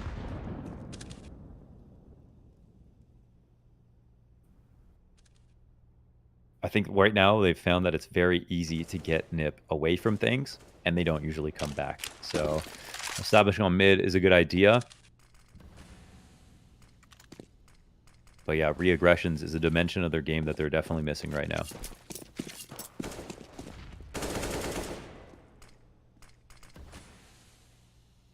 Just gonna lean on Keto here in connector. And a little disjointedness between that top cat player means he's got room to work. Smoke's coming down, though, and he's going to get ahead of it. Oh, he saw the shoulder, but he didn't peek wide enough. I thought he had that if ZTR peaked, but that was an instant headshot. Felt like it. Felt like Keto had that one in the bag. Now it's temporary versus hyped. Op v op towards ramp. He does not land his shot, and so Prosus and Hyped will topple him on the ticket booth. We've got a player still hiding in the backside. Firebox occupied by Adam. He decides to change positions last second. ZTR off of the stairs. And it's Aqua with another kill here. Staying even, but the CT's a little jumbled here top staircase. Will they expect another counter-terrorist to peek over? Oh, Hype gives cover, and it falls onto Rolf. They don't know where he's at. 15 seconds left. Hype trying to clear these close smokes. And a beautiful moment here from Sin as he just tucks into default. He waits, and he waits, and he gave Hype time to hunt out that frag. And as he comes around the corner, he closes down. Big 15 to the board. Yeah, man, they just look good. I think that's a round that it comes so close, but at the same time, I mean, double re-aggression from stairs. They're not playing that retake together. The pause in that moment from Big was so good to make sure that smoke comes up so there's no lurks, and then they peek and he's top ticket, totally exposed.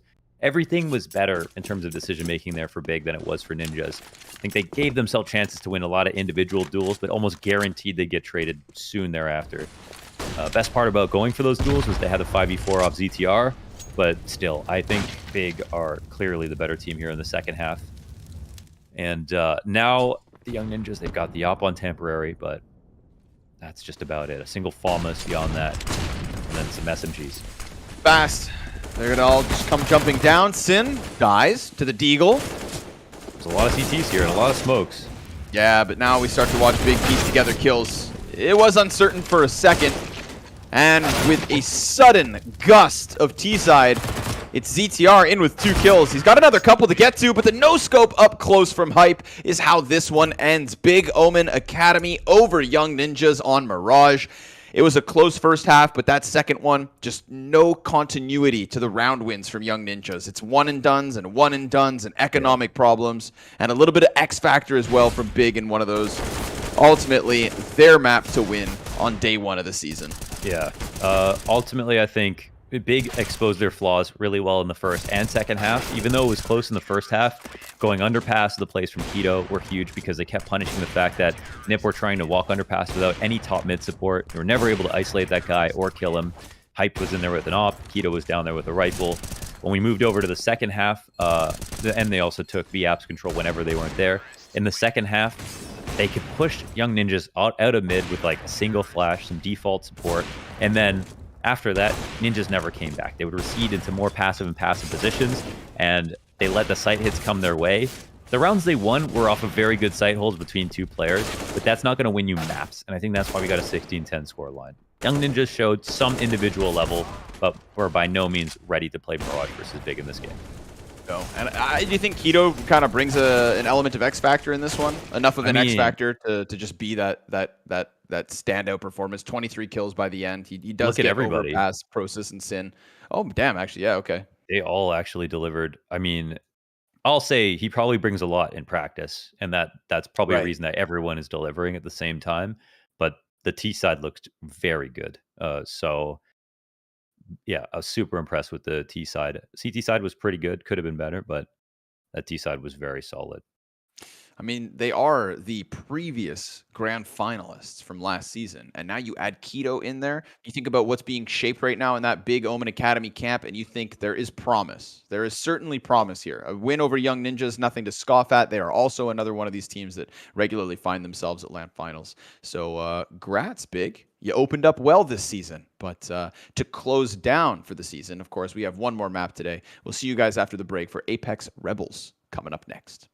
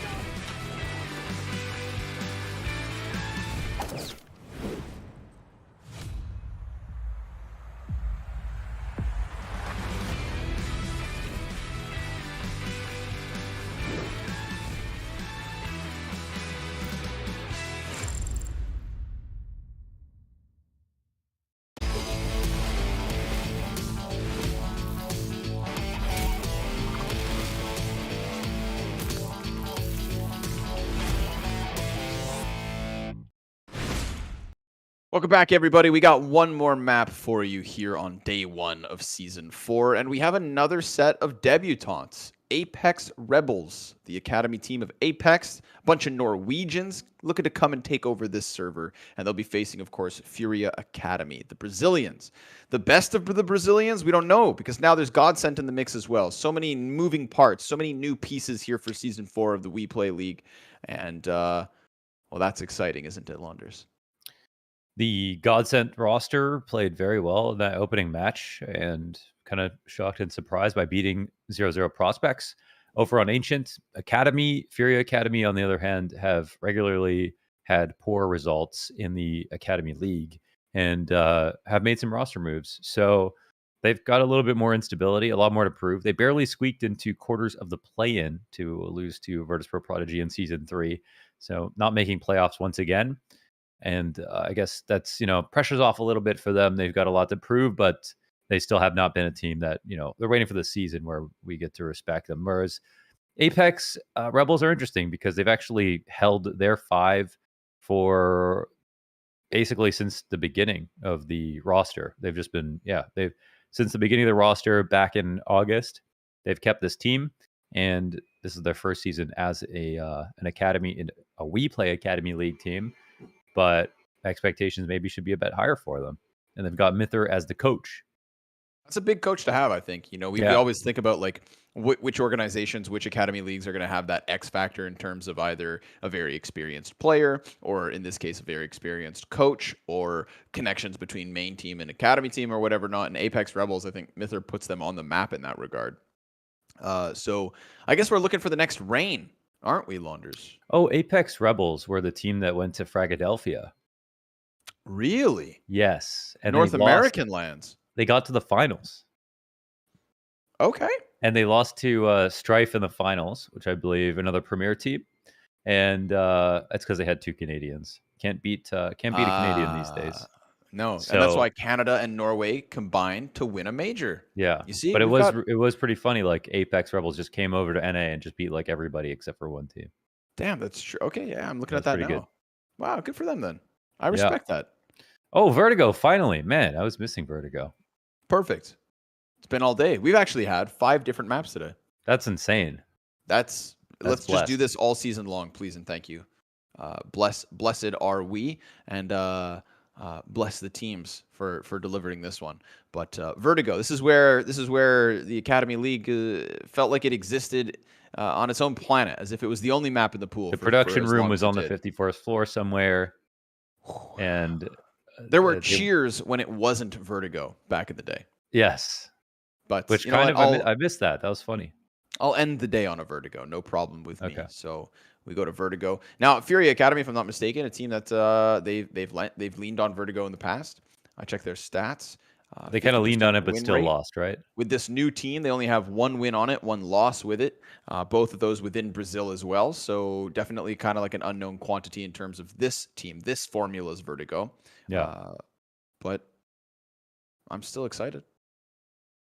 Should be. This is an establishing shot for basically every roster in the league this season, and some people haven't played that much. Apeks Rebels don't even have a match on record in the last 3 months, at least not together on HLTV. There could be other results, of course, but I mean, I don't know. I don't really paying attention to the other results. It doesn't. I'm not sure that it matters as much as watching the teams develop as the season goes on. We see 100%.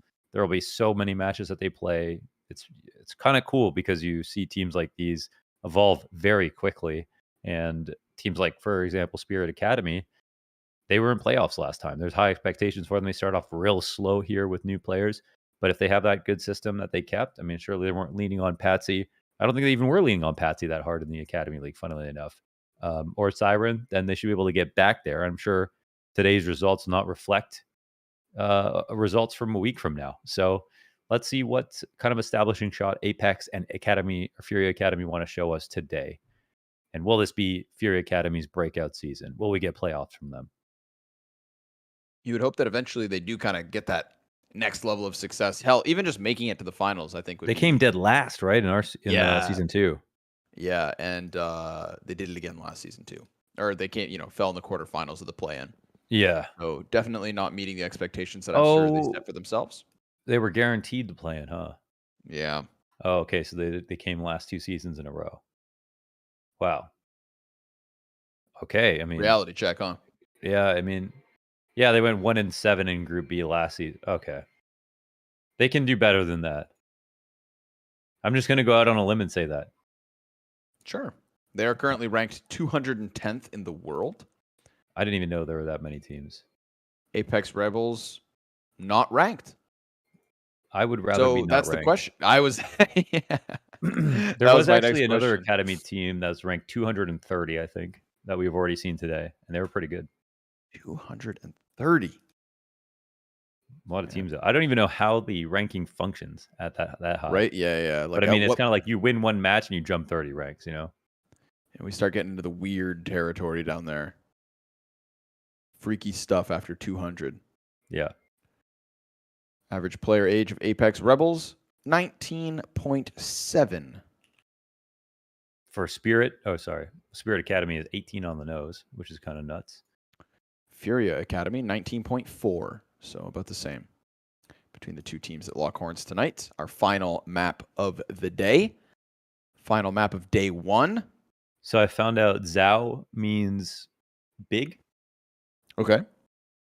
Zin means little, like rappers would say Lil Wayne, Lil Uzi. Okay. And then Inyo is like also kind of like Lil, but like Ronaldinho. And then Zera apparently means something that's hard to explain in English, but was popularized by Cold Zera. So it's just an extra thing. I think that So Venom Zera is currently my favorite of the Zeras. Not in terms of obviously what he's accomplished, even over but Cold? just in terms of the names, dude. Venom Zera. Yeah, it's a cool name. Yeah, I'm big on that one. I put a Zhao in my name on Twitter. Forever or just for today? No, not didn't change my ad. My ad is Launders, but Oh, okay. Just now I'm Lao title. Zhao. Lao Zhao. Sounds if Furia win a league, if Furia win a season of WePlay Academy, then you have to change your actual handle to the same thing. no. Just say yes. Take that bet. You're not willing to take I that lose bet? verification. I can't do that. Oh, okay. Sorry. Jeez. You're verified too, aren't you? Yes.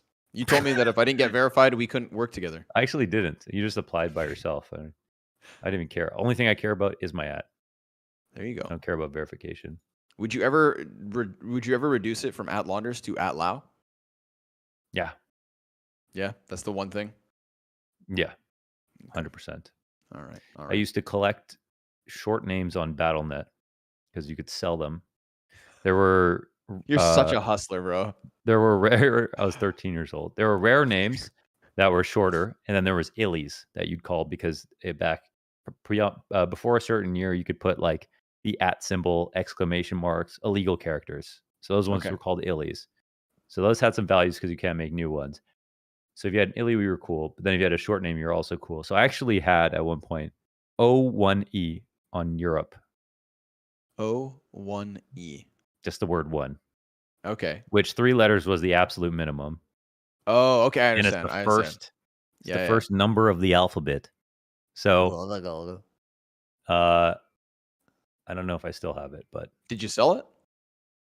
I actually didn't. It was just so cool to me. I just never sold it. I just kept it. But I know I didn't play on Europe, so it was completely useless to me. Yeah, this guy's out here collecting things. I played on US East. No one really cares about. 2013, man, you're a throwback PC gamer. I was still in the consoles back in them days, yelling down the open mics.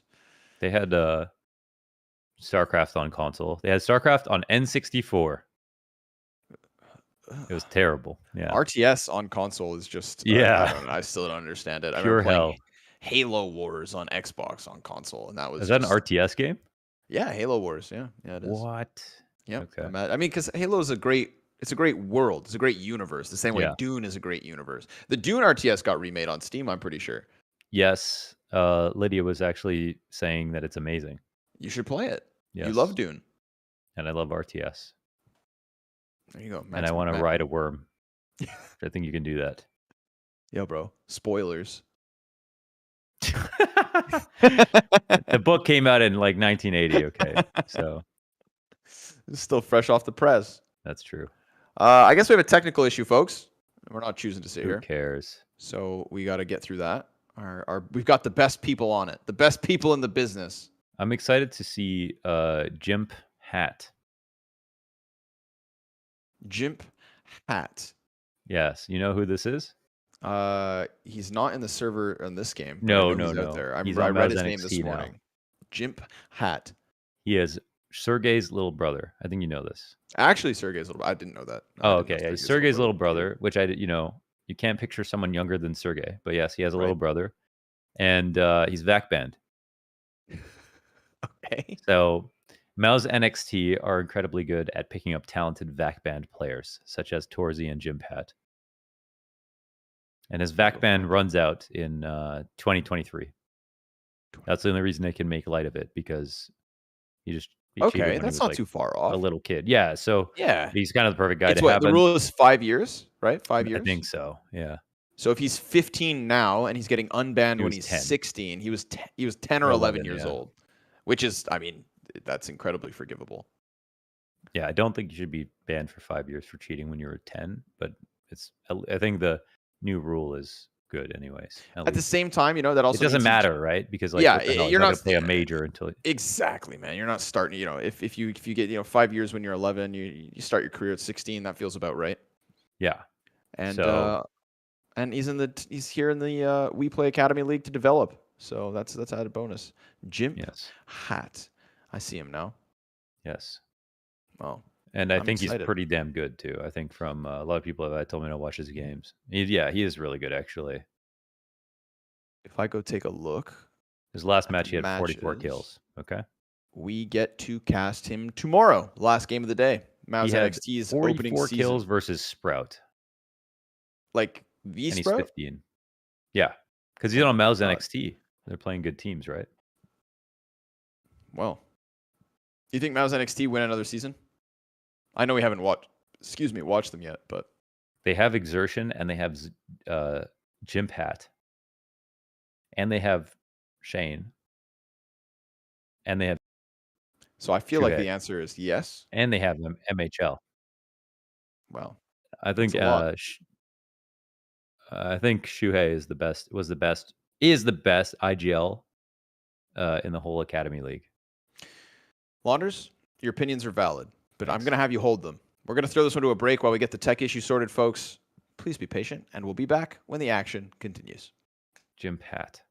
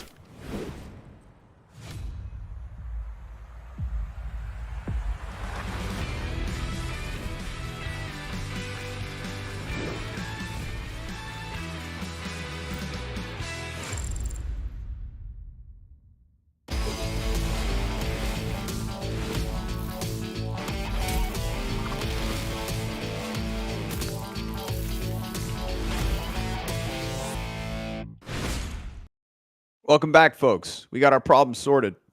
Therefore, we're about to be jumping in to Apeks Rebels versus FURIA Academy. We know what's going down on Vertigo Launders. We just need to know who's going to pick up this last win on day 1 of the 4th season of WePlay. You know what's great about tech pauses? What? I just ate a whole row of Oreos. An entire row, with or without a glass of milk? No milk. Oh, you're an animal. You know how I am. I don't even heat up my Pop-Tarts. Yeah, I know, man. You know where else there is no microwave? On the moon. On the 51st floor of Vertigo, because that map is not finished. And I don't think it ever will be. But that's where we're going nonetheless. Apeks Rebels, FURIA Academy taking us to the old realm of Vertigo. Hell yeah, brother. I'm down. Sign me up. I love this map. I actually do. I used to hate it. It's great. And we haven't seen enough of it. When I hated it, we saw too much. Well, here we go then. We're jumping right in. Yeah. This is just a recap because we talked about everything between these two teams. This is about FURIA not coming in last place at the Academy League, and about Apeks, who have been together for a long time, but debuting in the Academy League, establishing as a strong team.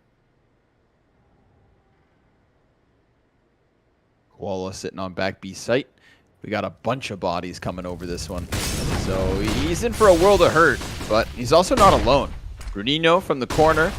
He's got open eyes, open lines of sight, takes one player, and it's Tapeware with the answer. However, 3 versus 2 now, because Decenti's able to get into the mix. A quick little fight around the side of green goes the way of Berserk, and he's also the guy who's tasked with planting this bomb. Oh, tap from ZMB. Headshots looking clean. It's FURIA Academy with the pistol round win. When was the action gonna end? You know? It just kept coming. It was just, who doesn't love Vertigo, dude? What was that? That was chaos, brother. That's carnage. That's a B-site Vertigo hit if I've ever seen one. No bombs get planted here. Okay, the way that if you're playing that, either they all die or they win. But in either circumstance, they're not letting that bomb go down. And I respect that.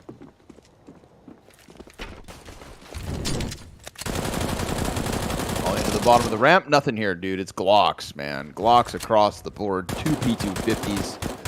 I personally think that teams should play harder to stop the bomb from going down on CT, because at bomb plant, I mean, you get a healthy buy out of that. 2 AKs, 3 AKs sometimes. Economy control is everything. And speaking of economy control, not only are the T's kept at bay when it comes to the moolah, but that MP9 just racked up 3 frags. That is cash in the pockets for ZMB. Nice 2-0 start and that early round 3 buy because of the save in the last one. So we got AK-47s across the board for Apeks Rebels, the Norwegian talent team, the Academy team, looking for the next reign. Norwegian Major MVP 2022. Man. Can you believe it? Do you think they cried? I did. Phase 1? You did? I did. I cried a little, yeah. It was very emotional. Kerrigan didn't even cry, you wimp. Well, that's because I cried for him. A solitary tear for Counter-Strike. VHW finds ZMB. That's a lot of letters. Just 2 dudes. 6 letters, and an opening kill for the Apeks Rebels. After that hot start from FURIA, I thought, okay, they're going to 16-0 this game, but no. Apeks, they're composed. They've been here before. Again, just jokes aside, these guys have played together for quite a while at this point. Oh, this boost. Oh, they messed the boost up. Oh, but it doesn't matter. Here's it. Makes the play. Koala with the headshot. Bruninho's going to be playing a further forward corner than the pistol round. And look at this. They make a bunch of sound. He recovers the kill. That was a team flash from Berserk that didn't help Sense at all. And then Decenti, well, just the one and done. Headshot from Tapeware. Oh, they don't know even about the second player who's come out. That's a free. Oh, that's free. Supposed to be. Oh, it's supposed to be. Oh. It's supposed to be free. Oh.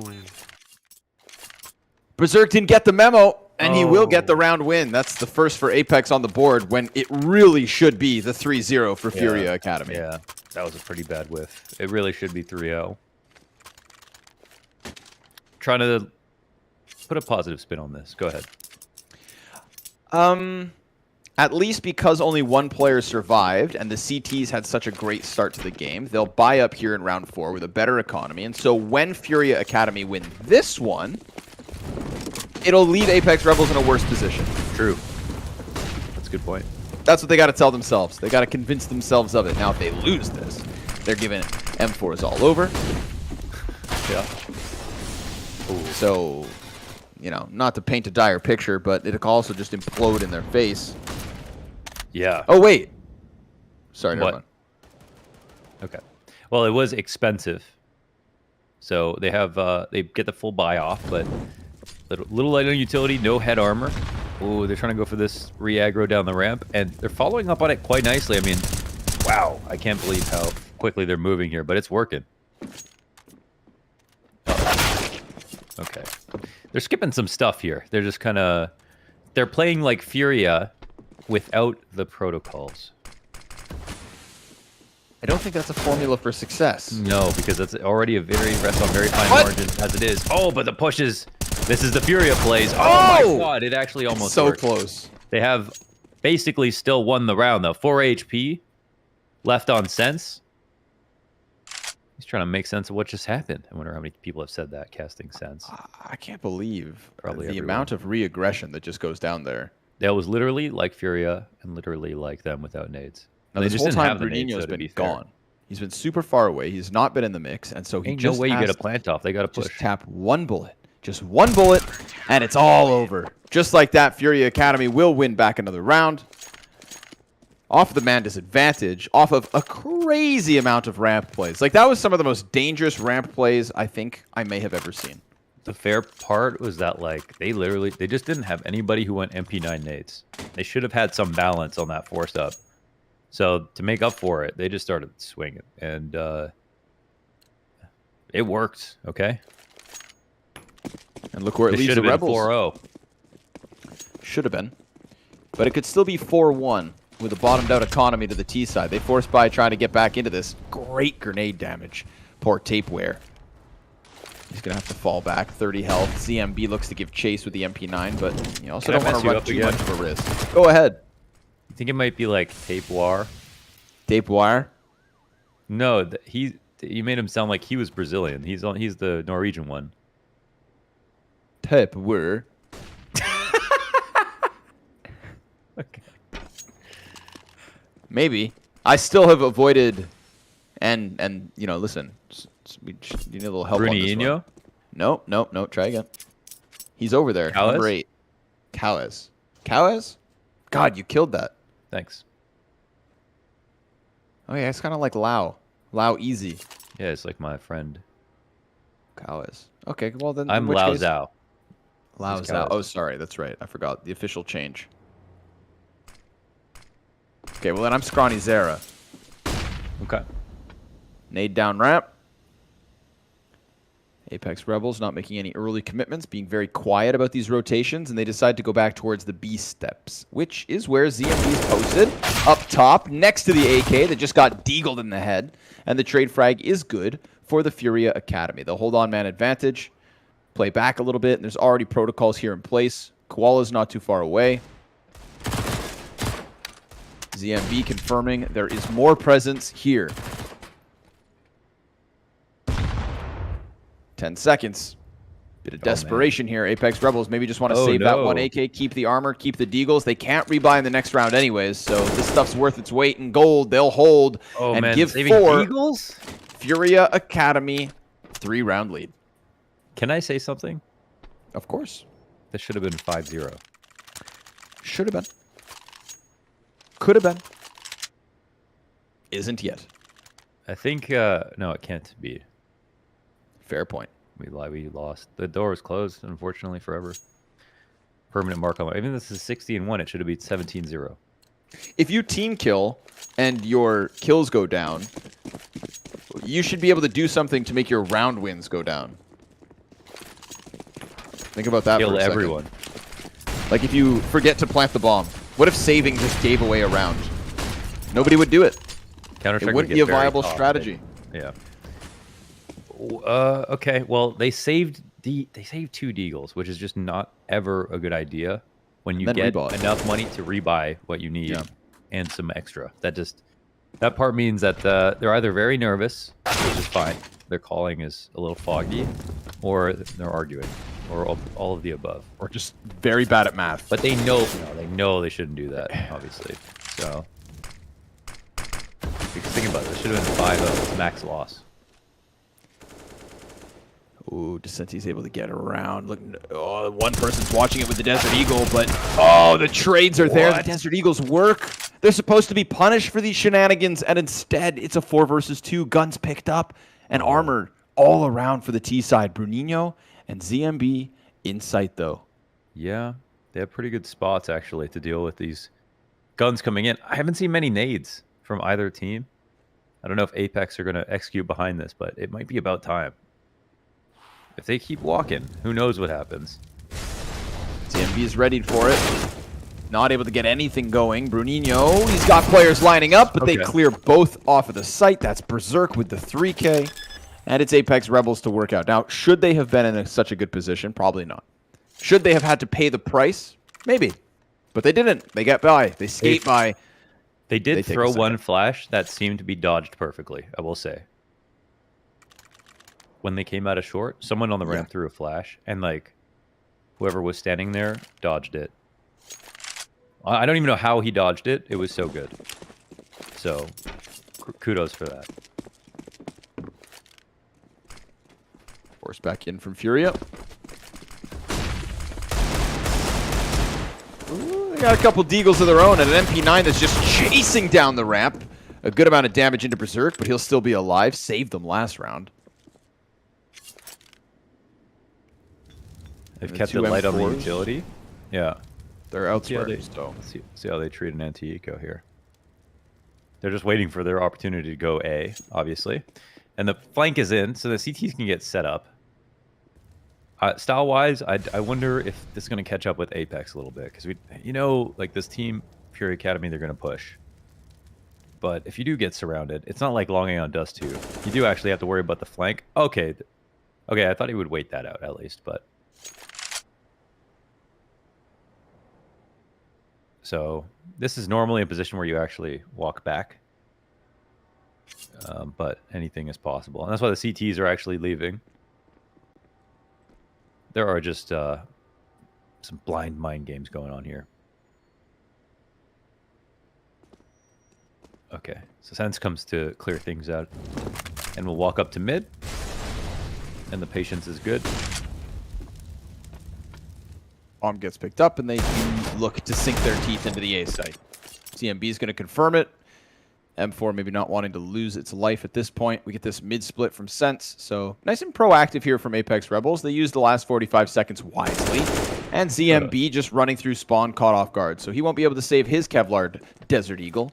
And the 4 players up from Apeks Rebels, down to the final 10 seconds. Not a problem. They go through the method of clearing mid and splitting this A site with ease. 3-4. Yeah. I feel like they're being a little stiff. It's funny because they're so opposite. Like, I think the FURIA Academy roster is probably being a little bit too aggressive in some positions. And then Apeks are, I guess, in response to that, seized up, and maybe they're just because they're so expectant of FURIA Academy to come look for them in every possible situation. It is a good counter to the style. Wait for the pushes to come to you. Don't execute too early, all that stuff. But I'm not feeling a ton of confidence at Apeks Rebels. So.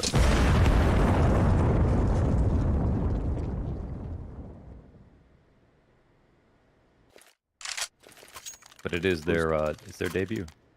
Yes, their WePlay Academy League debut. So you want to impress, Now they got a bunch of money. Hot damn.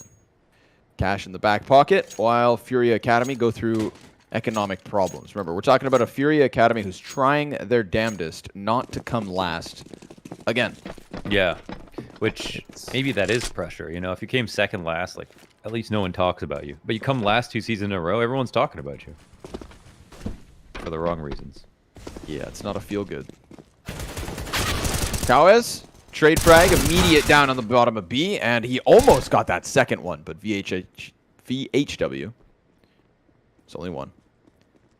Hold strong. Quick sprint top mid. This is all going to be heard, of course. So yeah. VHW is just calling that A side's been completely cleared out. They're so opposite.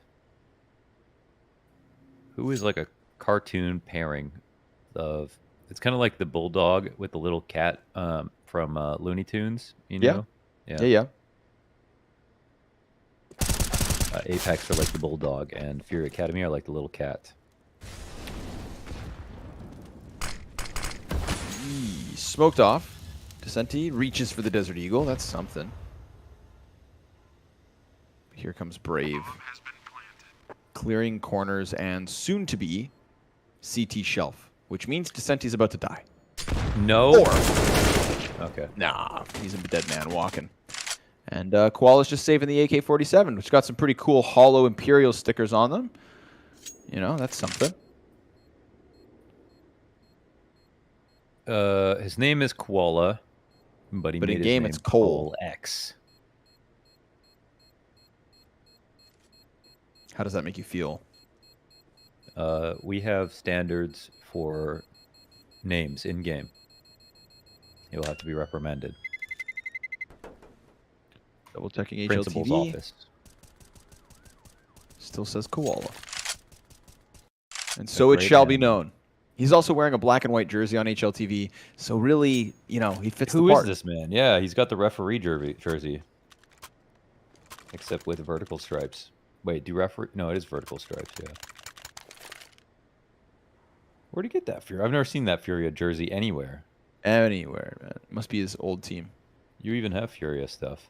Bet all. I have a Furia jersey. Well, it's not a jersey. It's a jacket. It's a raincoat.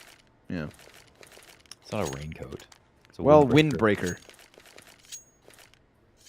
Windbreaker. Don't whine about it.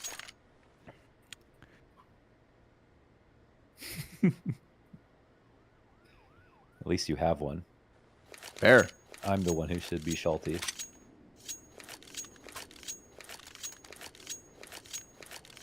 Looking for something out of Furia Academy here. Time to stop the bleeding. Or else Apeks Rebel is going to walk away with an impactful T-side. This round will be very telling after what we've seen just now.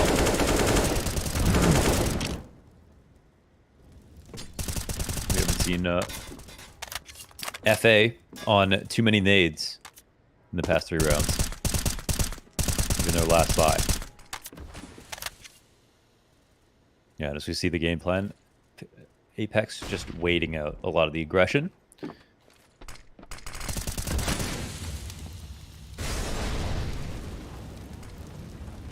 He's right there.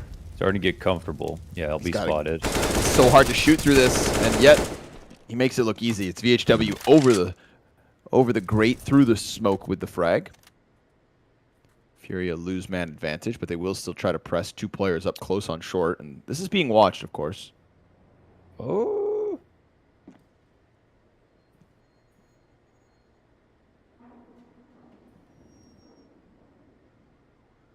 By Tapewere. Think that's it? He's not Brazilian. Tapewere. There we go. Now he's Swedish. There we go. Closer. We'll get there. Smoke over. Bruninho. We've seen good things from him, whether it's this closer box or back on quad. He plays a dangerous game over here, and standing in the open is going to cost him. Sense gets the kill. Descenti from green. Able to lock in this line. Headshots back to back. 3 kills on the hold. Perfectly done from Descenti. And with 8 seconds left over, VHW is just desperate for this bomb plant. He does not commit to it, and Descenti comes wide for 4 frags on the round. 11 and 5. 9 rounds in. Very nice stuff on that beat site. Yeah, well, that was an extraordinary hold. Apeks here, they got the 5v4 right away, but we're nearing into the end of the round. Look how much utility is left over. They had that molly come out, full kit on Koala, and there was not really any action in that default while they were waiting. So while they did hold all of the right angles, I think they could have. One of the big advantages of being in the 5v4 is people are going to be more scared and more prone to throwing some of their more important stuff. And I think they didn't lean into that. But we move into the next round. We got the op kill up by Berserk. Another 5v4, a second chance. Oh, the lineups are here. Dude, he's tagging everybody. But killing no one all at the same time. I don't know. Might be okay. Is he going to die the same? Oh, okay. I thought he was moved out that way. Oh, he will get cleared. He does finish one off. He sees more. He's done so much. Yeah. And with the way that Apeks played that last round, this damage could matter a lot. Boost. Fire spreads. Okay. Oh my god! Oh my god. Honestly, all of that damage that was done from the spams at the start of the round just got countered by a molly. That's true. I don't know why they just stood in it, but okay. Still though, Bruninho, MP9 peeks up. Nice flick here from Berserk. Still expectant of somebody on sandbags. Confirms that he's back there. And then we get this move. Oh, man. Molly also misses, so they're probably still going to think about it. And because they're thinking about it, they may look away from the actual threats that are coming all around them. Koala's able to slide down. God. This is crazy. What? Bomb gets dropped. Berserk lands the op shot. The repeats in from short, and Furia Academy win this round. That is something else. Yeah. Wow. I don't even know how Sense doesn't even see him in that position. That was crazy. Wow. Must have been really tunnel vision there. What a crazy position. So I mean, the damage at the beginning mattered. The damage later mattered too, but it was just kind of random. It's like whoever took that first duel had the big one, and it was Bruninho who was in the right spot at the right time. And that's a spot where an MP9 is probably better than any other rifle because it just shoots faster to just have such low health. Well, kind of a close call in a pretty favorable spot there from Furia Academy. I don't know what they thought about the molly that was coming their way. They knew what molly it was. They decided to stand in it. Wanted to maybe get a kill and then push afterwards, but they were planning to fall back like that. Like, they're going to take a lot of damage no matter what.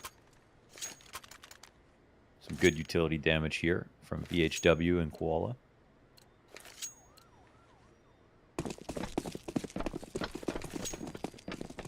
Three AKs, Desert Eagle. Apeks not economically out of it.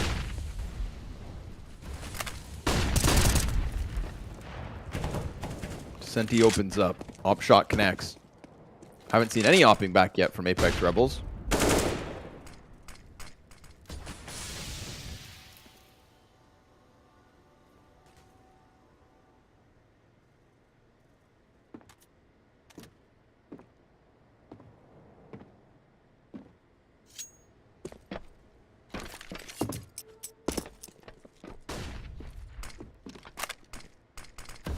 Flashes, smoke as well.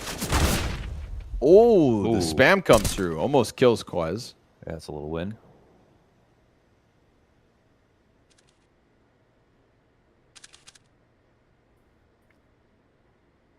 Pack mentality takes over for Apeks Rebels. We saw Bruninho pick an awkward angle last time. I love this spot, the way he's playing right here, and he's got some potential flash support coming in from heaven. See if he gets molly. He's standing here with no smoke, so that is always the risk. But they have gone very light on grenades in these exacts, and it looks like they will skip.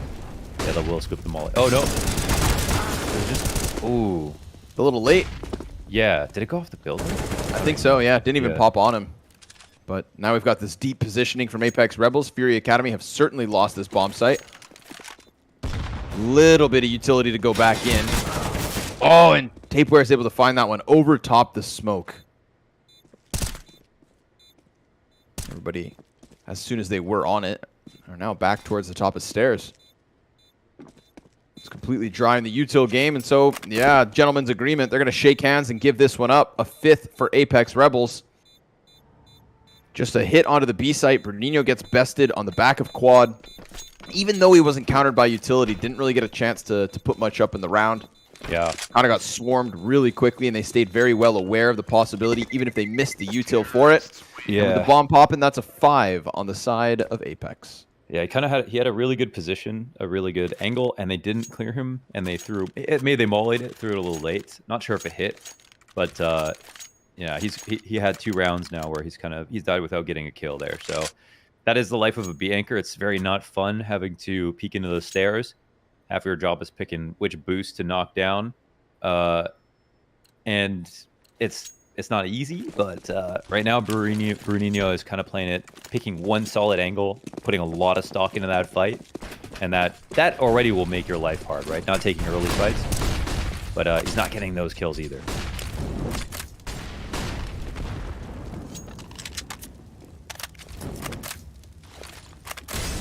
Ooh, it's fast. They're trying to play around with the util. Trying to come in on that timing, and Brave will get the entry. 2 kills for Brave before he goes down. Op shot connects from Descenti, but it is through the side of that concrete wall, so T-side still standing, man advantage. Koala decides to shoot some bullets through the smoke, and that gives away his position. They hone in on him. Bomb's been dropped in the process. 3 versus 2. Descenti decides to walk out, connects with the AWP, anticipates somebody else towards short, but now he's in the fire, down to 36 health. Minute on the clock for Apeks. They just caught that flank in Bruninho, and so it's just a matter of picking back up their bomb and winning out this 2v1. If he had a little bit more health, I'd give him odds, but at this point, Rifler's making progress. Oh, they do give an open shot. Okay, VHW goes down, and now Sense in the one-on-one. Maybe they didn't know. Well, they did see him earlier on. Shots will go in here from Descenti. He's going to give it an attempt, but the retreat is in. Yeah, he gives him a chance to get out. Now, it is a very difficult situation for this Op to pull back. He has 1 flash. Stick it. He could potentially stick it, yeah. He decides not to. Moves forward. Swaps out guns. Thinking about the short play. Sense is already coming up from the top of ramp. And even that distraction, that confirmation that there's no defuse should be enough. He goes right back into it. Nice clutch from Sense. Once he got away on short, he was full control for the tied 6-6 game. Yeah, they'll put that one together. Here, the only weird decision was the MP9 shooting like 4 bullets and then reloading. That was the only reason he got pushed on the other side of A. So they took the site.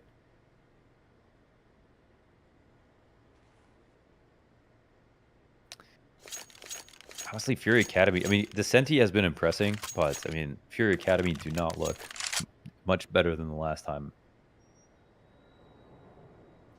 we watched them. So far. Thoughts?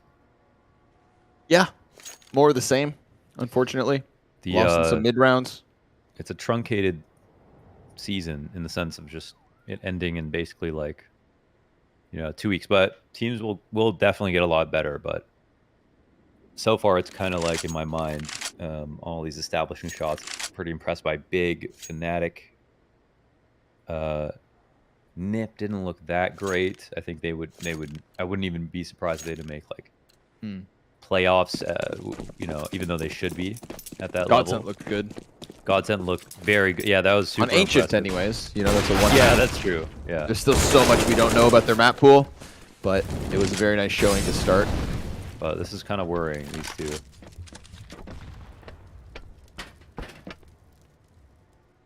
AWP retrieve from that 1 kill. And it'll be very easy for Brave to play the contact. And let that bomb go elsewhere. Head over to the A site, plant, and take a 7th to the Apeks Rebels T side. Just piecing together the bigger picture here. Locking in the round. I wonder if in terms of team philosophy, they are, if there's any part of them that are trying to play like their main roster. Like there would be direct support from their main roster in the form of either a player on that team, like Tabson does for a Big Academy, or a coach or something that can come down and help. So I wonder if there's a natural inclination for the types of players they look for to fit a roster that looks like the main roster, because then you would move them up more easily too. Because I definitely do see that in Furia Academy, right? Like they look like they're playing like the main roster in a lot of ways. They're just not nearly as good. But the other thing is that how do you train to play like Furia? You know what I mean? Like it feels like you literally need art. Ooh, that's not good. Yeah. They lose the off at the end. No, And I'm you right know. there with you. I'm right there with Yeah. you. Yeah, the identity is observable. Because it's But like, if you have an academy team, you want these players to eventually move up. So it makes perfect sense that you try to build you know, a game philosophy for them that matches the main style. But I can't imagine what Furia would look like if art didn't exist. yep. So Especially seeing as like there's already so few teams out there that I think have a Furia-esque style that it's not even likely that Furia could draw players from these other teams. Yeah. So you have to create it. You have to create that atmosphere. You have to try to create it so that you do have, you know, runway for these guys. Mhm. So that when they do get picked up by main Furia, if that happens, it's not as much of a shock. It's not a culture shock. Yeah, I like your thoughts here, but Ooh, that one hit? I thought the earlier one definitely hit. That one looked very good. smoke down, cools things off. Ooh, Descenti opens up. That must have been towards mid. Yeah, it looks like he's playing there just with a rifle this time. Furia are once again almost out of grenades. They've been using their nades incredibly liberally, but at the same time, they're right on par with Apeks, who have one kit left. And maybe a very important Molotov comes out right there. So allow Apeks to start to make some progress up the ramp. And that flash as well, beautifully used. 2 out of the 3 pieces of utility here. Hugely impactful in helping them get to the site. And look at the trades that come down following it. They just follow straight through, cut through that A site like butter. No resistance offered from Furia Academy. And honestly, if it's not Descenti, the resistance really hasn't been there. Mm-hmm. Yeah, he gets an opening kill towards middle. He gets the 5 versus 4, and then that's the only thing they have in this round is his opening kill towards mid versus Brave. I would say the first lesson for Furia Academy here is just being way more efficient with the utility. Like, they're in the right spot where you're in the mid round, they want to fight back to the 45, and they love swinging on the ramp. Those are all great things, but they have 0 utility. So there's no lurks, there's no like Yakinder lurk smoke on the ramp. There's no deep smoke to separate the guys in the back from the guys in the front if they're scaling to sandbags. There's no Molotov. There's no smoke on top of the sandbags like we saw Flames using a lot, which is incredibly good just by itself to take ramp control. Instead, there's 3 CTs there that are all easy to flash, easy to Molotov back, easy to swing on. No way for them to reaggress. So they need to be like, okay, they need to be crazy with the swings and the peaks and a lot more conservative with the utility so they can live out a round and reaggress multiple times. That's something that Furia are insane at, man. We watch them play on Vertigo. Obviously, they're T sides and CT. They're crazy at the map right now, but they're really good at making it feel like they have way more utility for the amount of times they aggress. Flash. Senti almost caught by that, but it's ZMB instead towards ramp. A couple of times now we've seen Furia Academy at least get off with that ramp control, and that's very Furia-esque. Yeah. Oh, Descenti's actually helping over on the B side. Quick response. They're going to slide up the stairs. Descenti out with 1 kill, and that's going to enable Bruninho to double down, even find a triple to end this half. Furia will find that 7th at the very, very end, but we can't forget this started 4-1. From 4-1 to 7-8. Yeah. Apeks Rebels answering back within the regulation big time. I wonder if this is how Apeks Rebels typically play, because they obviously slowed it down to the point that it was a perfect counter to what Furia Academy were trying to do. And that actually earned them back a few rounds and got them to the Furia Academy to save, brought them back into the game. But it did feel like they were playing a little overly stiff, and I wonder if they tailored how they normally play, too much to what they've seen from Furia, because it didn't feel like they were super comfortable. There wasn't a lot of pressure in those defaults on both sites in the 4v5s, the 5v4s. I think they gave ways for Furia to get back into the map, and it looked like at least Furia, even though there's still some stuff for them to work on, they at least kept their identity and looked like comfortable doing it.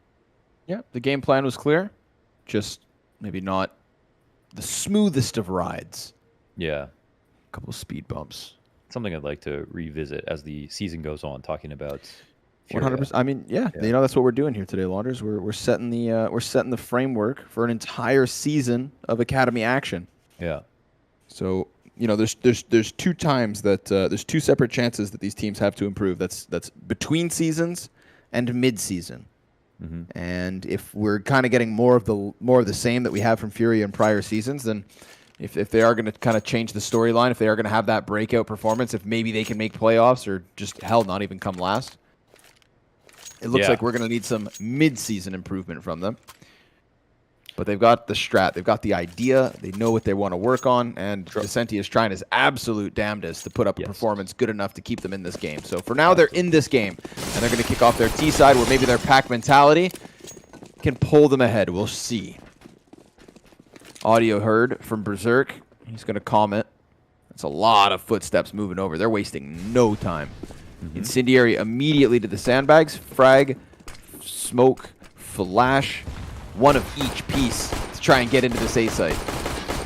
But we've already got CTs boosted. Yeah, super good in situations like this. Well, what a find here from Tapeware.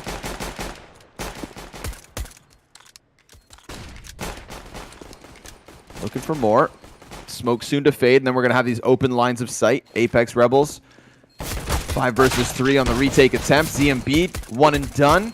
Tapeware still alive and kicking. We got a player just next to the crane on top of the yellow. He's the last man up, and he goes down as well. Defuse going to come through here. It is done. That is a 2-round lead and the pistol round win in the back pocket of the Norwegians. Whenever you see smokes these days, it's always good to boost up on the kind of white pallets in the back of the site. We see people do that very often. And also, even a double boost in heaven can be really good. You can clear sandbags from that spot.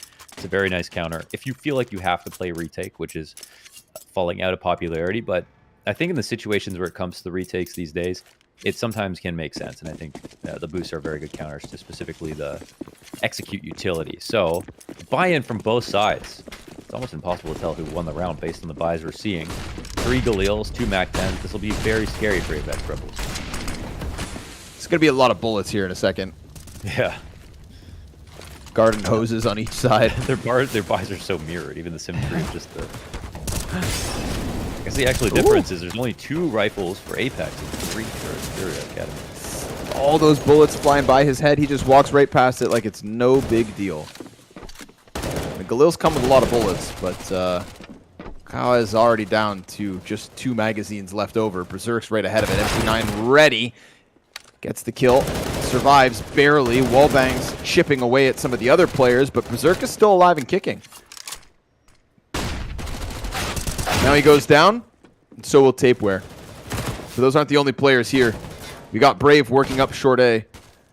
Tries to get into the fight, falls back. Mac-10 push comes through.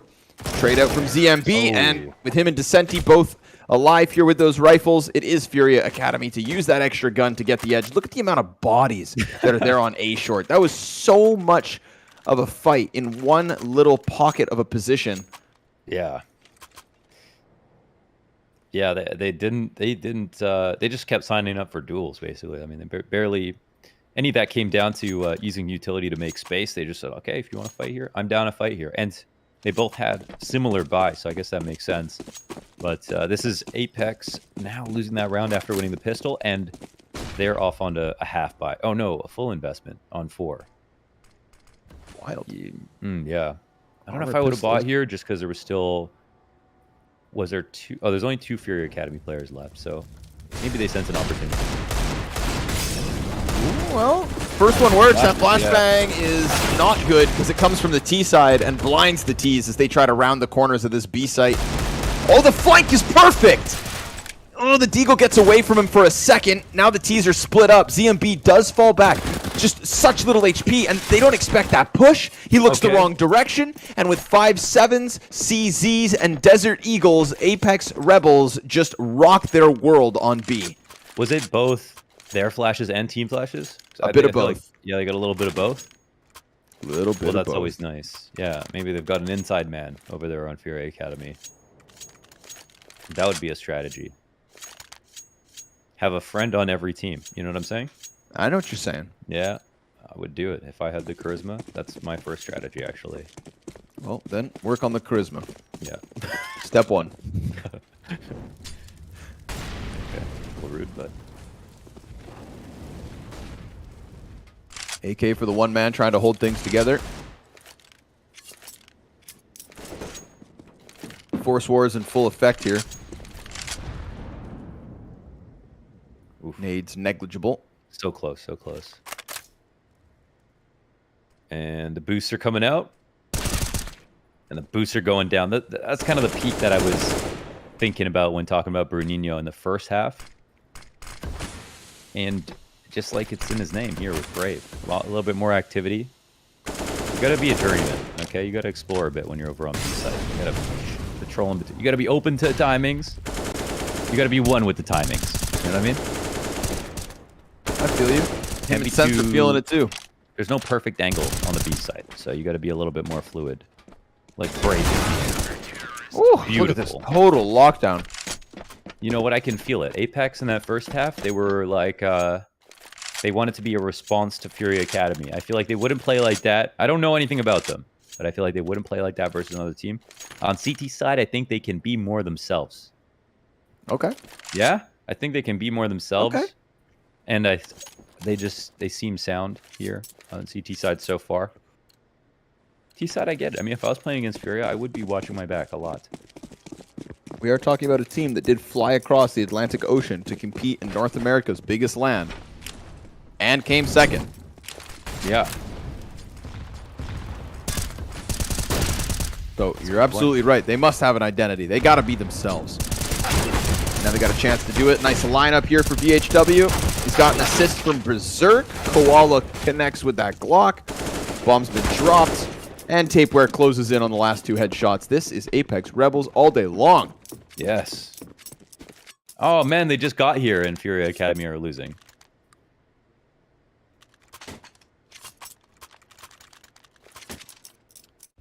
It's 8 of the last 10 all the way of Apeks. Oh, they're getting bullied by the new guys. You know, a cool guy comes to your high school just after you got enough clout to stop getting bullied, and then he starts bullying you. Yeah. What the hell? That's Apeks. And that would mean that 3 of the 4 teams that are new to this season will pick up wins today. Oh, yeah, true. And the only team that, you know, not to do that is because they lost to Godsend. 2 new teams to start the day. True. Wow, that was a really good stat that you just brought there. Thank you. Very clutch. Oh, are they doing the smoke? The flame smoke? They are. I love this. Yeah, they are. Good gap. That's the one for BHW just tucks right back in. Oh, it's so powerful. They actually tried to crouch under the one-way. It's built for that. Well, they paid the piper. Mm-hmm. Berserk's just going to tuck in. If they don't molly him out of position, this could have come back to haunt them. Player already passed it. Oh, what a shot. It's the Senti, man. Of course it is. Of course it is. The hope of Furia Academy right now. Smoke grenade goes out. Players trying to line up. Brave just fighting tooth and nail versus everybody. Sense is trying to find him. Brave, in the meanwhile, is just killing everything he can. Now Bruninho comes off of that plant with only 9 points of health, and he gets both kills. A 1 versus 2 with such little HP in a critical turning point because they're trailing by 3, but they keep their economy alive. Yes, sir. By a thread. No health. 9 HP. Gotta be hyped about that. That was a big move. Oh, Apeks put themselves in a great spot there. But Descenti, of course Descenti does that. He comes up, he fights the site. Still has the mind to look at sandbags just in case, and 1 bullet's the offer. Blasted. Berserk. Blasted. Dangerous game. Jumps down into the bottom of B. Won't see anything for it. Look how much more aggressive they are, even on CT. It's awesome. It's funny, but awesome. Oh, Sense goes down. Ooh. Look how fast this is. Look Koala. how fast they're going. Oh my god. Koala, my guy. It's working. 2 kills. They start to split that A side, but remember, Apeks Rebels, they've got short control. Yeah. Of course, Furia know it, so they're just going to continue to fire off. Everybody running around like maniacs. Oh yeah. And, you know, listen, it works. Now, they don't have the bomb at the moment, which makes things a little weird. It's actually all the way back down here. I think so if this wasn't a 5 versus 1, it could get sketchy, but... Yeah. I think this is what Apeks were worried about. This is what they were worried about. Like, the timings being broken by how fast Furia Academy would move. Yeah. Right there, when they lose their kill on mid, man, they do not clear anything. They run all the way through spawn. They're like, all right, this is the setup. You kill the one guy here, that's it. And they come to watch the flank, but they're just expecting the angle to be like a touch deeper. Like, okay, they're not here yet. But those kinds of things, like, you don't play against many teams that try to break timings as deliberately as Furias. Let's call them Furias now. Is that okay? Fine by me. Okay. I support it. Berserk now firing off, revealing himself, means Koala's going to kill him. Once he finds him, he could even knife him. Oh! Yeah! First knife of the season, baby! Welcome to the Academy League. That actually makes sense because Apeks first season. There you go. There you go. You've now been inducted. The official induction ceremony. A knife to the back of the head. A little bit of extra money for FURIA Academy. And now we're starting to see, I'd say, like the identity of FURIA Academy stick to it. Now, forgetting bomb was a little sketchy. Would you let someone stab you to join the Academy League? No. I'm already kind of a part of it. Not Deddy. And nobody had to stab me. Yeah. Well, we didn't say when we would stab you. I'm going to need you to back up. AK up close. Firing away, Bruninho. Nice and clean, Cowes. 2 kills with the Galil. Burns 1 alive, and that's just the entirety of the CT side trying to play that B site with lesser weapons. You play with lesser weapons, you get the short end of the stick. Yes. You get overwhelmed. Well, tides are turning, man. This was 12-8 a second ago. Double save off the one really good rifle round there from Furia. It all starts with that mid kill that they got so quickly.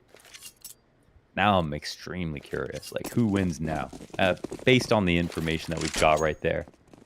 Obviously, we know Furia are going to keep being themselves. I feel like Apeks are the ones who are trying to cautiously pay attention to exactly what they're going up against. Try to gather that information. Try to synthesize it. Yes. Oh, Koala has a gold coin for Antwerp. He just like me for real. Yeah, I see it. I see it. Now I'm on the lookout. While we're playing HUDless, we can get a better sense of everybody. ZMB opens up. Ooh, Tapeware, 2 kills off the top of the A site. Wow. Again, it's just like these all-in fights. How many times are we fighting with like 6 people? They just love fighting. Strong Norwegian men and strong Brazilian men.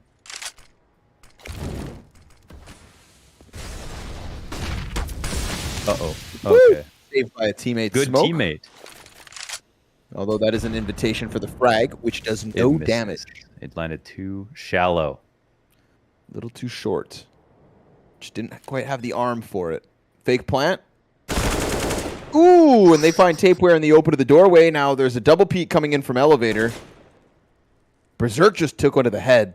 Yeah. Down to a quarter HP because it comes through the orange box, and at a distance, Koala, all he has to do is finish off Berserk, and he'll do exactly that. 2 kills from the sandbags to tie this game at 12. Damn. That was 3v2. They didn't wait for the plant. They went for the fight. Everybody's out of utility at this point. Not that people are really using utility here. They wanted to just take these duels. They let him back in. Funnily enough, I mean, when we paused, FURIA Academy have been pretty sound. Like, they've been pretty solid about taking advantage of any nervousness. But, oh man, can Apeks survive that? That was such a good start to the round. They already ended up on a double save in that previous situation. And now FURIA Academy most likely going to take a lead. But we have seen a couple of ecos, I think, go back and forth. Maybe we shouldn't speak too soon. And we actually saw a round very similar to this one for Apeks Rebels at the start of this half. Happened over towards B, but that's not where FURIA Academy currently are. They want to seep into that A site.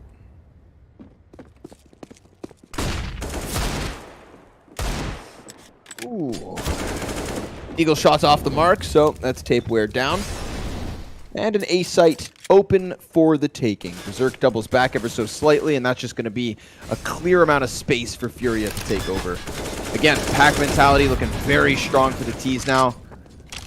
Kind of slotting into their identity, right? We said they played like FURIA on the CT side, and it just didn't quite seem to have that little bit of gusto. Now on the offense, it's looking better. Yeah, it is. They kept the identity. They're still them. It's just working a lot better here.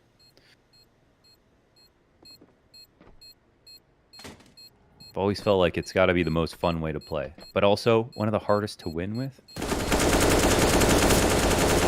Woo! Wow. God damn!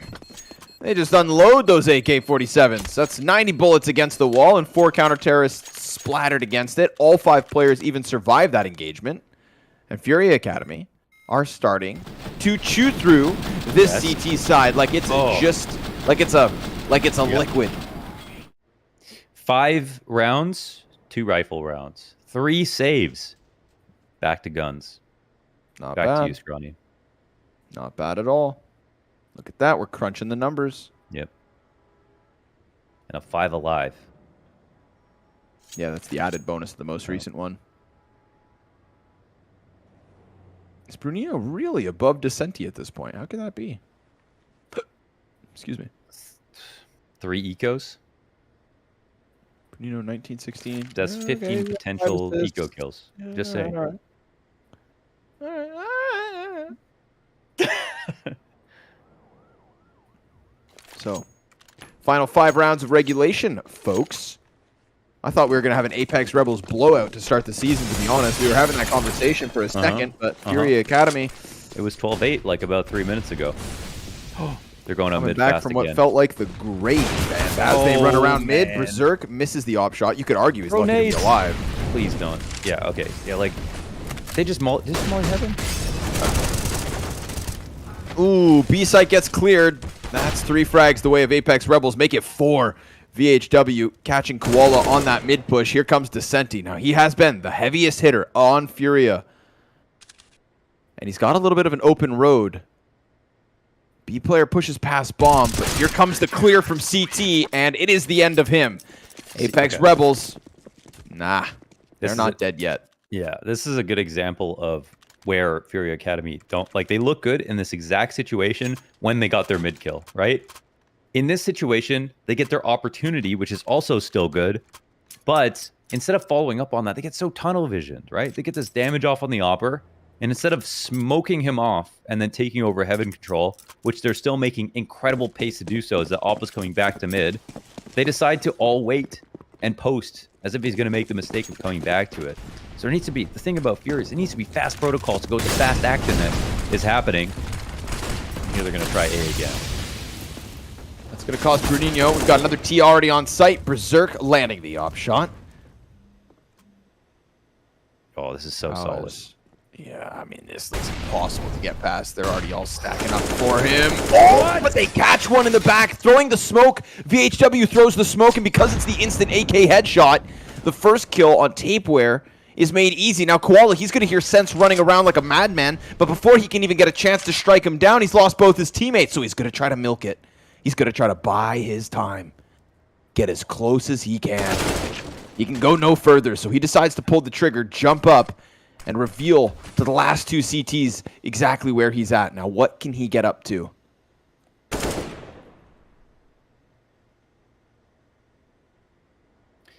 Time is on his side. Bomb dead center of the ramp. He doesn't know how Apeks are going to play this. This is going to be a pretty hard one to figure out, and they're very good positions here, covering each other. Can we take a look at Brave, what he's watching right now? Bottom of the ramp. So just making sure that his Opper can't get flanked. So that is a loose piece. And Koala might be able to take this duel. Oh, finds it. Oh my god. And predicts the next one, but Berserk the most critical shot. Wow. The most critical shot of the round. Yeah. That wasn't a super best position for him in that spot. This one was a little unlucky, I think. He was throwing a smoke just as the peak finally comes out. But right here, Brave, I mean, it's an honest duel. That's fine. But he was open to both the crane peak and the sandbags peak. And you could tell he was there just to make sure his teammate doesn't get flanked. But he could have watched that in a number of different ways. So a T timeout will be called as Apeks win another round. And there's still enough money here because FURIA did well on that streak to buy again. But that hold overall, I think, proved to Apeks a couple of things. They could stop a really fast round, and they could stop a really fast round towards A. And we know that the majority of these rounds are going to be quite quick here from FURIA. We'll see if they lose that identity. They've held on to it the entire game. Yeah. If it wasn't for that player pulling a smoke out, I feel like the trade's facilitated. So there's that little bit of stroke of timing on it as well. But obviously, nice clean headshot on the player who did have a gun out. Can't take it away. Deep MP9 position towards B. Not one, but two players on this close corner. And oh, they want more. They're going to go into Bruninho. And he the falls empty-handed. 3 Ts just smoked off. Frag grenade bounces off of the wall. They're going to try to push. Koala will get that insta headshot. Sense trades it. But because of that smoke grenade, the other 3 Ts can't really do anything right just yet. They have to wait. They've got to go around. And that gives timing for not only the first CT to fall back, but also for the Opera to try and come to support. Yeah, right now, player advantage. They can give up the bomb. I mean, they just rock the whole position of the Ts, and they take space over on the A side. Very cool. Huge. Top mid as well. Thing is, it's kind of early for this push. It's a weird position to be in, so maybe they don't clear it. Oh, yes. Trigger. Discipline from VHW. Wow. Gets the 2 kills. And just with that, he should have won the round. 1 versus 4. 3 players left to take out of it. Apeks Rebels looking for that 15th round off an aggressive B play. And that's kind of what we got from the start of their rounds. When they were starting to play their own thing, that's where they were unleashing. And honestly, the sequence of utility, I think, makes that one way easier. The smoke grenade inside of that tight corridor. Yes. You saw the way it just stunned FURIA Academy. They wanted to come trade those first 2 kills, but they couldn't do anything because of the smoke. Yes, exactly. And that's exactly... I feel like they're doing a better job of being aggressive and using utility than even FURIA are. So right there, like... They even turned that into a push. They could at least separate 2 fights from each other. Whereas FURIA were trying to clamp down from both the corridor and the spawn. They just isolated the spawn guy, went 1 for 1, kept numbers up, got out of there, and then FURIA were out of time. They pushed A. It was perfect. It's good. Final timeout called from Apeks Rebels. Actually, can't wait to see Apeks play against another style of opponent. Yeah, after watching this. Just an opponent that, unfortunately, and I mean, I really don't. Yeah. And also one that we just. I hate to not sugarcoat this, but we just know that FURIA Academy are at the bottom of the barrel. Yes, I mean they literally multiple seasons, place, 2 seasons, 2 seasons in a row. So this is Apeks Rebels' debut game. It's a close match versus FURIA regardless, but there are little pieces here from Apeks Rebels that are really focusing me in. Like, I'm tuning into what they're doing because it's interesting, and I'm down to see more of it. Like, but I want to see them literally won a major. They all must be good. It's in the blood. Yeah. I want to see them versus like an NIP, another team that I rate higher than, say, FURIA Academy, but one that's not necessarily perfect. Yeah. And that's, if unfortunately FURIA Academy don't give us this like match to match, season to season improvement, Apeks Rebels could have a good ceiling. Yeah. I see promise. But I also see FURIA fighting back. Hold on. They don't want this one to be the tail of the Apeks Rebels. 4 versus 3 towards A site. Opper in position, drops bomb. Nice follow-up as Bruninho was blind. And now we've got another tee up close. 3 kills from Berserk. 4 frags. He closes out this first match from Apeks Rebels with a lickety-split, lightning-quick 4K on that A site. And with it, a message. Apeks Rebels here to play. What a sequence. What a sequence. What a message to FURIA. And yeah, what a round, man. That was just insane. Op round right there. I don't know how that flash came out. It might have been from the CT side. We didn't have a kill feed to help us out on that one, but either way, that's just got his name written all over it. Another great start to the rounds. Good use of the lurk smoke on the ramp. I think in this half from Apeks, with the way that they approached it, they always looked like they had enough to work with. So many clutch rounds in this game. This really could have been either way. But you could say, some critical rounds won by FURIA where they forced 3-4 eco rounds out of Apeks, and Apeks still survived that in the second half, so that says something.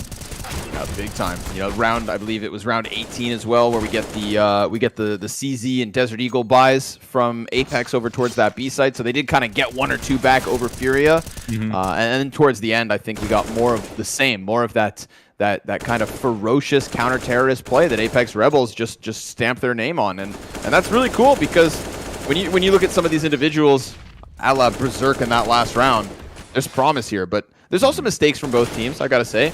We kind of come to expect it. Like, we've literally gone from casting a major to casting the WePlay Academy League. Well, so I would also say, even compared to the other Academy teams, sure. you know, there was Like, watching back these highlights, I've counted like 6, 7 players caught with smokes out. Like, pushing and timing and those little tiny details are clearly things that both these lineups need to smooth out. But we are talking about promise. And that's a good thing for Apeks Rebels. So the third team of 4 new teams on the very first day of a new season of WePlay Academy League are picking up victories.